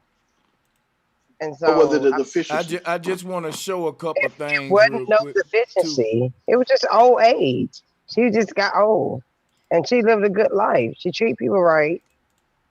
You know, it wasn't about skin tone. That's how. Was she an albino? Because that's what we're talking about. Look, hold on. That's what we're talking look, I'm gonna look at the pictures. I want you to look at the pictures I'm sharing while y'all debate, because these are albinos at the beach just like everybody else. Like, you choose to make arguments that these folks don't make for they don't see their skin as an obstacle. They do everything we do just fine. But go ahead. My thing is, I mean, I don't. What do you have against like people that don't have the same skin tone as you?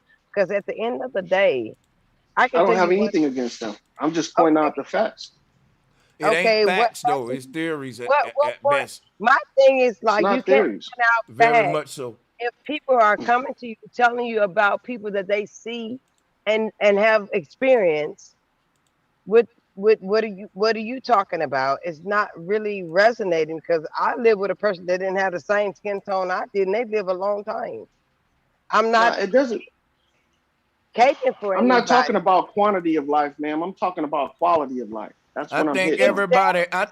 Because you can have kidney failure and still survive. I'm gonna tell you something right now. If you talking about quality of life, your skin tone. It's about you. Look, your skin tone don't determine your doggone quality of life. Yeah, I refuse to believe that. It doesn't. Well, if your skin is a detriment to your health, yes, it does affect your quality of life. And guess what though? If we don't see albinos' quality of life being affected naturally by their skin, we only seeing affected unnaturally as forms of racism like black folks went through. We have to say Exactly. that, goddamn it, their quality of life may be messed up because of what you brought up earlier, that they persecute albinos and people with vitiligo. They quarantined them in history, but yet a nigga with vitiligo, if he touch you, you can't get vitiligo from it. These dumb folks was thinking like that because they didn't But his understand children can. diversity.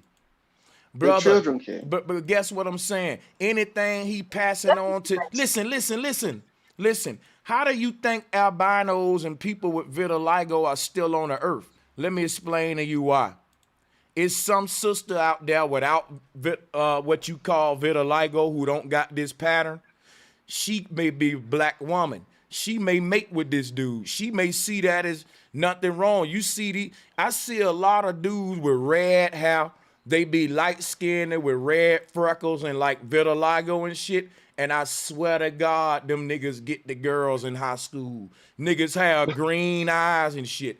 And guess what? And it's a thin line between it, because you can either be what they call pretty like this lady, or some people may see that shit is uglier, if you go to some of these. But some you'll actually see beauty in it in a way. Cause I seen a lot of niggas still holler at these kind of women. A lot of chicks I went to school with had this type pattern.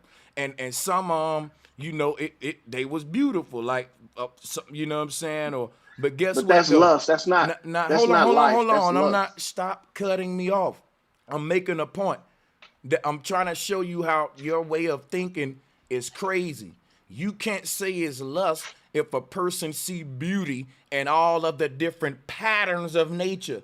And if you're biased to any of the patterns because you see it as a disease, then you can't find beauty in what I can find beauty in. And science is based upon these doggone biases. And if you going through a person's science who don't like a certain pattern, anything that pattern, they'll say, well, that's not original.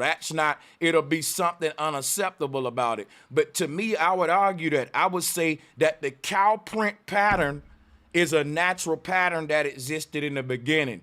And I don't think that there was a solid black cow and we had to wait to get the cow that's black and white patched and brown and white patched. I think nature made all of these solid patterns, non-solid patterns. She made the non-solid elements and solid and solid elements. So if you look at let me show you some and I'll yield the flow. Because I don't have to see my reality through the white man's lens. And all I'm doing is trying to explain my difference. And when y'all get the mic, you just reinforce what the white man say. So please allow me to get a little time to explain the different science. Because the white man been saying his for a minute. Watch this. If you look at this cow pattern, when we talk about solids and gases, you can see that as the solid color cow. And the gaseous form of this light would be multicolored patterns that'll be like these cloud-like patterns that's dealing with the gases. Check how deep this is, right? The same pattern we trying to explain that's dealing with where the mixtures take place, like in the sky.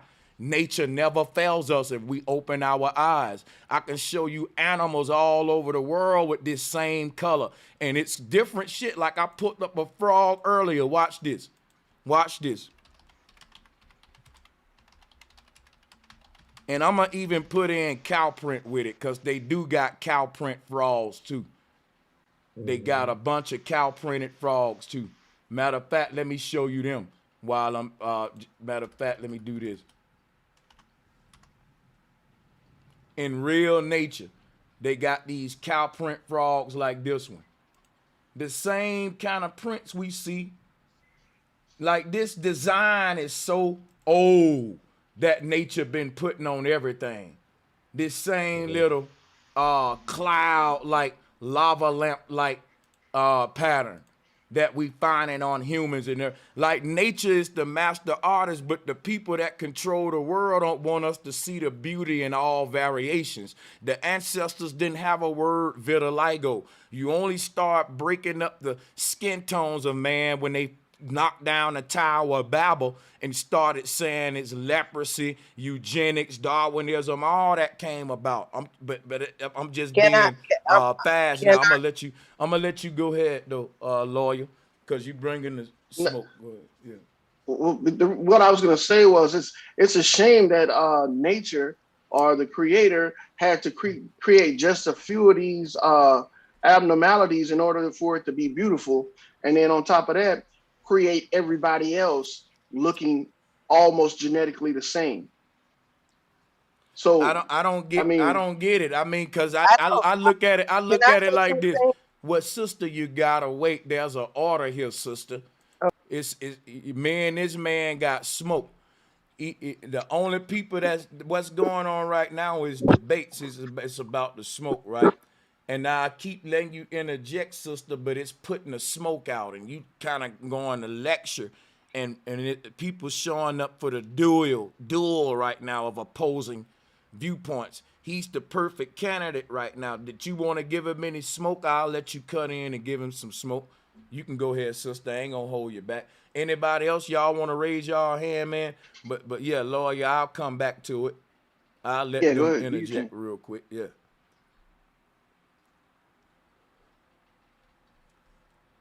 Oh, my bad. Y'all got to unmute in order to go in, Yvonne and everybody. I'm gonna let the people cut in a minute real quick. Yeah. my thing is, they weren't supposed to be here. Like, we wouldn't be seeing them. We wouldn't be existing and literally experiencing different things. That's part of growth. That's all I want to say. You Nah, can, you know. yeah, I because wanted to, all right, go ahead. no, go ahead, brother. I just wanted to say, I just think it's crazy for him to say what he's saying, because the creation is a artist. So, human beings are all shades and different colors. Birds can have babies with ducks, or what I'm saying? Them things are different. We are human beings. We can have children with each other no matter what skin tone or what defects we have. So I just think it's crazy to believe that. You know what I mean? And you guys keep saying nature is an artist, but nature creates patterns in different ways. I mean, we have the That's what you Fibonacci just sequence. Hold on. proved my point. Okay, what I'm about to say, we have the Fibonacci sequence, which is created by nature, and that's a even pattern. That's symmetrical. Hey, look, man. Let's deal But we have with this abnormalities. We have abnormalities with humans that are random, right. that Let are me imperfect. let me explain something to you. And what I'm showing you is that ain't just with humans. For example, this frog pattern right here is very rare. You're very lucky to see this kind of frog in your lifetime. Guess what though? Let me show you something. Right. You're very lucky. I'm gonna show you another one, right? I wouldn't want to look like that But shit, look, though. I'm gonna show you right now though. That's your preference, right? But let me show you something real quick. I don't think I know anybody that want to look like that. Hold on. Let me show you something real quick.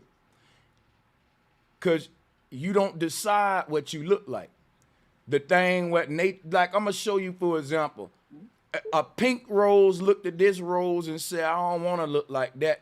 And a white rose looked at it and said, I don't want to look like that. But this rose don't give a fuck what they saying. This rose, if it find beauty in itself, long as it's their preference that they don't want to look like that, they can't convince this rose that the way it look is diseased when it only exists because the fucking pink one had sex with the white one. So now check this out. I'm gonna show you how childish our mindset is. Watch this, y'all. When we look at nature, when we see anything that's not solid colors, we say it's defective. So if the frog ain't solid green, solid black, or just a solid color, if it look like this, we say, oh, now that one is, yes, that's disease. So in other words, nature can't make designs, y'all, and prints different, like Gucci, Louis, polka dot. Nature, if nature go outside of making anything solid, we got to say nature messed up, y'all. See, we trapping nature in a damn box. You don't agree?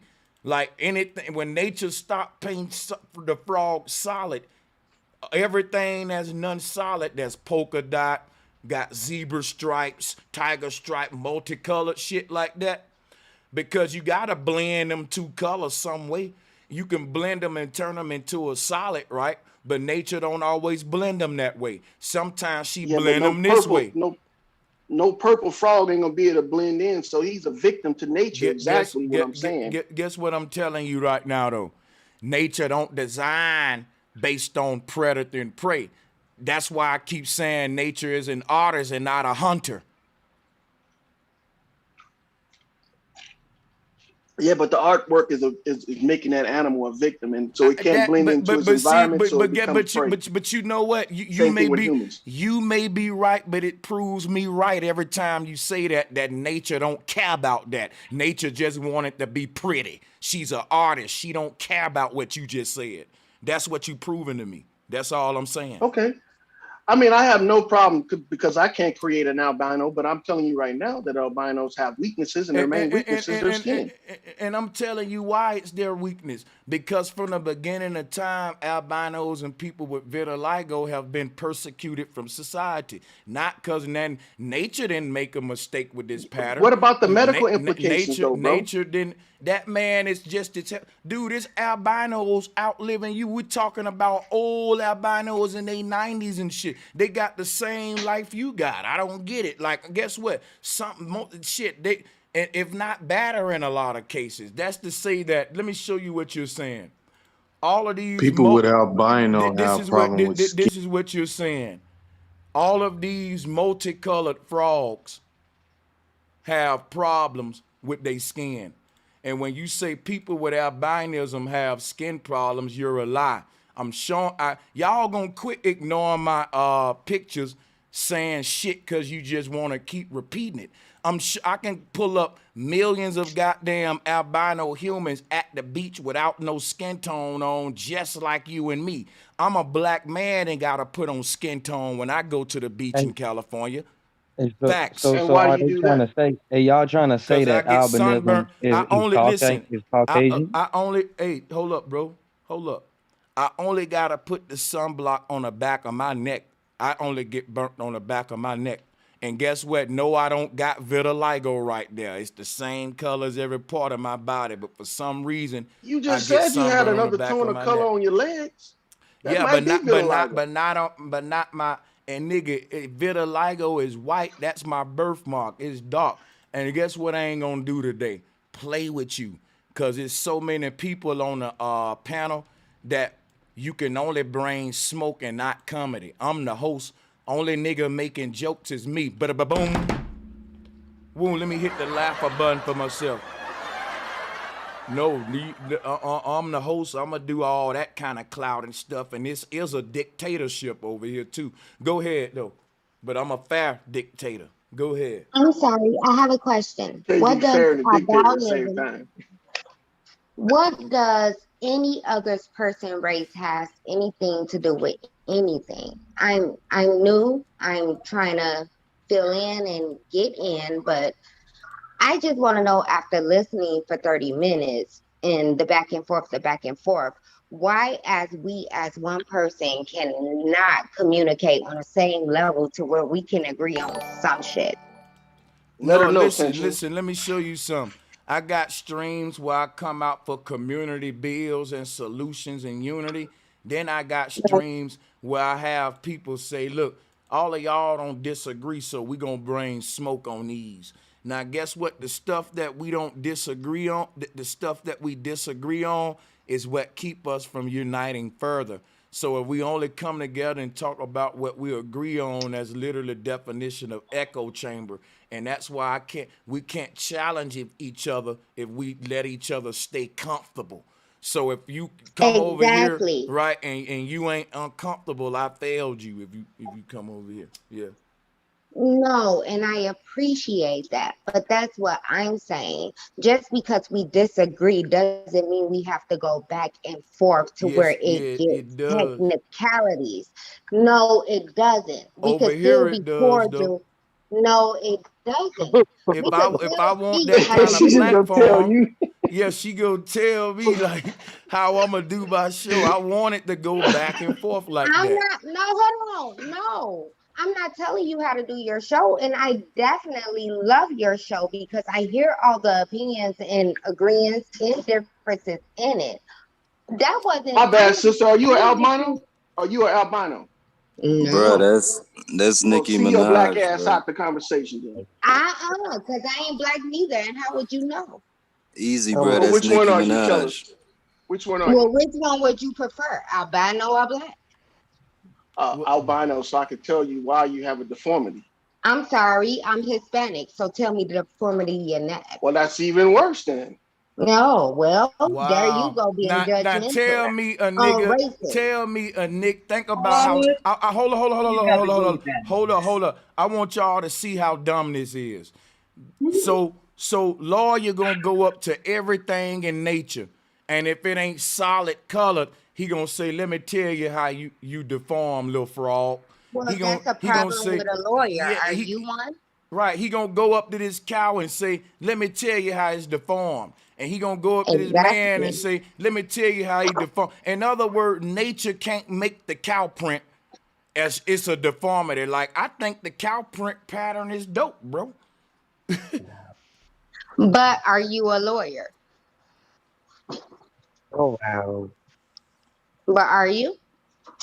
Nah, my sister. The Because if dude on you the are, panel name is They mentioned my nothing Loyal. about a lawyer. if They you was talking are about the my dude lawyer, representative bro. The as a dude on the lawyer, panel name I is The would dude, want Loyal. no, listen, I listen. want The you to dude on the represent panel me. named Hey, Nicki Loyal. Minaj. Hold on, Nicki Minaj. The His name dude was on the panel name is Loyal. All Loyal, right, Nikki, go ahead Okay. though. Nikki, go ahead, go in. not lawyer. Listen, I'm Loyal. listening. I am a person who take in different perspectives and make it my own. But with that being said, every perspective, anyone who has an opinion, I grasp that attention and I make it my own. So it's no disrespect. I've been listening and all I hear is gender inequalities. All I hear is racial ethnicities. What I want to hear is the root of the problem. But can either of us get to the root of the problem? No. We could just Well, sit let here me and let me discuss ask you a it. question real quick. Hold on, Yes, everybody, sir. chill out. Let me ask her a question. What's the problem? That's what I'm saying. Neither of us know. I You know can't why? give I'm you what gonna the show you. problem I'm is. finna answer the question now. 1 minute Okay. show. I'm finna answer my question. There is no problem because this show wasn't based on problem solving. If it was based on problem solving, I would have said, "Hey guys, this is the problem we here to solve today. Anybody got any solutions?" Today's show, if I'm gonna read the title to you real quick: Sexual Deviancy, Evolution, Melanin, basically origins. It's loading up now. Let me do it. Hold on. Slavery, all of this on trial mean we're debating it this is the court right now. Everybody know that mean it's debate night. That's why I got the smoke there. It ain't problem solving night. I'm hoping that through this debate, it will solve the problem of everybody making these biased interpretations of their You're reality. hoping through this So hold debate, you on, could wait a reach minute. people. Say You could what? reach Well, people. hold on. I'm reaching more people than you, so maybe you should follow what I'm doing and listen to me No, and let me I don't tell you need what. to do what you Hold do. on. The fact Well, that you listen. hold Well, on, you tell hold me on. what The you. fact that Tell me. you do. You don't come. You don't run a damn thing over here. You might want to relax. Hold on. Let me hit the laugh button. Pipe down. You think you gonna come over here, change? You gonna come over here, change the narrative? My numbers went down because people here for debates, and you're gonna tell me how to run my show. It ain't gonna be a back and forth. You're gonna stop debating. You're gonna give problem solving. You're gonna do what I say, and you're gonna shit like who the You need to nerve? mute her. Like she really tripping. That's Nicki Minaj, bro. This is obviously Hey, not and bro people Sanchez. thought I was This, disrespecting hold her, up. bro. Come on. This is Bro Sanchez and her, bro. This is the name of this podcast, Bro Sanchez and her. Hey, real quick, bro. This Awakening Minds. I had my hands up for a minute, man. Hope everybody doing all right. Great show too. Well, thank you, my brother. Appreciate that. Hell yeah, Yeah. great topic, brother. Great topic. Now Something listen. that we need to discuss. If that sister Shanta want to unmute her mic and join in with the debates on what I just put in the title, she can do that. But you ain't just gonna cut in and like hit the dang on skip in the record button. Parties over, children. Stop your arguing, and you're gonna get. I ask her what the problem is we solving. Yeah, right, crickets. You know why? Because the reason I explained. Like I don't have to be forced to do problem and solution for adults. I can have debates if I want to. And can't nobody tell me not to. She came off like my mama. So Shanta, you don't have to apologize because I know you're not, but you can feel free to unmute and go along with what the host said the show is about today. Or you can remain muted. Now you can hit the microphone button, sister, and you can unmute yourself, and we can talk about melanin, diversity, and all that. Other than that, we're going to keep moving. Salutes to all the sisters on the panel, dropping a bomb for all y'all sisters, Inspired Phoenix, and Mom's Power, Nick L, Sister Betty, the sisters who know how this thing go. You know what I'm saying? Much respect to y'all. You know the flow is always open to the sisters. But I ain't going to let the sisters tell me what shows to do and stuff. And guess what? Actually, I'm lying. Sister said you need to do an all-female show one day, and I did them. But check this out. I'm going to mute up. Anybody want to go back to what we was doing before we was interrupted? Loyal, shall we? Or anybody else? Because I can't let her throw us Hey, off bro. like that. Yeah, I mean, Hey, bro, I want to show you something about the word melanin. So I'm gonna put a link in the chat. If you can just pull that up for me, I want to show you something.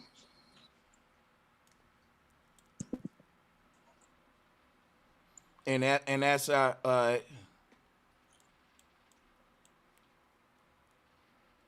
yeah, the flow is open, and like I said, and she's not even debating the topic either.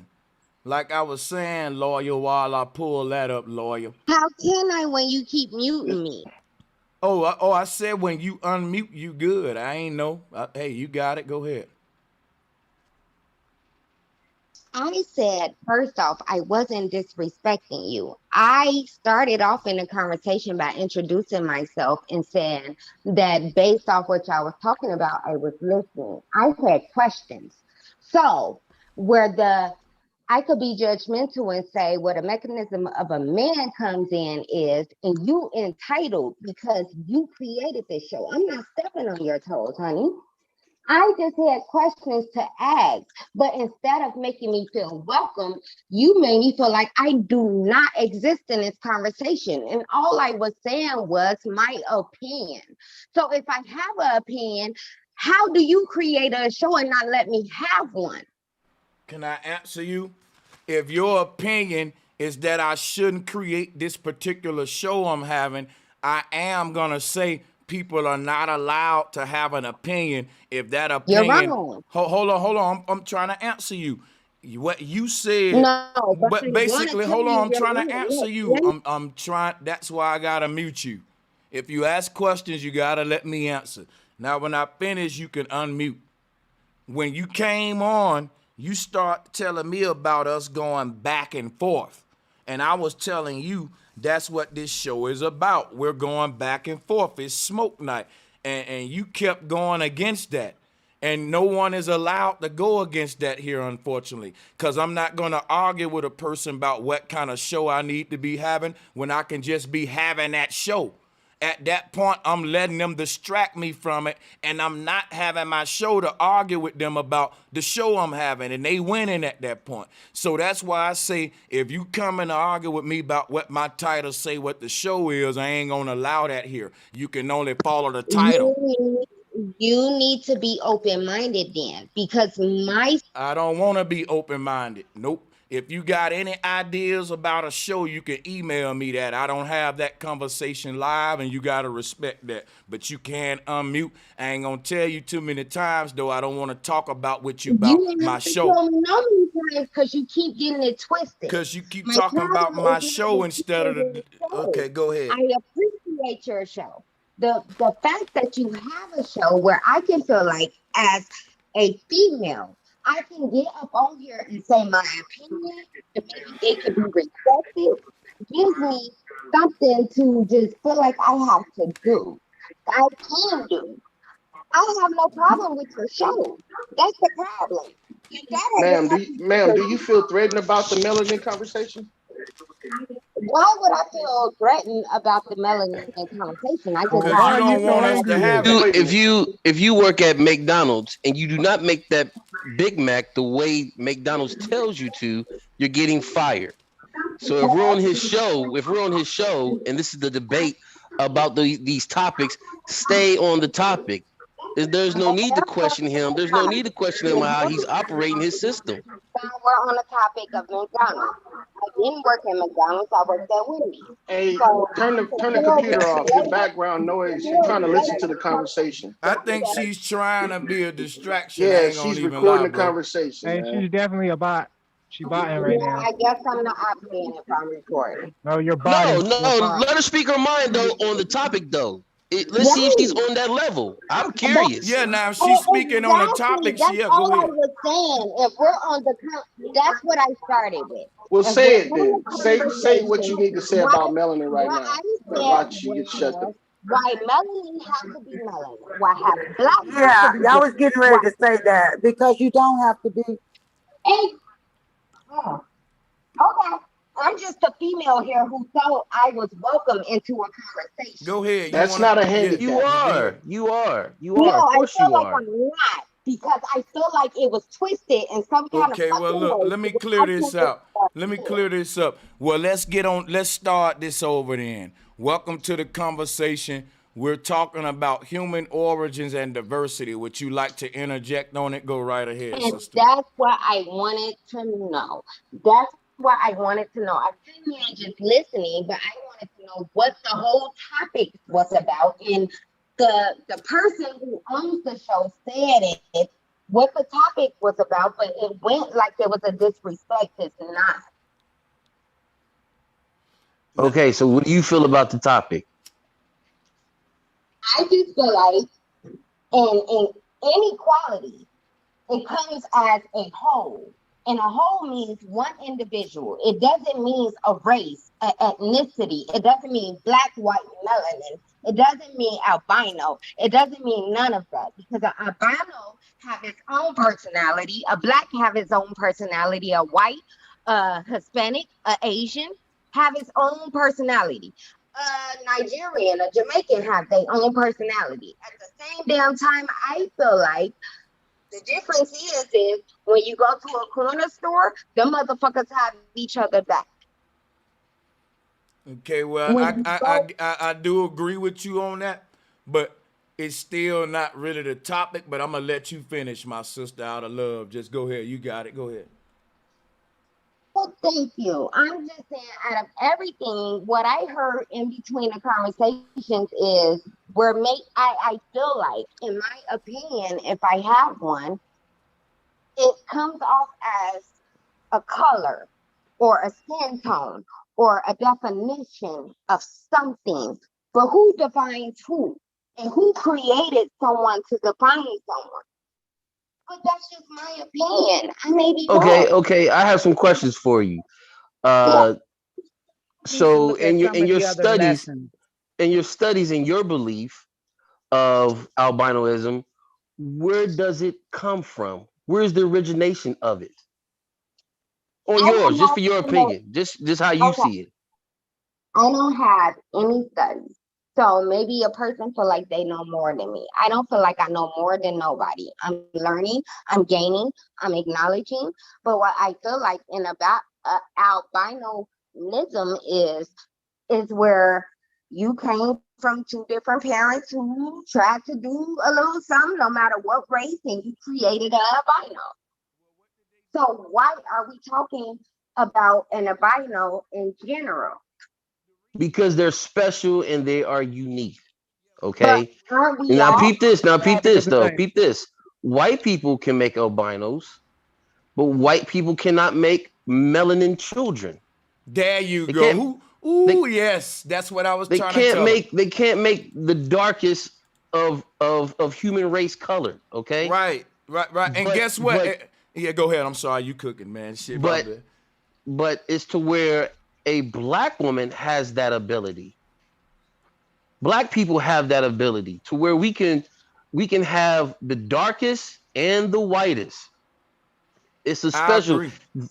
I agree. Now, Because look though, when you say that black people can have the darkest and the lightest, when we say that black people can create the lightest race, we ain't saying that black people can give birth to Europeans. You do know that you're saying that black people gave birth to the original albinos, correct?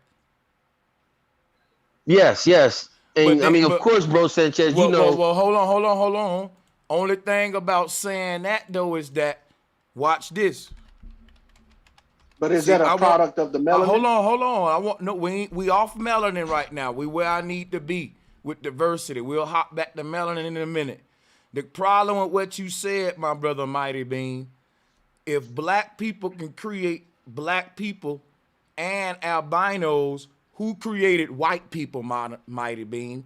Because you telling me black people gave birth to all albinos, but albinos got their own version of a black man. See, let me show you what I mean by that right quick. Okay, I'm gonna let you go. Yeah, because hold on, whoever just said that, I gotta hit the laughter button on you.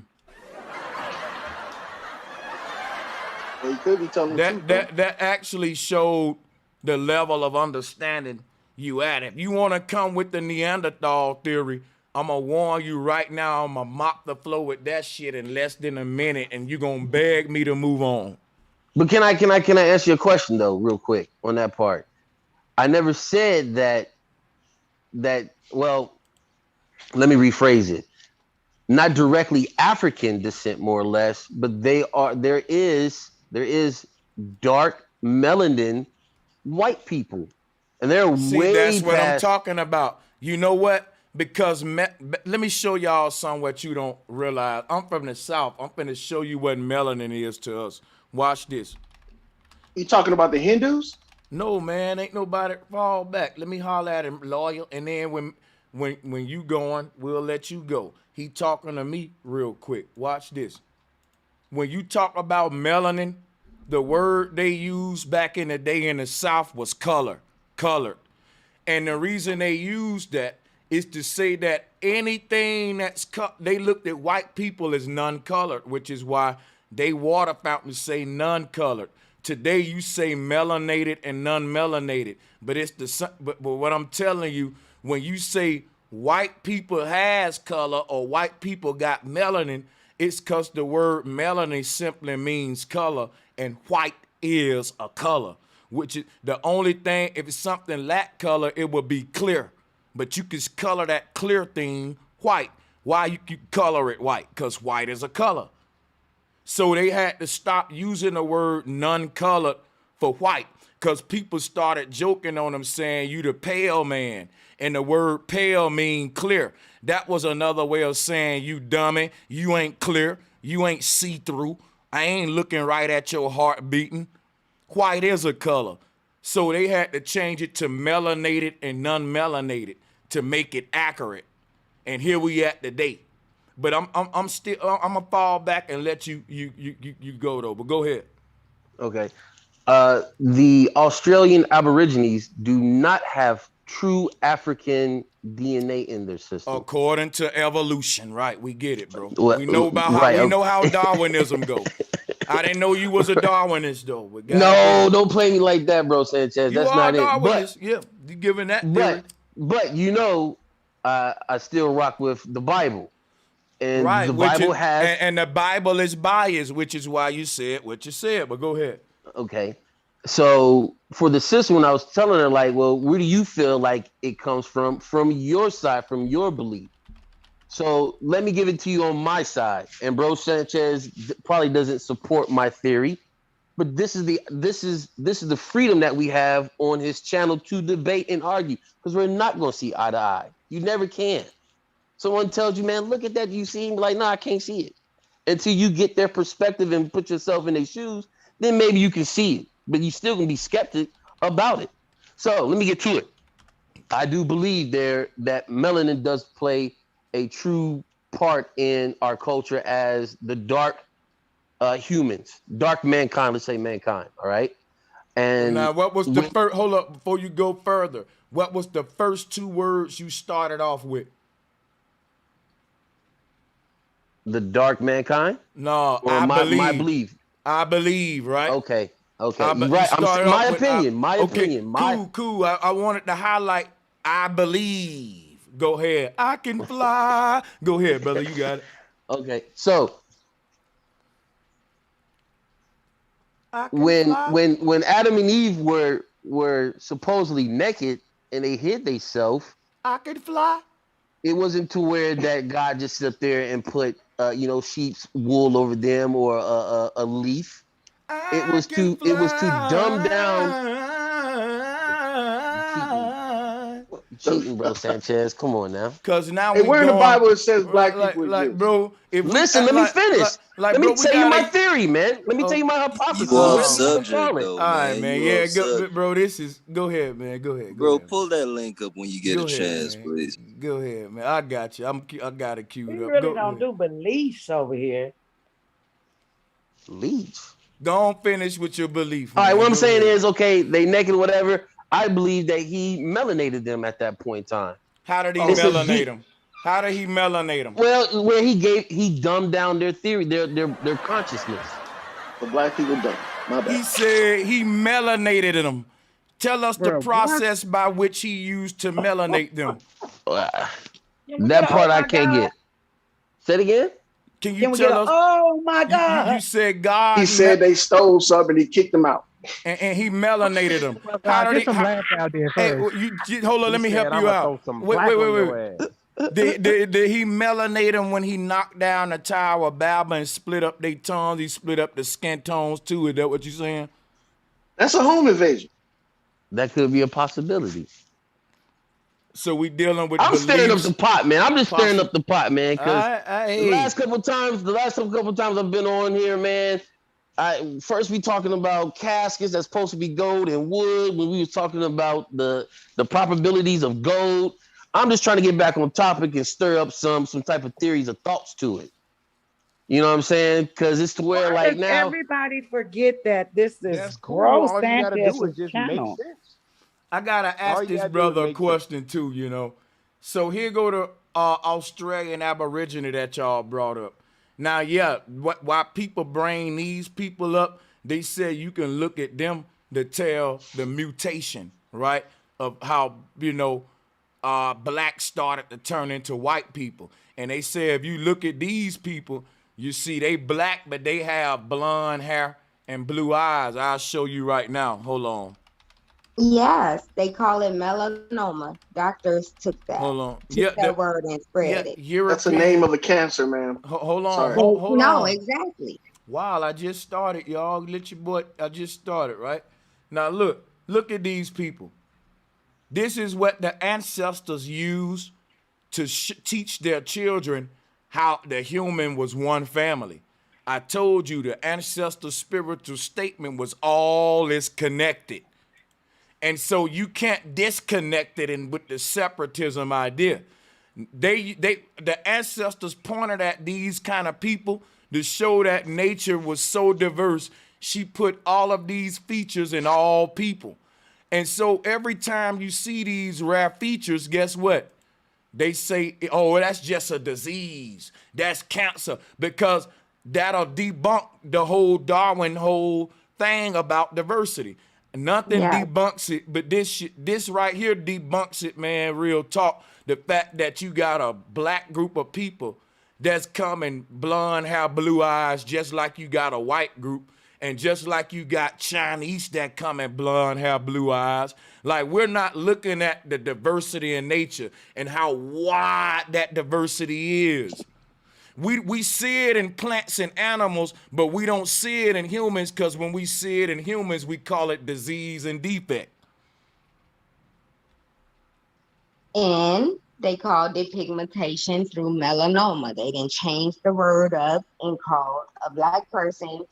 They got a lighter skin tone. Melanoma is a skin cancer, ma'am. Exactly. They put a name on it and spent it. Yeah, like Yeah, but that. Like it's almost like nature can't.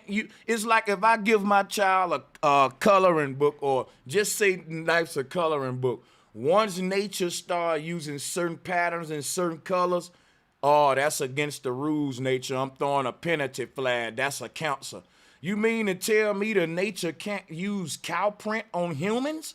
Who get to limit nature but man's biasness? So nature can use this print on a cow, but it can't use it on a human because, oh no, I'm gonna throw a penalty flag. You can't restrict what nature can do with her crayon box. This is very biased. I don't care what nobody say, but I'm gonna mute up. That's what I want y'all to deal with. Go ahead though. Brother Sanchez, may I sorry. May I offer a perspective? Mm-hmm.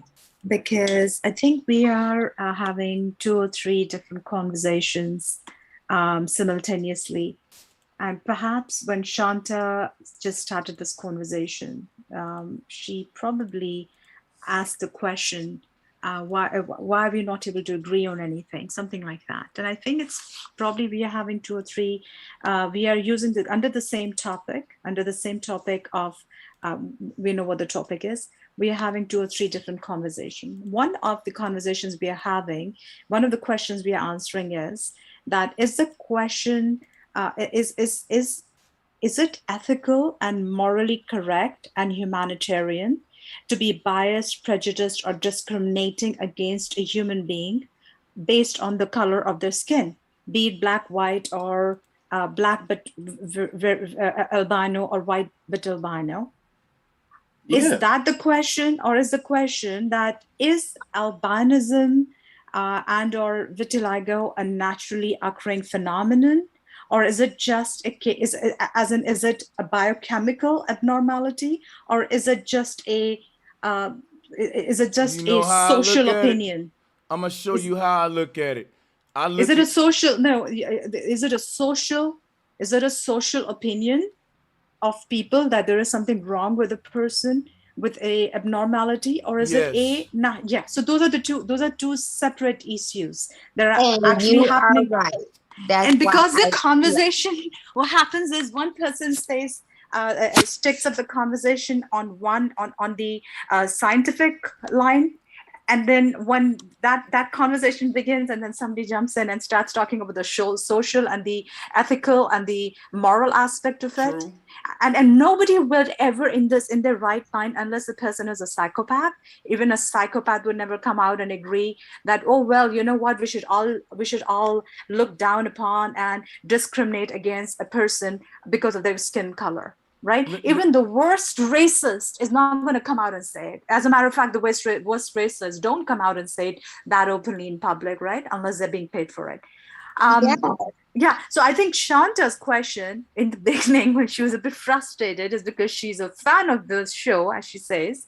She's like, I like your show, but I'm trying to grasp what the topic of this is, right? Why are you not coming to a conclusion? And so I'm just trying to say the reason is that there are 3 or 4 conversations happening simultaneously. You know what? And let me that's explain what something we do to you. here. Let me explain something to you, sister. My opponents are not coming to a conclusion, but when people rewind this, they'll see that I made a hypothesis and I intelligently came to a conclusion on all of the things that I claimed as a theory for diversity. Yes, Brother Sanchez, I think you have thought about this matter. For what everyone, all of us have an axe to grind, and we all have certain things that we have actually thought it through. And in your case, yes, certainly you have thought it through. Certainly you are somebody that likes to think things through, perhaps, and then you come into the conversation. But not everybody comes in having thought things through, because some people are just listening and they jump into the conversation. But sister, we want to talk. What do you think about human origins and Yeah, all of this. Go ahead. Yeah. So I want to say first and foremost that in terms of discriminating against somebody because of the skin color, that is out of the question. I'm never going to discriminate against that. I mean, even if I was, I wouldn't say it. That's just how most people are, right?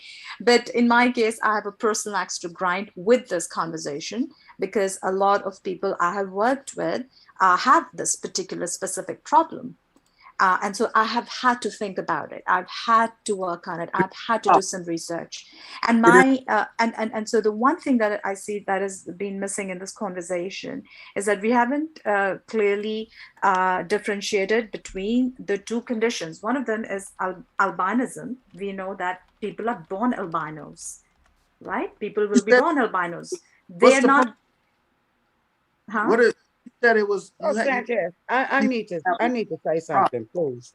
Okay, let's let my sister Inspired Phoenix interject briefly. No, I didn't finish saying that. I know. I just want to interject real quick, and then you can have the floor back because I want to say something to you, dear sister. First off, peace and blessings to you and your family. Thank you so much for the info that you come on here and share. But I must say this. This is Brother Sanchez's channel. We like his swag. We like his realness. We like his laid backness. You're great, but you come on like a college professor with your lecture. It's very boring and you take over. You're very long-winded. You go on 20 minutes and stuff at a time. Can you please just kind of follow the show, please, ma'am? Thank you, sis. Much love, no disrespect. And I know it's some guys in the chat and on the panel that want to marry you. They're mesmerized by your voice, but there are also people that feel the way I do. You can say what you got to say because Sanchez is great. He lets us come on and say stuff, but you are so long-winded. And again, it's like a college professor. It's a lecture. There's no swag to it or no any Sanchez stuff to it. And I'm done. I don't think we here to learn. I don't think that it is, which is why I said I'm taking in all knowledge and knowledge that it comes. I am not. I wasn't talking to you. I was talking to the other sister. I understand what you're saying, but I feel like we is in a group together, so we all is in Nah, it she's together. not in a group with you though. Y'all two separate people. She's definitely not in a group with you. Well, it's fine. I feel like I'm in a group with everyone. So I don't have a hypothesis. I have a philosophy. I have all that. I am not biased to what anyone has to say or anything anyone has to say. That information I grasp attention to. And even if one person agree with one person and one person disagree with one person, I gain something out of everything everyone has to say. What I'm not going to do is be disrespectful because I don't do that to my elders. You already did. You told him to be quiet and listen. You told him to listen to you. You was disrespectful to Bro Sanchez, sister. You gonna go back? More than no, one. Hold up. Whoa, we going left, bro. We going left. I'm gonna have to get back. I'm gonna get. Look it out. You were. Let me get back control. Let me get back control. Salutes to everybody on the panel, and I appreciate all of y'all. Now let's see if we can get back on track here. Let me do that by briefly interjection with the argument because before we got off track, the brother made. Hold on with the laughter. Who was the joker on the panel? Check this out. Earlier, the brother brought up the Aboriginal Australians. Whoever that was brought it up. Let that brother unmute. Explain why he told me to pull this up. Because the Aboriginal Australians is who they portrayed as the Golden Lords and Demolition Man. In Demolition Man, when they had the Golden Lords with the gold hair, if that's before some of y'all time, but that come from the Australian Aboriginals though. But let's talk about the Golden Lords though. Who wanted to bring it up?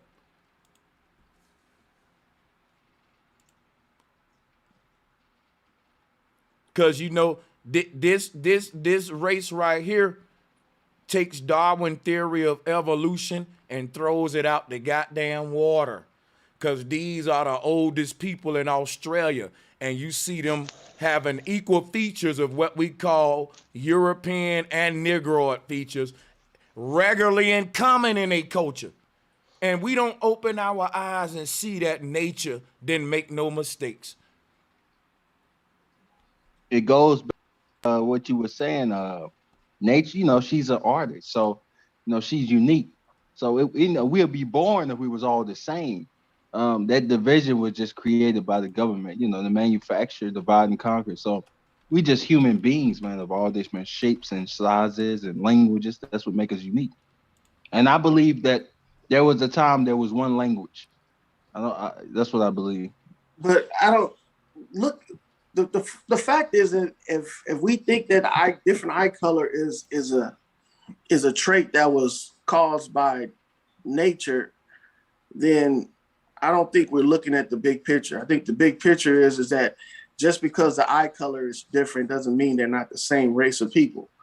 And blue eyes is not a European trait. It's not a European trait. So I don't see where you get that from. That Okay, this is so according to melanin theory, blue eyes and blonde hair are the main features of this quote unquote devil. We used to in Islam and other cultures they call it the blue-eyed blonde hair devil. So now I know I'm debating a youngster who before his time and don't know all this stuff. So the blue-eyed, blonde-haired devil was created as a boogeyman for the crazy African Americans that wanted to. No, it was not. It was created because this was the grafted man, and they literally started to see people with vitiligo as a boogeyman. You said it earlier, the grafted man. I don't know about the people on the panel, but if some human walk up to me that's grafted from an unnatural process, I'ma feel kind of standoffish too. And that's what we saying about these people. And don't you know That's they right. listen? It's Can I let me chime hold on. in, Wait, bro, Sanchez? wait. It's so many homeless and persecuted people that's albinos and vitiligo because companies don't want to hire them. They skin is a turnoff right at the gate. Different things of that nature. They were the first persecuted people all over the world, and they come in all races. So everybody in their own race disown. Like when a black man had. Let me show you some what for y'all cut in, because this is a important thing to point out. When a black person had an albino child, the mama and daddy didn't just one of the only ones disowned him. Society did. You think this brother right here get the same treatment as them other brothers? I want y'all to think about this. Nature ain't mistreating that man. Nature created a pattern on him. You may laugh, you may say it's ugly. This is a albino black dude, and he's going through puberty. He's a teenager. When he get older, all of them bumps will be gone, and you'll see, he's gonna be looking similar to these folks here. They going through. But what I'm saying is, check this out. He's not gonna get the same treatment as his other brothers and sisters. Nature treating them all the same. Nature giving him water, giving him air, just like all of them. But society, a dude with a company, if he got to hire between these three, he gonna hire this one because he don't want this dude at his front desk turning the customers around. But that's based upon what we find beauty in and our biases. But go ahead. It's Cain's mark. That's Cain's true mark. So if we're talking about the Bible, when you're talking about this, that's a totally different story. What I'm saying is the genetic. I didn't bring up the Bible, but you can go ahead. Well, I was saying, yeah, that was the brother that was just talking about the Cain's mark. That's a whole new topic. But the topic I want to talk about is the disorder of having that skin complexion and how that's detrimental to them. Now the picture that you just had up there with the guy with the two colored eyes. Now that right there, if they see perfectly out of both of those eyes, which I don't think they do, He because does. Oh, they do? Oh yeah. Matter of fact, guess what? Let me show you something real quick. This is actually common in this particular tribe. I'm gonna show it to you. Hold on a second. You see, it ain't just him. This particular tribe right here, they eyes come in multiple colors. Like, I don't know why y'all want to limit nature. When I was a child, I did stuff like this too. Like, some of the kids would paint both of the eyes blue, both of the eyes green. I would paint one eye blue, one eye another color. You know what the teachers say? Broderick, that's more creative. That's more unique. Everybody else limiting themselves. Y'all can't limit nature, and just because you limiting nature, you want to say, well, that's a disease, like I bet you he can't see. That if you went hunting, that boy would out hunt you. Well, that's I don't know if that's true or not, but what I'm saying is, why would cool. millions of people look the same based on their general race, but only pick out these few thousand people and make them different? That's not normal. Because that's the point. Nature wanted to do something not normal, something that was unique. Like, for example, if I'm an NFL dude and I raise all of my children to go pro, right? Just like that, and all be running backs like me, they go pro. I may say, look, I'm gonna do something abnormal, something unique. I'm gonna raise this particular son to be a basketball player, something that ain't even in our family, right? Because I'm tired of all my children being football players. I'm gonna break that up. I'm gonna make this son unique. I'm gonna make him a basketball player, right? I think if nature wanna do that sometime and do some unique things, okay, sometime when I had a coloring book, I would paint all the frogs green. But sometime I may paint them frogs pink. I may paint them blue and yellow and different colors. And guess what? Sometime nature do that too. She ain't got to do it all the time just because you want her to. That's like somebody going, hold up, let me say this and I'll mute. That's like somebody going in there when I'm a child saying, you don't multicolor paint them frogs all the time. Either you gonna paint them green all the time or stop doing it. I would say that's a dumb mama. Yeah, mama, I don't paint my frogs different colors all the time, but sometimes I like to make a few that's like this. Sometimes it's uniqueness. I like to mix it up sometimes. Well, you got to do it all the time. I'll be like, what the fuck? That's what you saying, Lord. You're like, you can't make nature do what you want it to do. I'm saying that that's believing in evolution and natural selection and all that shit. It's believing in diversity. That's it. It's believing that nature is an artist that can paint shit how she want to. And when she do something that's unique to me, it ain't a disease to her. Just all right, let's like, can we like let's do use the you wear the same Kardashians. outfit every day? You wear the same shoes every day, the same clothes every day? Or do you got some diversity, or you evolve in your outfit for tomorrow? Okay, let's use the Kardashians. You got have one sister that has one children by a white guy, right? Blonde hair, blue eyes, damn near, right? The rest of the sisters have kids by black men, right?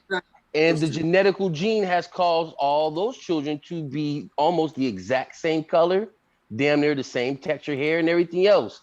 But yet and still they have cousins that are completely, totally different. Bro, the Kardashians Kardashians still have all freaking plastic surgery nuts, man. Bro, what the fuck that got to do with the damn color when I'm talking about as the melanin in the damn right. Man, what the fuck? Calm down, young man. I mean, y'all kill me with that bullshit when people trying to learn and keep it on topic. People do get tired of dancing though, man, and reflecting and deflecting. Young man. But I do feel him like it get to when people obviously showing you, like, let me show you the different what make my theory blow everybody else's that tried to debate me out the water. I don't need the white man research to prove that nature can be an artist. The white man used melanin to do what I'm explaining without a microscope. The Dogon people don't got a microscope. These Aboriginal Australian people, they don't have microscopes. They don't know about a word called melanin. None of that stuff we talking over here in the Western world. But guess what, though? They know how to explain diversity, and I'm guaranteeing you that they're explaining the diversity in humans in their tribe the same way they see the diversity with animals in their jungles. They wouldn't do it no other way, because they studying by looking at what nature's showing them and not what the white man's showing them and not what they ego showing them and they biasness showing them. Hey, Yeah. but nah, brother. Hey, that brother want to talk about them Kardashian nuts, nigga.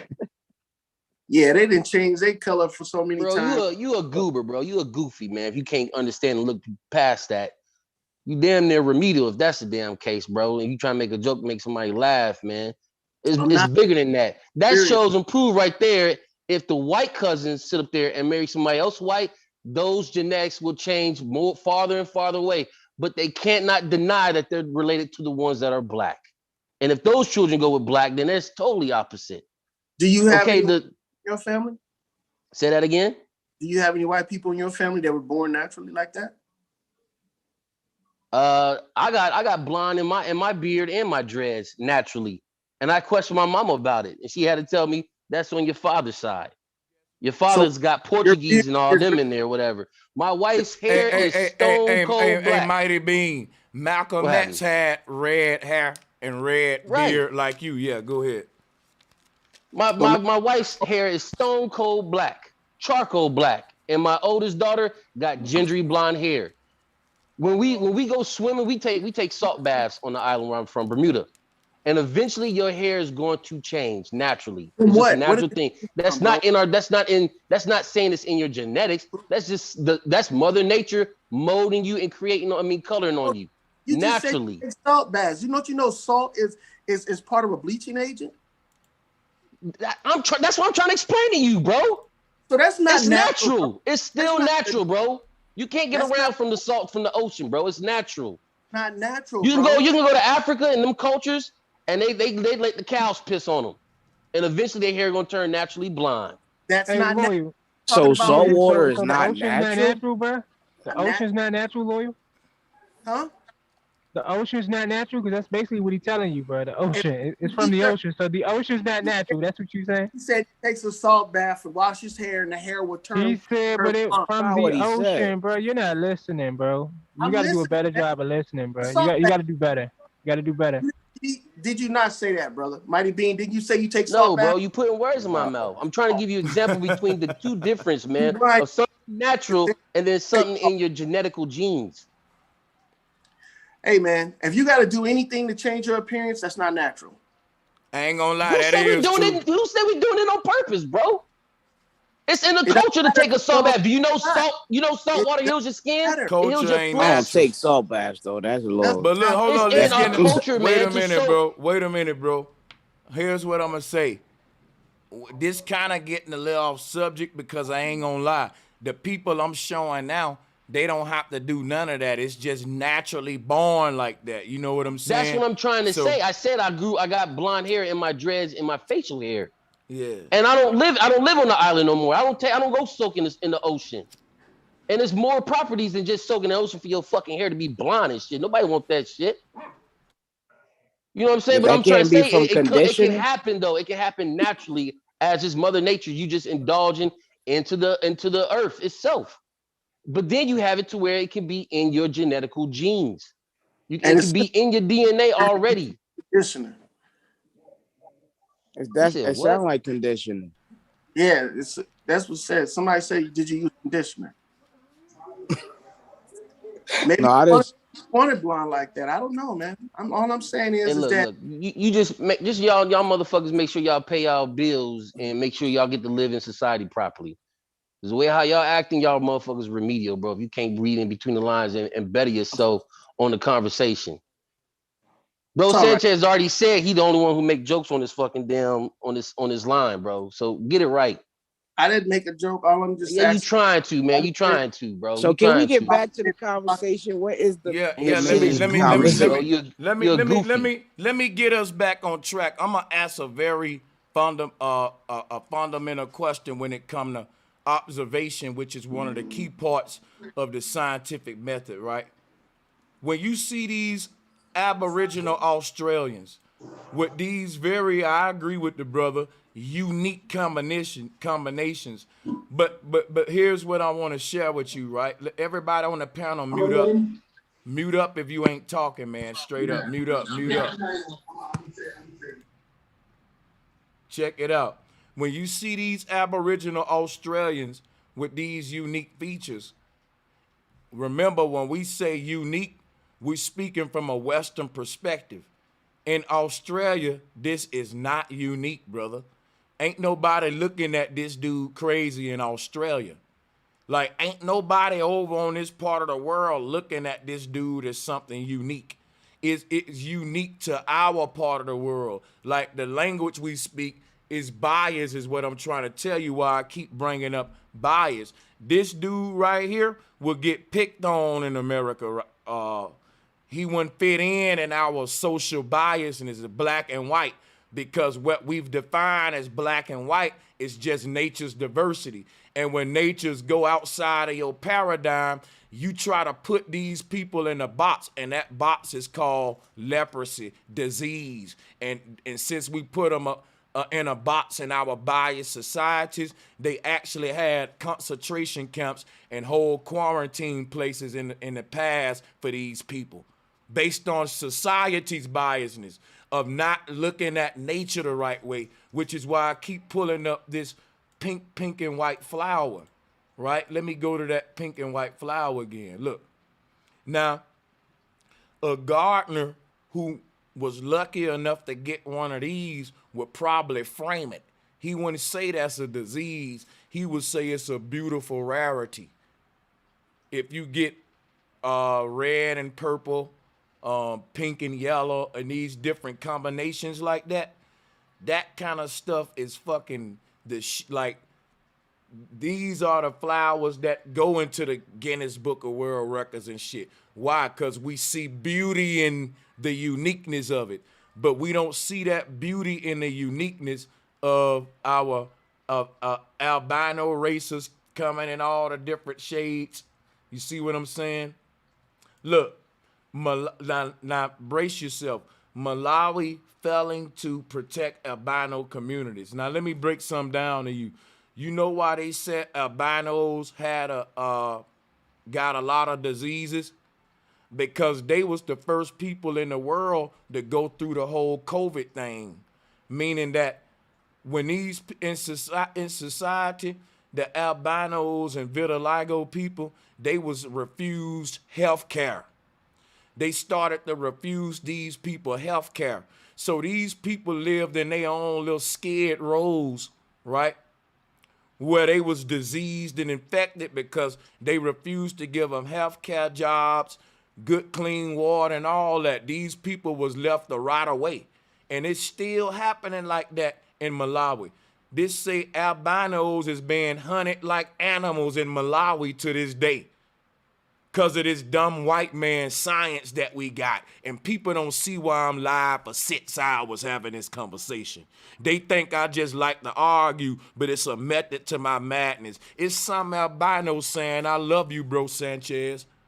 Trust me, he in Malawi right now saying, thank you, man. Like, this has been happening.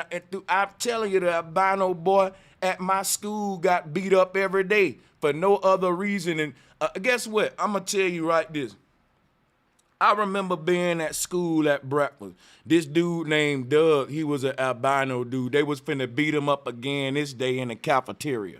So the dude that was going to beat him up went up to him, sat across of him, and just said, you know what? You's a ugly motherfucker.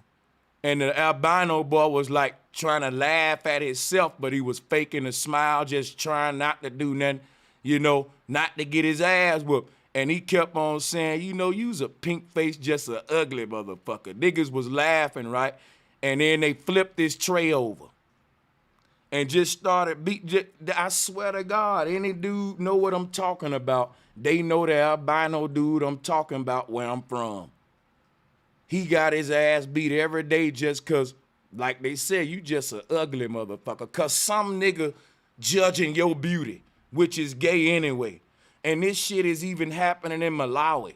Like, black people don't understand how deep this eugenic shit go. Now, when it start happening to us, guess what? We gonna say the same thing. How you gonna do me like that because of my skin color? Because they said black is wicked and ugliness. When they start doing it to you, you say the same thing the albino said. But when I show you how that's working against the albino, you can't see how it's been working against you. You don't see how it's Hey, bro, can I add something to this? eugenics. Yeah, thank you, Tim. I'm ready to fall back. Thank you.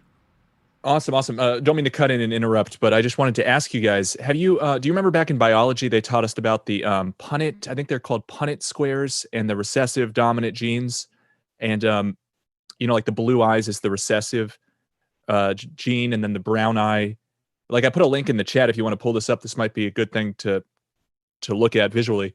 But they say that like each of us carry two pairs. It's either dominant recessive, or recessant, and it has to be both recessive traits to take on something like the blue eyes or the albinoism. That's like the mainstream. I don't know if I believe it, but I wanted to ask you, bro, what you thought about the mainstream genetics explanations.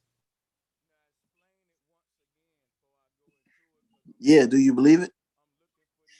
Because if you do, that means you believe in Darwinism.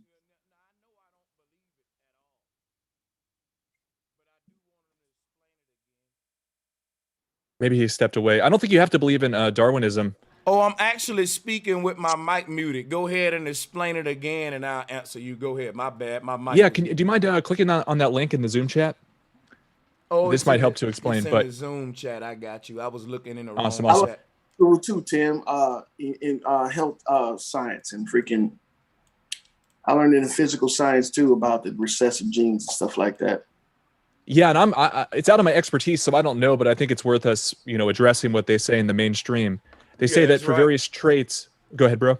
No, I was saying it is worth it. You got it. Yeah, they say for various traits, like take for example what we have on the screen here, eye color.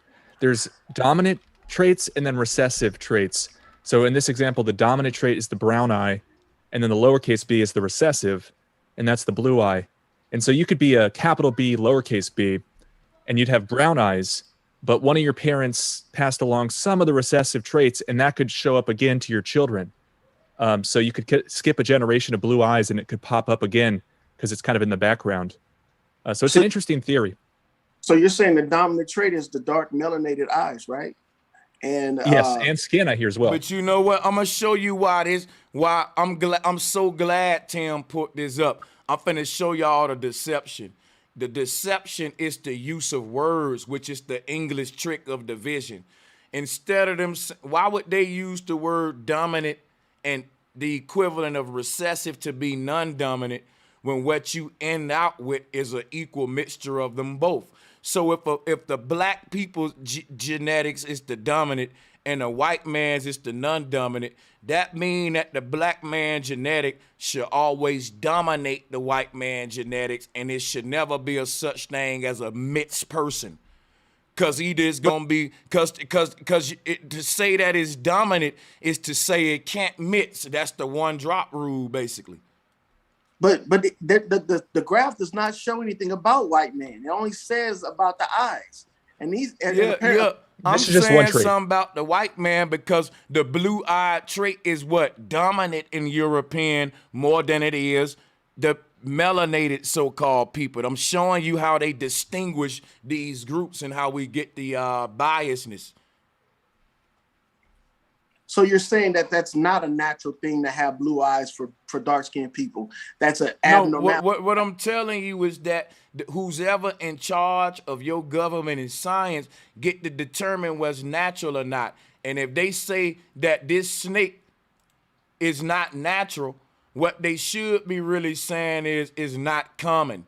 But in the Western world, science is not common is linked to mutation or defect because Darwin was using a law of commonality to base his theory of evolution on, saying we coming from a common ancestor. Y'all don't get it? Like I'm trying to break it down in kindergarten language.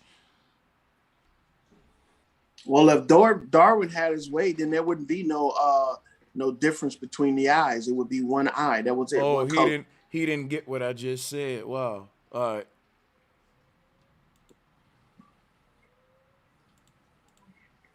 I mean, but by you quoting Darwin and then also saying that it's a natural thing to have different colored eyes, wow. You're actually stating that evolution was correct then. Oh wow, that's what you got out of it. Damn, let me see if he needs to just keep watching Captain Planet and stay on the kindergarten level. Like wow, this is. I Hey, don't know. bro. Like this is crazy. Like I'm making it simple, man. Like you got to Very wanna simple. be dumb. I'm gonna say ignorant. My bad. Like Hey, bro, right on topic. I put a link in the back chat as well. If you can pull that up and just go to the second picture. I want to give the definition of melanin.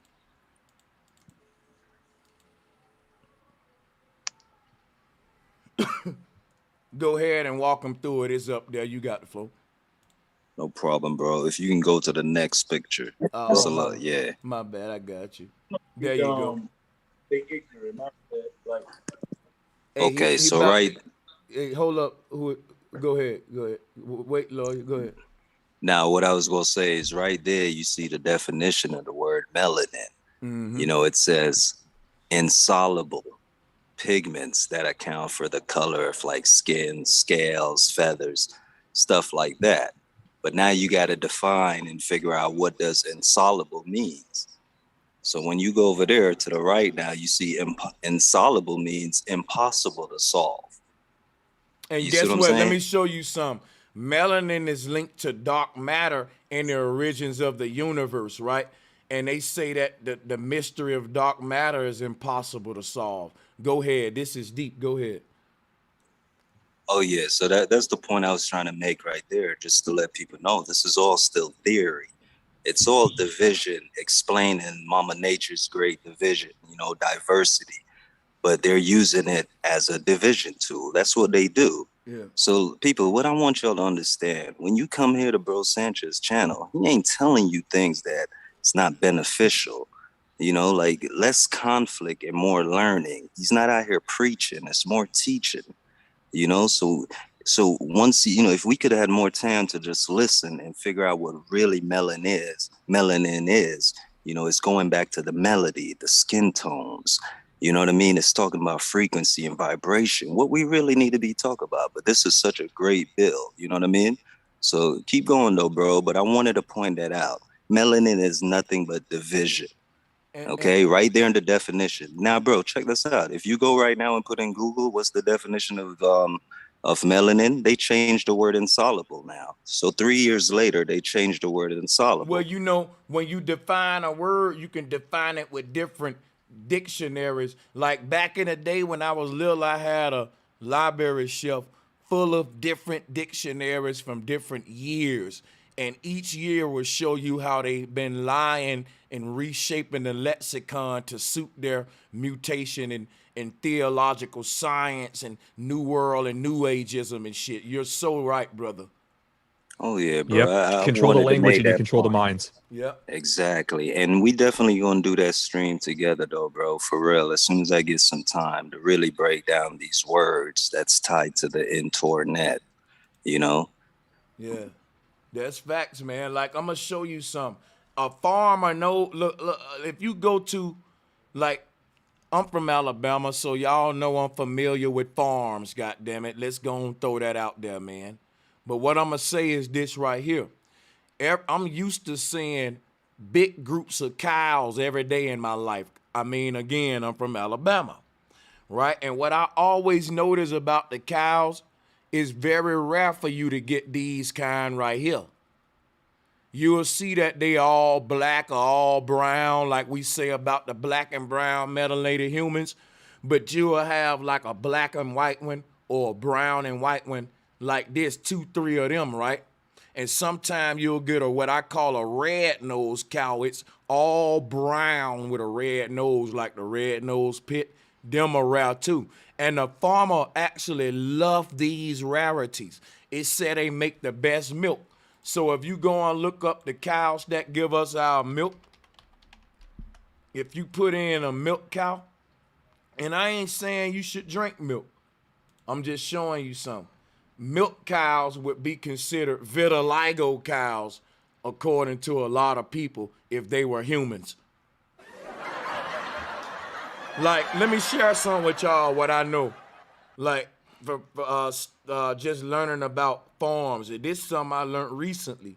The cows that make our beef is like the solid colors, brown and black.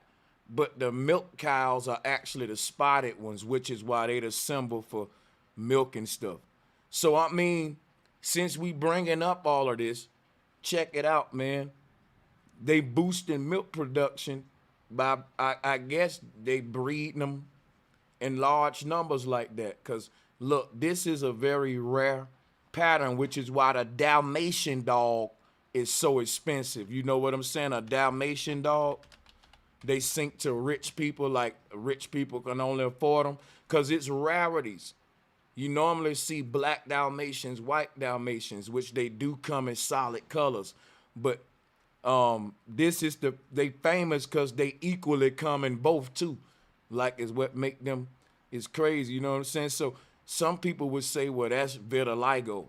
That's a defect. But like I said, in the animal world, all of these animals that'll be defected in the human world are the most expensive. And what I'm telling you is when you look at a lot of queens and kings and beautiful women in history, they once embraced this defection like they do in a lot of cultures where it's just the opposite. The albino people are revered. They are seen as a beautiful rarity. Like this girl who was an albino, she went and tattooed and outlined all of the albino shit on her body and put a map on. And that's what I was telling y'all earlier about. This is a natural pattern in geographics. But I mean, it like I said, it ties into biasness because we talking about beauty now, and that's up to perspective. If one man say in his culture, well, that rose is ugly to me, you better believe these kind of roses gonna be the cheapest ones in the market. Right? So if in the Western world, if they decide, well, the roses that's made like this one is defected, like, and that's a disease, people will start throwing these away. They'll cut them out the garden quick because they wouldn't want it to spread. And this is what happened to the albino race and people with vitiligo. They started to be hunted, killed, and you can't deny what I'm saying because I'm showing modern newspapers today where they literally still hunting down albinos in Malawi, and guess what they doing?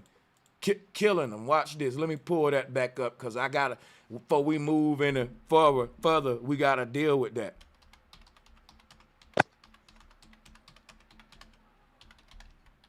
We gotta deal with this to show you why I say it's biasness and racism. Don't you know I just put up an article a minute ago. I'm trying to pull it back up. Where in Malawi, they actually hunt people with albino, which means, let me show you what's going on in Malawi. In Malawi, if a black woman give birth to an albino child, she gonna send that boy off into the jungle in secret hidden jungle communities where all these albinos and people with vitiligo are still living in leprosy quarantine communities like we in biblical time. With all the science we got, they won't make this stop because if they do, all the racism and hatred and skin tone deception to stop. Like the brother said, they using this for division. And the people who bear the brunt of it is people with vitiligo and albinism. Because even in the Western world, if you born with vitiligo, you ain't going to get that job before me, especially if it's dealing with the public because the corporation think that's a distraction and turn off for the company. They look at that like a natural tattoo. They see a dude with vitiligo no different than a dude walking in there with a bunch of tattoos all over his body and face. So this became discrimination. Wow. Yeah, you're right. And the social engineers can control what people find beautiful, what people find attractive, what traits people look for in mates. And this has huge compounding effects in the genetic pool of humanity. So that's interesting to note as well. Guess what? They are hunting albinos in Malawi for their body parts. And you know why they doing it? To try to understand this disease. And you know why they can't understand it?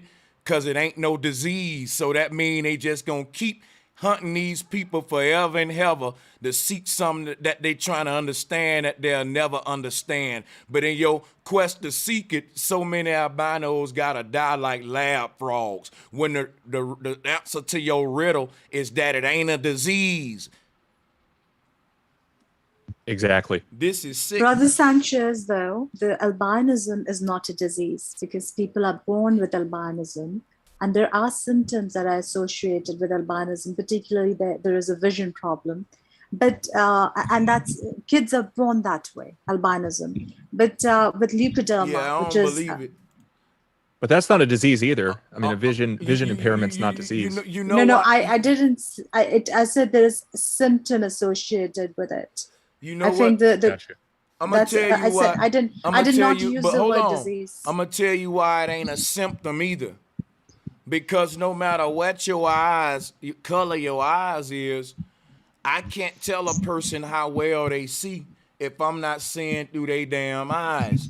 No, I'm talking about strabismus. Strabismus is lazy eye. It's not that they can't see properly only. It's a lazy eye. So it's called strabismus. And very often it is observed in children born with albinism. But because they're children, it is a bit pronounced. And secondly, vitiligo, which is also called leukoderma, that only usually occurs in people's 20s and after. So vitiligo is not something you're born with. And vitiligo is vitiligo in most cases, vitiligo people definitely are born that way. Every person with vitiligo I ever met in my life, they said, man, I'm born this way. And when you ask them where they birthmark at, most of them will tell you that vitiligo people tend to not have birthmarks. But you know what I think they saying? I think that the vitiligo is just a big old natural birthmark. Like, think about it. Your birthmark is a random abstract continent looking shape, but it's small. If I stretch that big all over your body, it'll look like this flower. But we don't see that connection with a lot of the patterns in nature. And it'll explain a lot of the mysteries, like why people with vitiligo tend to not have birthmarks. Maybe the vitiligo is their natural birthmark, it's their pattern, it's their mark. Like, you can't find this pattern nowhere else that's on this frog, but this frog. No, are you talking about vitiligo? Are you saying you've met people who said that they were born with vitiligo? Yeah, like with what we call, I'm finna pull it up now. Yeah, those pictures and with these ladies, these young ladies, even Michael Jackson, all of this is called vitiligo or leukoderma, and people are not born with this. Generally, even children will not be observed. This will not be observed in children. It's only in early 20s and thereafter people are going to have this, and it has been connected. It is considered an autoimmune disease, which is yes, it is. It is considered.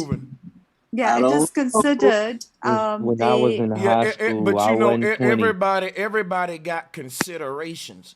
Yeah, but hold on. But what science is based upon is observing nature, and that's why when I put up these images of the vitiligo people, I observed these patterns in nature in the form of a rose right here, in the form of the cows, right? Like, nature obviously don't see it as a defect. I'm trying to see why certain people, right? Certainly, because, right. That's your heart, and that is the way you look at it. But the reason but hold on, I'm gonna show you why it ain't my heart. Because the people who came up with the concept of vitiligo and melanin and everything that you saying, it was their hearts that made them start hunting these people. When I showed you the albino people getting hunted in Malawi just because they albino right here, it ain't my heart, sister. It's the world's heart with these dumb interpretations of seeing other variations of skin patterns as a disease. So because we see it that way, we hunt these people, and I'm trying to deal with our bias, how we get to define beauty in nature's patterns. Now, what happens with the people with vitiligo is that they are the ones that approach doctors, not only for their skin condition. but they also approach doctors to deal with the depression. And a lot of them are at the That's verge right. of suicide That's because of right. the depression. And it is because, not because really they probably have a burning problem with their skin, but because of the way they're treated. It is how bad it gets No, for the people with depression. vitiligo. I got a No, quick question, hold bro on, Mighty Sanchez. Bean. Huh? Hold on, Mighty Bean. This minute, hold on. Let me deal with what she's saying. Yeah, the depression that you bring up, it's 100% due to the way they treat it by their skin, Yes, and none of yes. it coming from anything else. Yeah. Yes, this is true. And often when it is considered something that it needs, the only time rather it is considered dangerous is when it is comorbid with other autoimmune diseases. But otherwise, it is not considered a problem. It does not impediment the person's lifestyle in any way, except the sort of negative attention that they get and being singled out. And that is the reason why they do end up seeking psychiatric and psychological help. That's what happens. Right. All of the health problems associated with these people are stuff we cause to them after being biased about how we think they look. But if we treated them as equal as everybody else, they would be thriving and doing everything we doing. Nobody. Yeah, 99%, yes. So, yes. So There's nothing else going on there except the way they are treated, to be very honest. There's nothing else that happens. Is there any white people with vitiligo? Yeah, you have white people with black blotches. It go inverted too. That's like I said. Right. Like That's I why said, I was nature. just trying to get. Nature. Freckles, hyperpigmentation, and freckles is what Caucasians have, and it is fairly normal among them. No, he asked about vitiligo in white folks. Well, I'm just saying, like, I believe like the freckles and stuff is them going back and having that. There you go. Naturally, a white person is not just all straight white. They have some type of pigment. Yeah. Even though it's extremely light, and you see it as just freckles or whatever the case may be, but it's still there though. That's just hyperpigmentation, and they've just made it a part of their thing. It's a part of their beauty, and I think that's how they accept it. They just make it a part. They make the stumble a part of the dance and move on. But I think in other, when somebody's darker skin tone, it's easily visible, and I think that causes a problem. I mean, I definitely agree with Bro Sanchez. This is natural, and it's a natural beauty, and society has tainted it and made it seem negative or unwanted. You got multiple cultures, even in India, that they don't prefer to be dark. They wear clothes through all the seasons just to prevent the sun from touching their skin to be light. Even in Japan and in Asia and all that. I mean, you got that naturally in certain areas, but it's not the culture, is not what it really is. It's just how society has depicted as white is more beautiful than dark.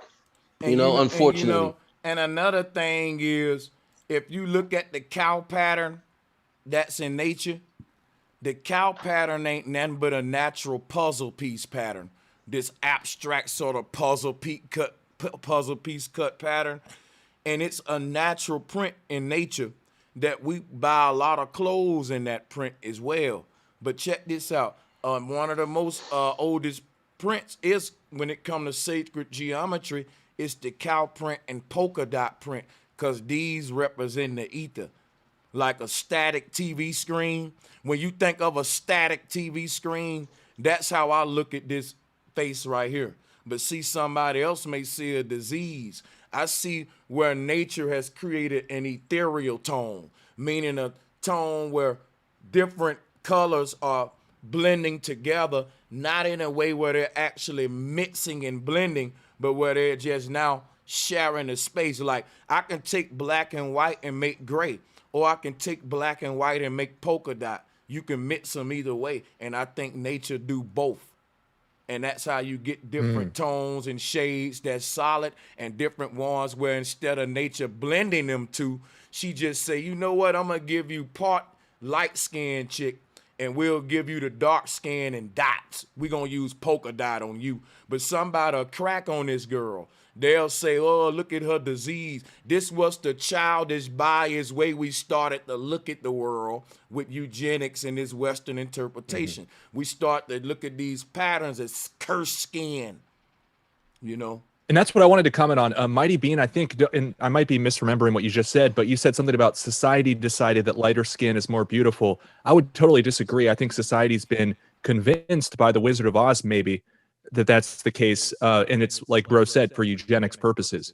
That's one I thing mean, I you just wanted to worded add. it damn near the same way, Tim, as I'm trying to say it. You know, it's just we see. No, I think we agree. I just through- think it's not the people deciding this; it's people being fooled and yeah, of conditioned, course, is my yeah, point. throwing the illusion in our face and saying this is good and this is bad.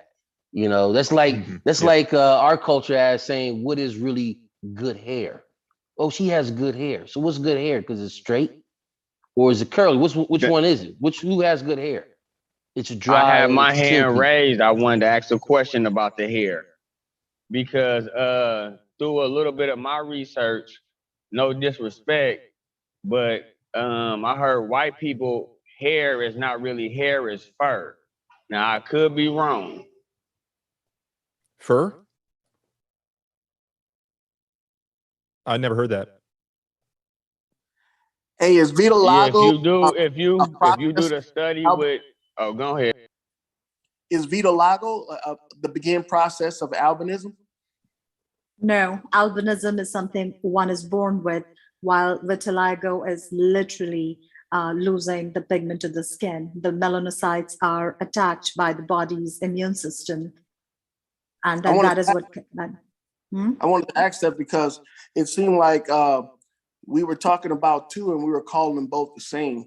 No, these are same. completely different. Albinos are born albinos, and they lack the pigmentation. Whereas vitiligo, people will start losing their pigmentation and blotches at the age of around the age of 20.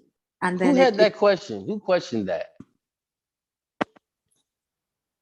I questioned it. Who's that? Lloyd. Ah, okay. Yeah, we're not talking But about... Bro brought up a great point, a really interesting point about how in nature we see it time and time again in these different species, the blotches, the leopard and the Dalmatian, and you see it in giraffes. And it's interesting that I hadn't thought of that, but yeah, it does seem to be a recurring pattern in nature that we see these different ways that animals are colored, and that's a recurring pattern. So hold on, just like the individual said earlier about the fur thing. So you guys totally agree with that white people hair is fur, it's not hair. But totally disagree. No, I don't agree with that. That vitiligo is a disease or a defect. I'm just asking that question. Just want to know. No, the brother's going into a different rabbit hole when you're studying or dealing with that, and that could reflect off of Darwinism type of thing and theory of man intermingling, dealing with or mating with beasts, the animal bestiality and stuff, to get that type of theory, which you only can see in the Bible. But no, we're not dealing with that. Okay, so then another thing One thing, hold on. Can I say this? It's a good movie to watch is Goodbye Uncle Tom. And in one of the scenes or whatever, the white women was wondering why the black woman was coming out more light skinned. They didn't know that the white man was having sex with the black woman. So when they figured this out or whatever, the white lady said it out of her mouth. A black person and a white person. Now, this is not my science or whatever. I'm just regurgitating what I heard. In that movie, when the black person and the white person had sex, the old white lady called it bestiality. So now at the end of the day, who is the beast in the situation? When we look at the beast, we have to view characteristics about the beast and their physical appearance. And when you look at the hair of canine dogs and you look at the hair of these other races of people, their hair mimics the beast, but in that movie, she called it bestiality. The movie is called Goodbye Uncle Tom. So interrelationships, sex with interrelations, or what you call black and white relationships, is considered bestiality? No. Has the brother ever? I mean, I'm pretty sure he's dealt with the Bible, and sorry for keep bringing that up, but it's in there. It's there. It's in our Western culture. Have you ever heard of Jacob and Esau? One had fur of a goat or hair of felt like a goat, and the other one was woolly. So I mean, that part that's hard. That's a different topic and different subject. There's also proof On though bringing that that you up. can see every day in life, in real life. It's not just according to the Bible. You can see this with your own eyes. That they have. Let me say something. Let me say something real quick. I didn't want to cut you off, bro, but check this out, man. I want to just add, like we shouldn't even be going in on the whole race thing. I think that is a whole deception aspect of life that keeps us defeated within ourselves. As human beings, we should all be working together. And it don't matter what the fuck your ass look like. You a human being at the end of the goddamn day. And I think this whole thing is being played out within the books and within with the media, and we letting this whole thing run us because of the texture of someone's hair or the color of someone's skin. I think that is a very deceptive way of keeping the people divided, and it's keeping them on top because we're focused on your ass is black, your ass is dark, or you light, or you this, or you that. We need to get away from that kind of shit. And I think that's a very, very, very visible problem that I think we are not tackling the right. I'm sorry, I gotta respectfully. You can't because it's automatically in our face. It's thrown in our face. You can ignore it. You don't have to bring it up. Someone else is going to bring it up in the society. But I'm just saying that you, as a moral person, you should be able to decipher. I'm against anybody who's against me. I don't give a fuck what color they are. I agree. There's evil black people on the planet. There's evil white people on the planet. There's evil Asians. There's evil every fucking ethnic or any type of. Okay, just like Awakened Mind said, and how brother Sanchez agrees that our language can be deciphered or be misled to each other and everything else. You consider yourself a human being. I don't consider myself a human being. I consider myself a man. Because there's different definitions of human being or mankind. And if you look at that word, what it's trying to say, human being or mankind. Did you just say I was not a man? Let him finish, dog. Come on, he just said I wasn't a man. No, I'm not saying that you're not a man, brother. brother. I'm not saying that. What I'm trying to say is you're claiming something and to somebody else that doesn't claim that they're that. This is where you get the separation. This is where you get the dividing part. Because I may perceive human being as half man and half beast. Yep. That's the definition that I've got of what human being really is. That's just my perspective. That's what I see it. And what is beast in that term? What do you mean by beast? Because it's considered as you as being mankind. You're not fully man. You're the descendant of a man, but you're not fully man. Once again. But what's the beast part? Just like an animal? I mean, like what do you mean by beast? Yes, you're a half man, half beast. And that's where you get the genetical markers of they try to imply that it's dormant or it's useful or non-useful, yes. To where man can grow hair and be woolly like a wolf. So you can grow a tail. Are you calling me a beast now? You calling me a beast like the biblical sense? No, I'm just giving you what you're saying of the division and being divided. Society has made it that way by tainting our language, our perspectives, and everything else. Like I said, you said we're all human beings. But if you come across someone that's telling you, no, I'm not a human being, I'm a man, you can't be mad at him for saying that. You can't be mad for me saying, I prefer to say I'm a man instead of saying I'm a human being. This is no difference from our laws in the Western world of second class. You have no rights then as an American. You can claim you American all you want to, but if in their laws it's saying that you are a second class, a second type of citizen, then you don't get all those type of credits and those values of what original or someone that claims that. Listen, if you accept what someone else told you, that's on you, bro. I'm not accepting that. That's the point. I'm not accepting that. I'm not accepting that. Doesn't mean they're not going to still treat me in that manner. Hold on. I want to tell Which you means something. you don't have to accept the fact that you're a human being. Well, that's true too. Well, you're a person. I mean, whatever label you want to give yourself, right? We can go on with this whole label thing, right?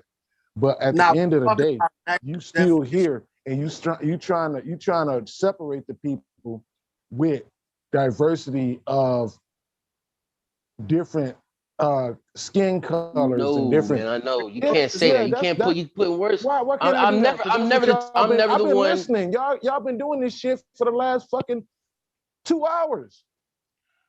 We're given different perspectives of what society is throwing at us, man. You okay? That's like you walking past and not even knowing that's Tim, right? But Tim is dressed a certain way, hanging out with certain people, and you might say, "Damn, he racist," and have not a clue that that's really Tim. Knowing Tim is really not like that. You feel me? It's the perspective of how society is showing us certain things, bro. That's all I'm saying.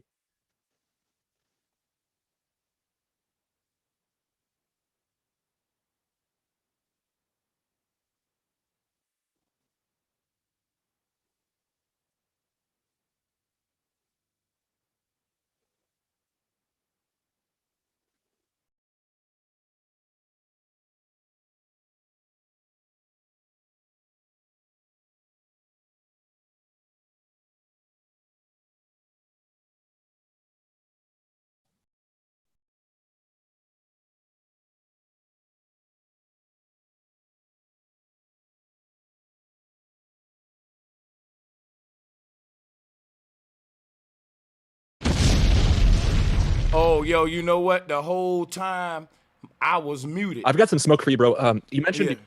Yeah, go ahead. I got some smoke for him too. Yeah, let me just mine's real quick. I was just going to ask Bro about Hitler because I've heard Bro say maybe he's misrepresented in the history books and stuff. But you know, Hitler and the Nazis are famous, as are like New York and California and the United States, as being eugenicists. And the eugenicists like sterilized hundreds of thousands of people for genetic issues, is what they called them, for the sake of improving the health of the population. I just find that completely reprehensible. And I think what they're doing is a combination of eugenics on us and then also mind control once people are brought into the world. So do you want to comment on the Nazis' eugenics? Yeah, what I'll say is this real quick, with a screen share. At one point before the Nazis did what they did, Hitler was the first world's Elon Musk. And when he didn't want it to make his technology universal under the UN to basically the world, they all attacked him. It'll be like the government saying, listen, Elon Musk, you so smart with your technology.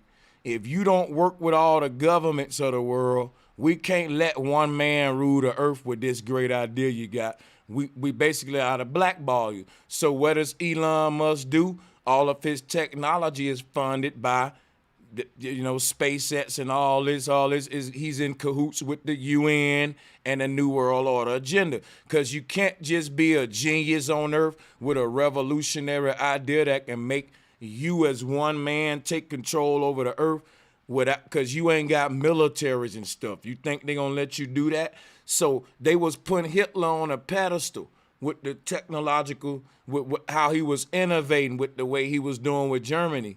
And they was doing it in hopes that he would share this technology. But hey, he wanted to be like Elon Musk, like they say Elon Musk is today, that he's a private owner of all this. But we know that's a lie. They create the illusion that if you become the smartest kid and you get so smart as a young kid that you can take over the world with an idea, what you gonna find out when you grow up and get that smart is that you're gonna be targeted for that idea, like Tesla, like Hitler, and these kind of ideas gotta be controlled. Can't no one man rise to power because he has some genius tactic and strategies and all that. He gonna have to share that with everybody else because this is mafia rule, or he can't do it. 50 Cent said it best, the rapper. If you getting money, if I can't get none with you, then fuck you. But at this point, he was playing along with these clowns. This was in 1938 that Time put him on the cover, and that was like the peak of their sterilization. I Between would have 34 and played. 39. I would have played along with him too, because I'm gonna show you something. Yo, Hitler made the TV what it is. You know what I'm saying? The TV has its patents and roots in Germany. Now, people debate whether it was Hitler or Tesla. I tell them it was both. Tesla is the brains behind it, but Hitler popularized how you can use it for propaganda.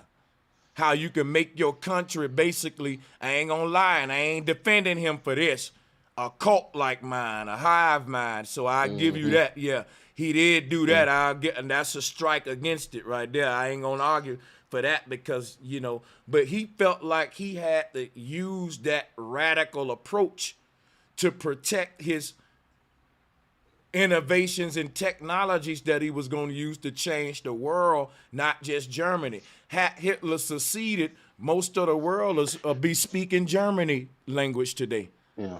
And I believe it to where it is. But wait a minute, everybody else got to fall back because I ain't got a lot of time. And Tim wanted to give me this before we closed out. So hold on a second, guys, please. Only two can tangle. Go ahead, Tim. And I'm almost done. I'll tap out and let everyone else speak. But it's just like that. If what they're saying is true, he sterilized like 300,000 people. So I just find that like indefensible. Yeah. So what I would say is this right here.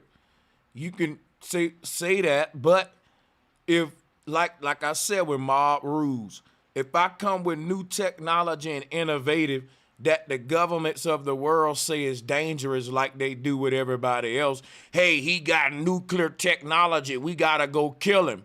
And you find out the man making a bow and arrow. I'm just being funny with that, but you saying I need to stop him from making nuclear technology while you make it. Technology is technology. And if you're able to make the most advanced technology to protect yourself, you can't have a monopoly on advanced technology. And that's what I'm trying to show you, Tim. Hitler pointed that out, and he identified the people who wanted a monopoly on advanced technology, because everybody with a technological idea that can change the world dramatically, these dudes in top hats and beards show up trying to extort them and exploit them and threaten them. Hitler went through that. So did Tesla. So did a lot of more people I can point out before. And just if you want to call him the acts he did to them people reprehensible, I would agree that they were grotesque and radical and all that. But my advice would be stop fucking with people. Leave people alone. Because some people will address what you doing to them in radical ways like Hitler. And that's all I got to say about it. Leave people alone. Hey, Thank you for addressing that. Bro Sanchez, I want to say something real quick before you go. People don't know this, but the U.S. and a lot of the NASA shit, most of all that, they were the scientists that actually worked for Hitler. They brought the technology that he had over here. They used the smartest brains that Hitler had to captivate this country. Yeah, they brought them all here, bro. And I want to say something, bro. You got me blocked in the chat, and I just wanted to tell you that. And I don't think you blocked me. I think one of your moderators blocked me, and I wish you could find a way to unblock me because I've emailed you, and I'll fall back. Yeah, the people Hitler found out about praise you for 1 minute and they really exploiting you. They saying, you know what? You're so awesome. That's an ingenious idea. Can you tell us how you did that? But when they ask you that question, they saying it like, basically saying you're gonna tell us how you did that or else. Like everybody know how exploitation work. I ain't gotta tell you nicely. You on front of my magazine basically so I can show everybody else in the world a man we need to target right now. It's his time to be under the radar. This nigga trying to take over the world. And if everybody, don't you know they formed the United Nations because of Hitler, Tim? That's the official story. You're right. That's literally what happened. After the war. They couldn't Germany basically went to war with the world because Hitler had the kind of technology that can make Germany take over the world. So everybody government said, look, either we all work together or this one man gonna control the world in a couple hundred years, because during the time when Hitler was on his magazine, children was trying to be like Hitler. They was trying to learn his salute on every continent. Hitler was like a fucking rock star. Like even went so than Elon Musk, because everybody loved him. He was the world's Führer. At some point, everybody child in the world wanted to be like Hitler, even black people. And it stopped when they started calling him a dangerous man. And when they started calling him a dangerous man, he hadn't killed nobody yet. You know why they started calling him a dangerous? Because they said a technology would be dangerous in the hand of one nation alone, basically. Like they say today, hey, that technology that man researching is dangerous, so America gotta go bomb they little learning facility where they learning this new, you know, how you gonna, your technology dangerous. How come he can't have dangerous technology? Hitler was saying that, and the nations of the world said, nope, Germany can't have this kind of technology if nobody else land can have it, especially when Hitler got this much propagandal influence on our children. Germany with this much firepower and TV influence, in 100 years, they'll be the biggest military on earth. The people will be lit. Won't be no trap music and hip hop now. It'll be whatever music they listen to in Germany. That'll be the popular music right now in the world. That's how it was during Hitler time. Yeah. But his so-called technology was him like clamping down on the population, taking out dissenters, sterilizing people, and then propagandizing the rest and indoctrinating them. So you're right. It would have been very effective if it would have continued. But I just don't think I like him at all. Everything you say about Hitler, you can say about the government you under today. I don't agree with what and I do. Listen, I don't agree with what Hitler was doing. I don't agree with what the government doing, but I don't call one man a madman for doing it and then vote under another man and pledge of allegiance to another man. The same way, what I'm telling you is the same way they feel about Hitler, I feel about the people who was Hitler's enemies and the people that's over me too. And I feel that way about Hitler too. See, everybody can get it with me. And what I'm telling them is they can't say Hitler was a devil without looking in the mirror saying they self a devil. And you can't say a Hitler is a devil if you call yourself an American, because the word American would be synonymous to Nazi in this case, which would both be devils. Yeah, he got his idea from racist eugenic practices in the United States, especially California and New York. Yeah, so do we agree that he was put in place? I don't believe I like Elon Musk and all them. I think they're just put in place as the image.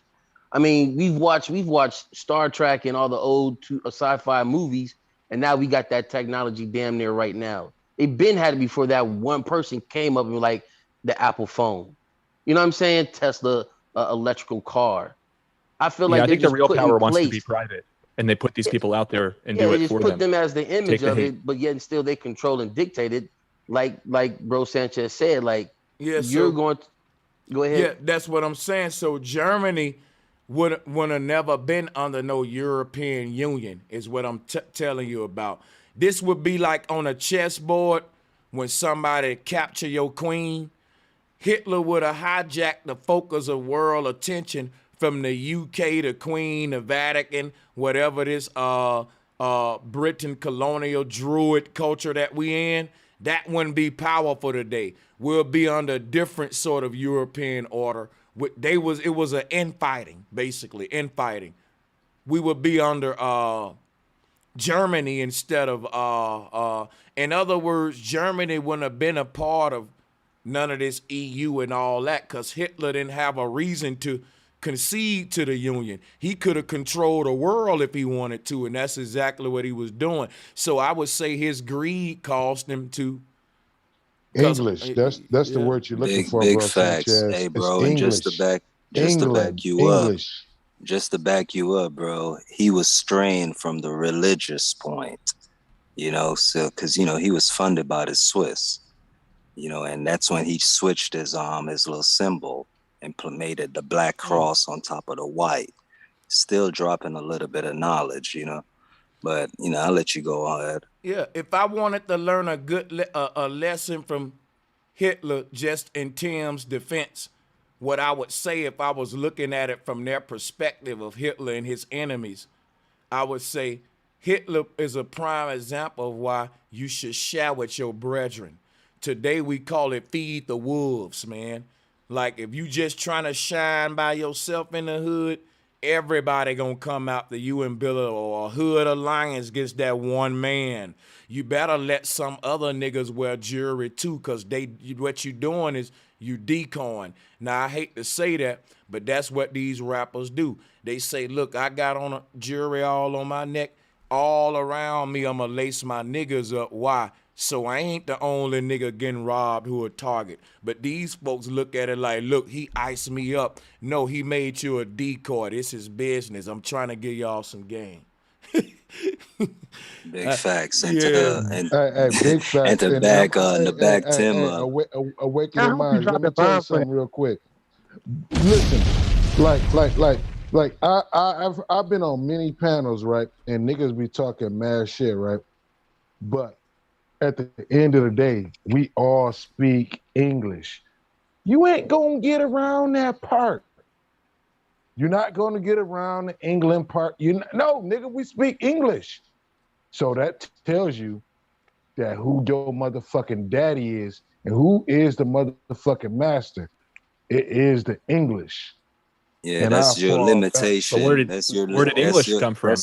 Came from German that's the and point French I and was going to Latin. make. That's the point I was going to make, Tim. That's just your limitation on what English is. In fact, all ish is just his story still, which is just on the Mama Nature's formula, her base of communication.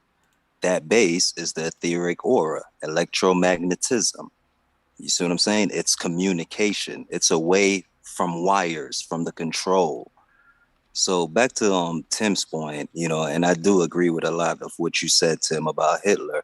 He was also funded, by these same people, but he was also starting to become the savior, and that wasn't his position. His position was to ease in the television age, to me, from my research. So to me, I really think he was like a fucking reality show within the TV, within real life. You know what I'm saying? I felt like he was funded as that. The system wanted to see how far one man can go. No. He was becoming too much more like the savior. But go ahead, bro. Bro, gotta get out of here. Appreciate the time, bro. Hey, please unblock me in the chat, bro. Hey, no Please. doubt. Look, we're gonna continue this for Turn Up Tuesday tomorrow if I can.